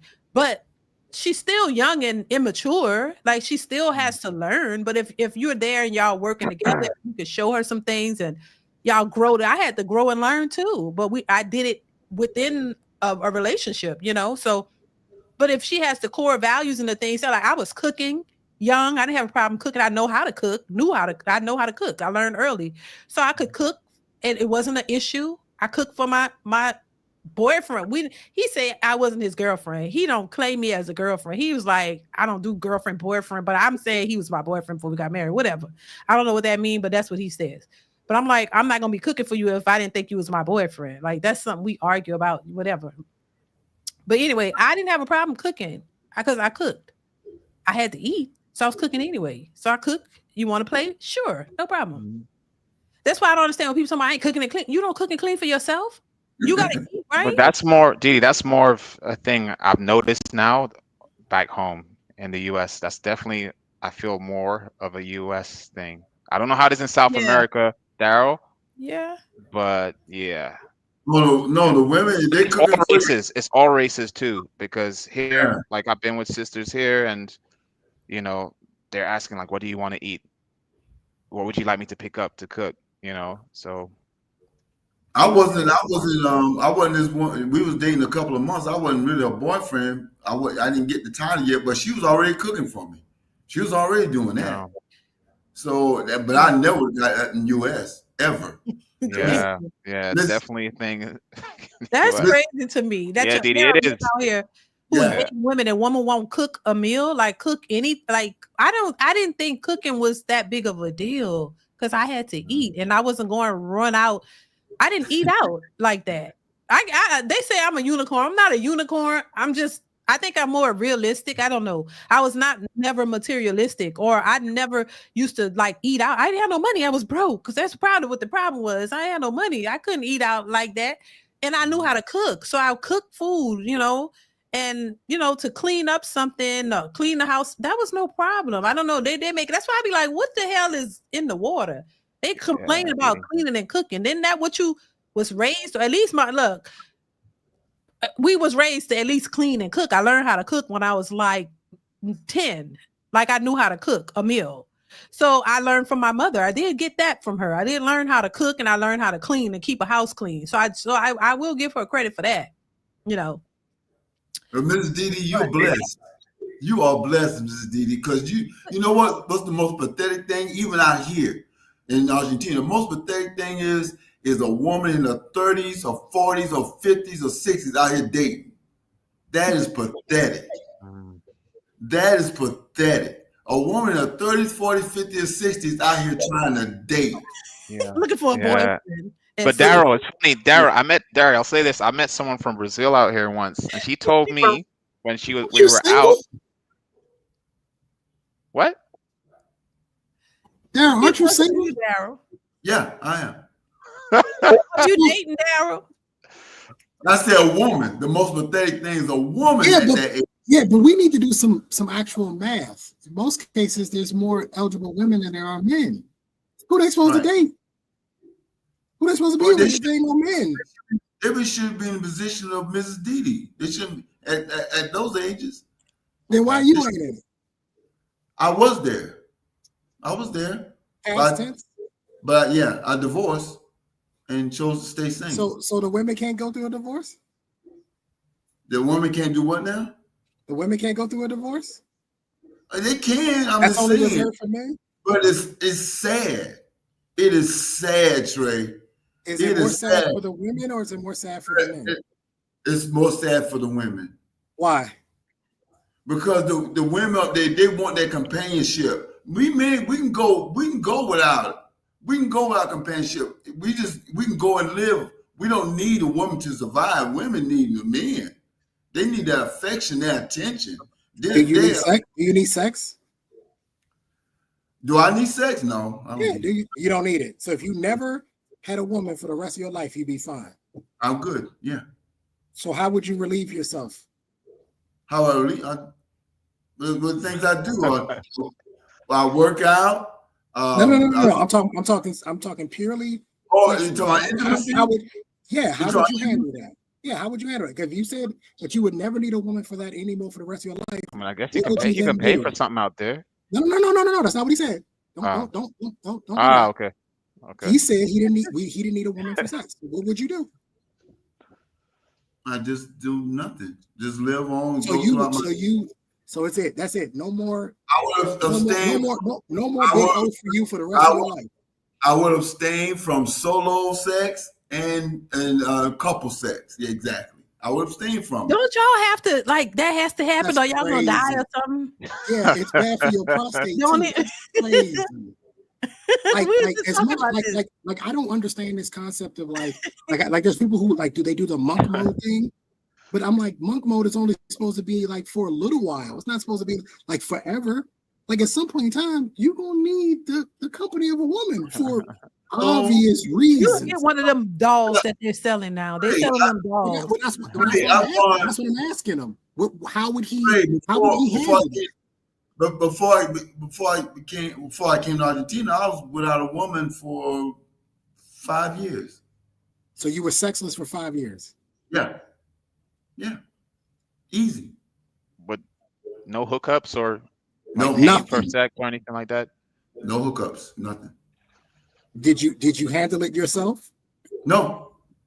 So nothing. Nothing. For 5 years. Yeah. I don't believe it. I can't. I'm sorry. I'm having a hard time believing it. I'm sorry. 5 years, bro. Come on, man. Come on. We're men. Like here's my thing, DeeDee.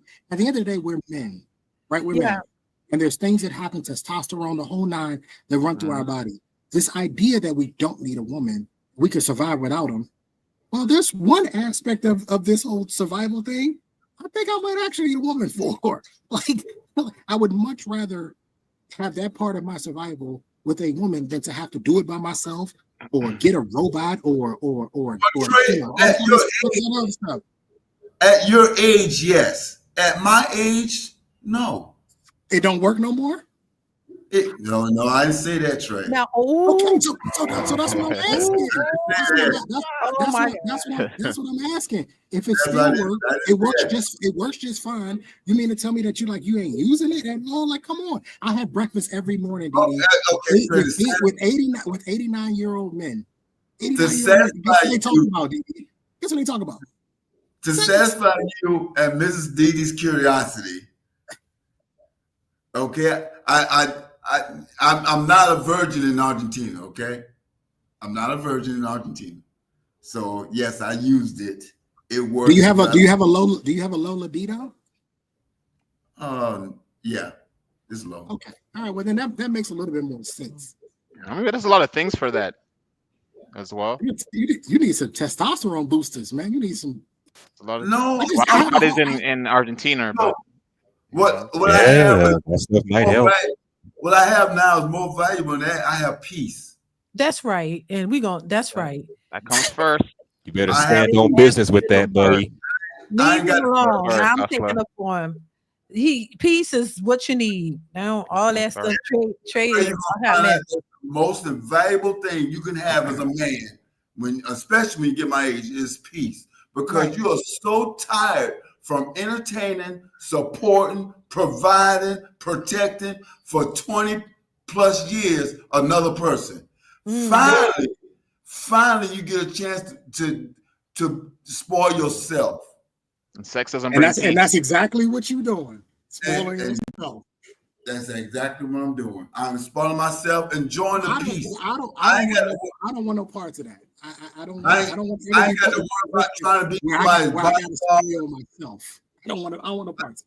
Sorry. I ain't got to worry about trying to be nobody's bodyguard, entertainer, comedian. I ain't got to worry about none of that. It's all about whatever Daryl wants to do that day.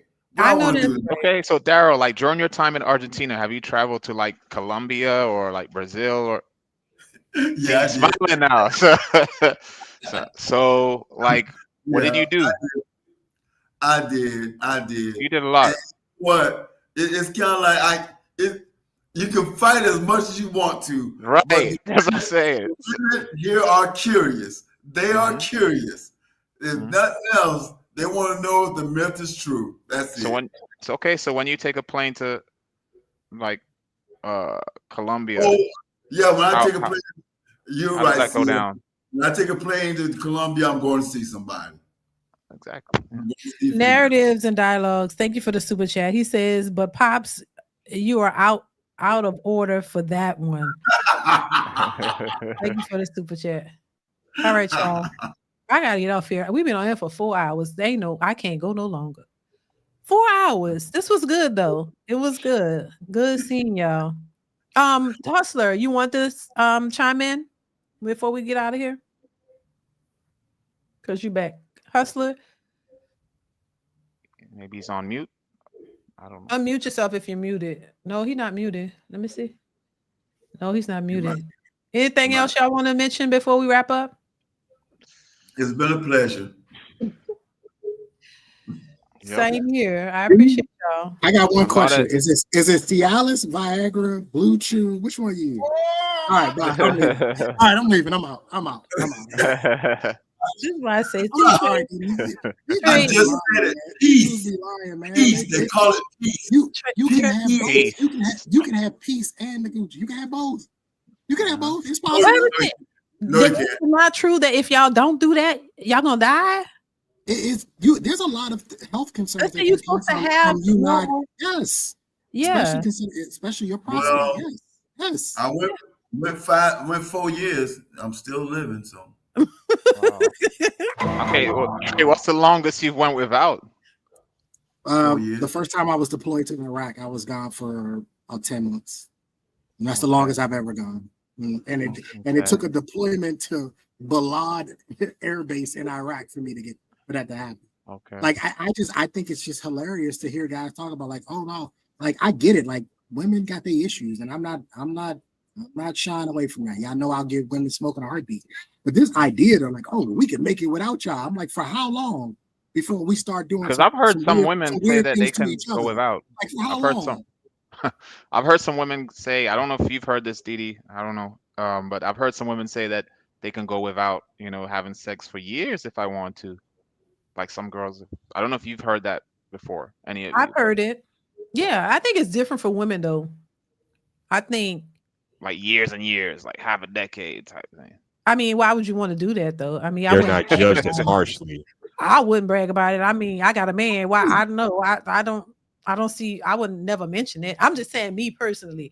DeeDee, there are men in marriages right now who are in sexless marriages. The statistics are starting to come out. Of these sexless marriages, and I feel horrible for these guys. I'm like, one of the reasons why he got married.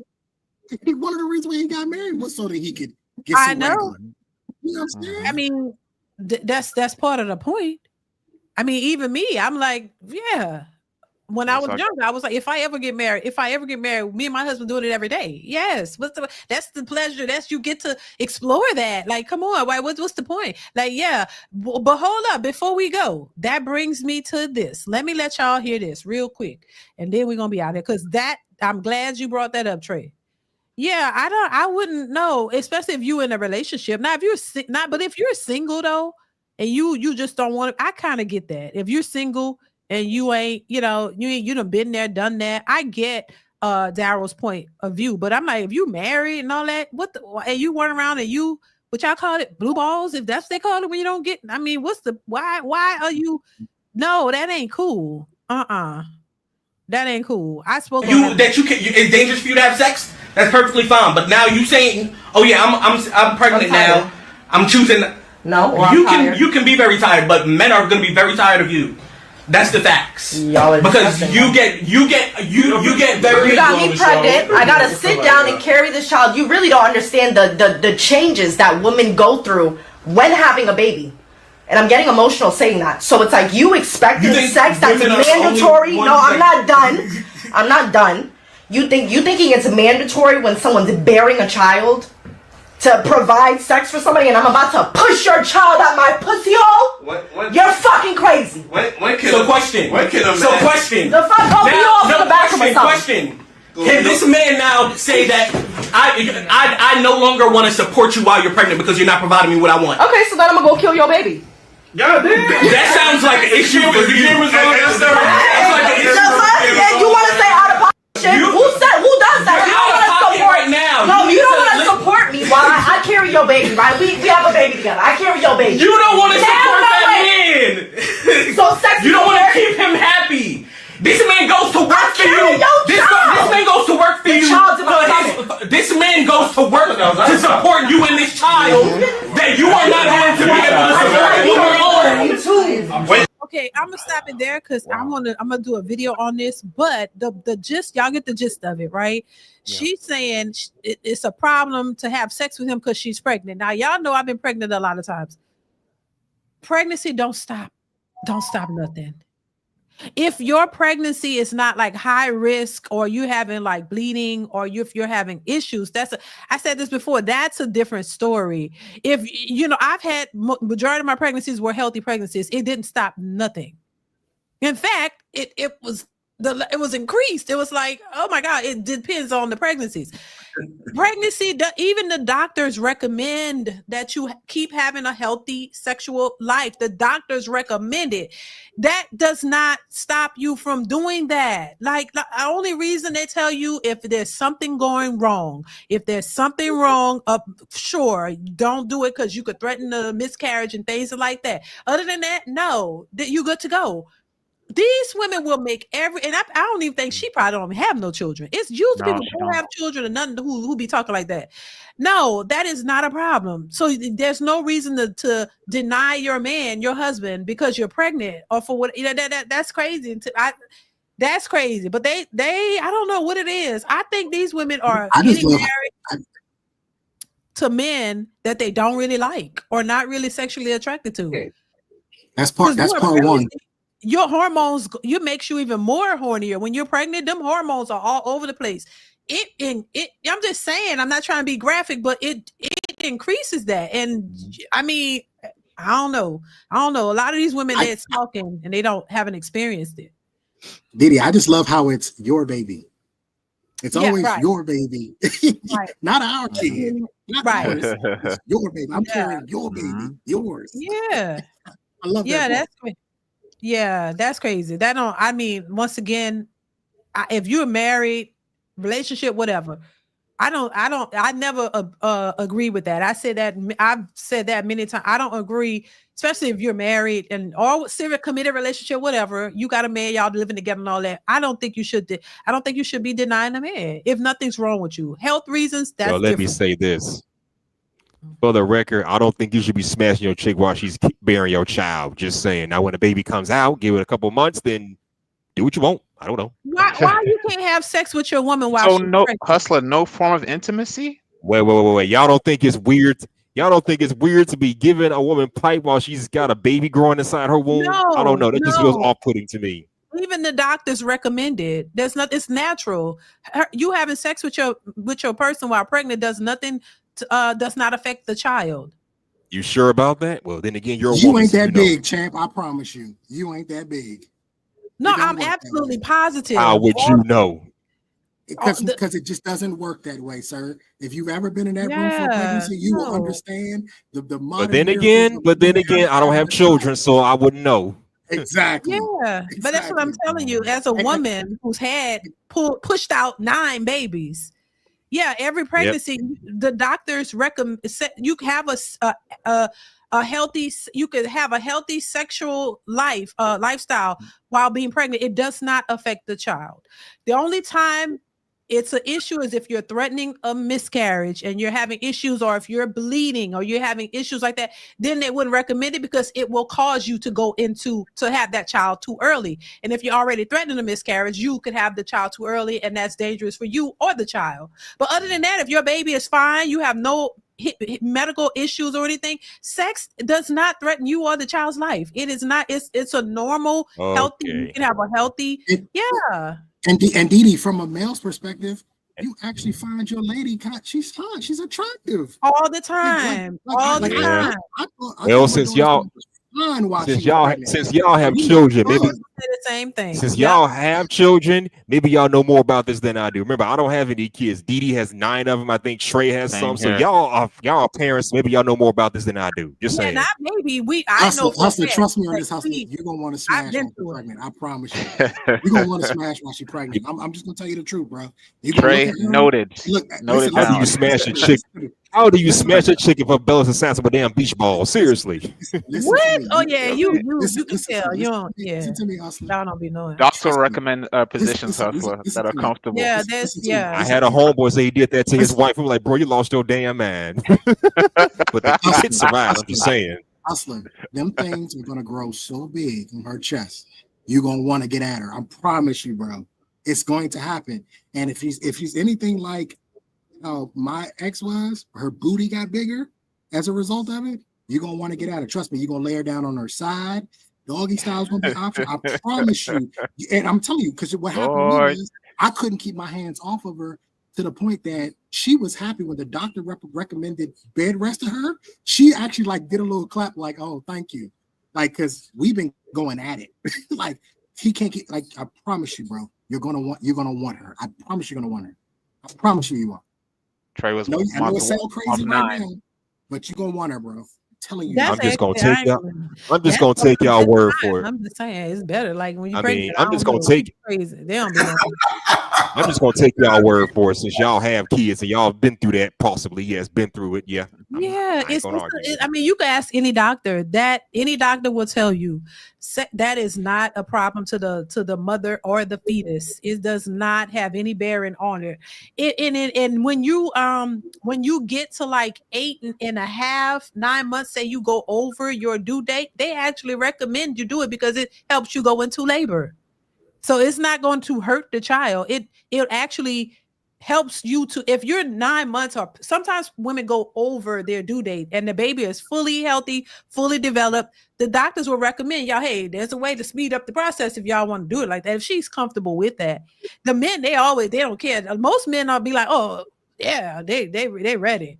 But if you're not uncomfortable, because at 9 months, you'll be very uncomfortable. But if you're not uncomfortable, oh yeah, there's ways to get that done. I mean, and boom, next thing you know, you have them contractions. And you're in the hospital and you're having a baby. I know, because we done it several times. And he'll change his mind. Don't worry, DeeDee. So then, Hustler, I guess the red flag. I mean, you don't want children, so it's fine. But I guess for a man, like if he's with his lady and she gets pregnant and everything, she doesn't want to have sex during the pregnancy, then that could be a sign. And then early on in the pregnancy, you're not even showing yet. You're pregnant. Once you're pregnant, you're pregnant. Y'all could just have good fun with that. Okay. Right? I mean, it makes more sense if the belly is not showing, like within the first 2 months of the pregnancy, no belly is showing. But after like 6-7 months, how you gonna smash a chick if she got a belly the size of the Goodyear blimp? Seriously, easy. I don't see how that's gonna work. Easily. It ain't as hard as you think it is. It's not. It's not hard. It'll be like mating with a humpback whale or something. Come on, man. No, I mean, you wouldn't be. I mean, I'm just saying, you had a wife and you wouldn't be complaining. She wouldn't be complaining because a lot of, like I say, the hormones either could shift one way or another. It could make you more turned on or not. Some cases, like mine, it was more, But yeah, it's very feasible. It's not. I mean, the stomach is there, but you can maneuver around it. I mean, if you know how, like maybe, I don't know. And how often You know what? do you think someone I'm should gonna go have get somebody like pregnant just right now, DeeDee. I'll see Trey? y'all later. And actually, this is a question for everyone or anyone can answer. But how often do you think sex should happen? Like, for example, during pregnancy. However much you want. I mean, obviously, when you're pregnant, depending on if you're having morning sickness and things like that, you ain't gonna just be laying in the bed all day. But I'm saying, like, you could have a just healthy sex life while pregnant. It's not unusual, difficult, and any doctors say that is a good sign too. So so I mean, within reason, I mean, depending on what y'all comfortable with, it does not do anything to hurt the child. That's all. Because I asked that I know because I've asked the doctor in all the pregnancies, like not all, because once I knew it was the normal thing. In the beginning, like the earlier ones, I'm like, is that okay? Is that healthy? Because you always in the beginning, the first pregnancy, you're concerned about the baby. Is this going to affect the baby? We asked those questions. Doctor's like, no. Every time, no, it's perfectly normal, perfectly fine. You're healthy. The baby is fine. No problems. Only if you had problems, then they'll tell you, okay, maybe you shouldn't do it. They'll let you know. But other than that, no, it's perfectly healthy. Doctors have told us this several times. Oh, no, you guys go have fun. That's what they used to tell us. Go have fun. See, Irvin, for me, it was based on how she felt. Because their body goes through a lot, right? So if her back isn't hurting, her feet and ankles aren't too, hurting. Like, as long as she feels like she feel good and she want to go through with it, let's do it. But denying is a different story. Yeah. But as long as she feel comfortable, as long as she feeling good, like she like, yeah, let's get to it. You gotta remember, man, that the nipples get sensitive. Like, this is a whole change, bro. It's a big deal. See, I know what you talk about because that is. I'm curious because I'm definitely curious, Trey, because I remember dating someone and she had a kid and she told me that she didn't have sex during her pregnancy with her guy and then she broke up with her guy. But she told me some other reasons why she broke up with the guy. Mm-hmm. But my thing was like, but you kind of denied him sex during the 9 months. But then she gave me a whole dissertation saying, like, she's not giving me the information you're saying now, DeeDee, for example. Yeah. She's was kind of maybe saying more of what Hustler's saying, for example. I guess maybe it was excuses, but yeah, that relationship ended, she said, with this guy.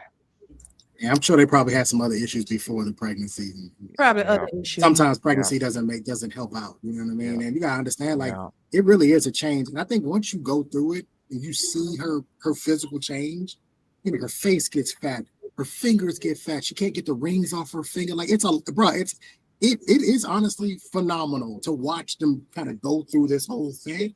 But you got to deal with. There's a lot of other things that come along with the hormone changes, the mood swings, right? My ex wanted pickles and Slurpees. I would come home from work and she was like, "Go to the 7-Eleven and give me a pickle and a Slurpee." And it's just like, come on, like, you got to understand it. But this idea that you are not going to want her, trust me, you are. You're going to want her. Her being pregnant is not going to stop you from you getting what you want. I promise you. Not at all. Yeah. That's why I think it's a turn on too for even like women. Well, for myself, I can't speak to everybody. Because you want your man to want you. You like, I feel fat, but he like, ooh, look at them legs. Oh, they looking like, ooh, you got a little thicker. Cause I was skinny at first. And like, you get that little weight on you, they be like, ooh, my husband was like, ooh, he loved the pregnant body. Ooh, everything bigger. He like that. I'm feeling uncomfortable. And he like, no, I like it like that. So it's like, and it makes you feel good. Like, oh, wow, okay. I feel like crap sometimes, but he like it. He like it. Okay. You can rub my back, rub my feet, and get you something, That's just how that go. All right, y'all. I got to get out. Enjoy your weekend. You too. Right. Take care. Have a nice weekend, DeeDee. Take care, y'all. Guys. Have a nice I weekend. appreciate y'all. Y'all be safe. All right. Y'all be safe. Be good. You're leaving already, DeeDee? Well, nice chopping up with you all this time. Yeah. Thank you, Hustler. Yeah. Y'all be safe out here in these streets, y'all. Please be careful. Crazy people are roaming. Believe me, I will. All right, y'all. I'm gonna get out of here. I'm tired and I gotta go eat something. But I appreciate y'all for being here, y'all. Not a problem. Take care, DeeDee. Take care, y'all. All right, take care. Later. Bye. Bye-bye. Shout out to everybody in the building, everybody who supported the channel via Super Chat or Cash App. I appreciate you guys so much. Make sure you guys are watching the videos that are already posted on the channel, y'all. That definitely like them, share them if you can, and also if you haven't subscribed to the channel, you like the content, go ahead and hit that subscribe button. It's free to subscribe, you guys. That is it. I appreciate y'all. Happy Friday. Enjoy the rest of your evening. Y'all be safe out here in these streets. And I will see y'all really, really soon. All right. Thank y'all once again for watching. I appreciate you guys. Mwah. I'll see you later. Bye.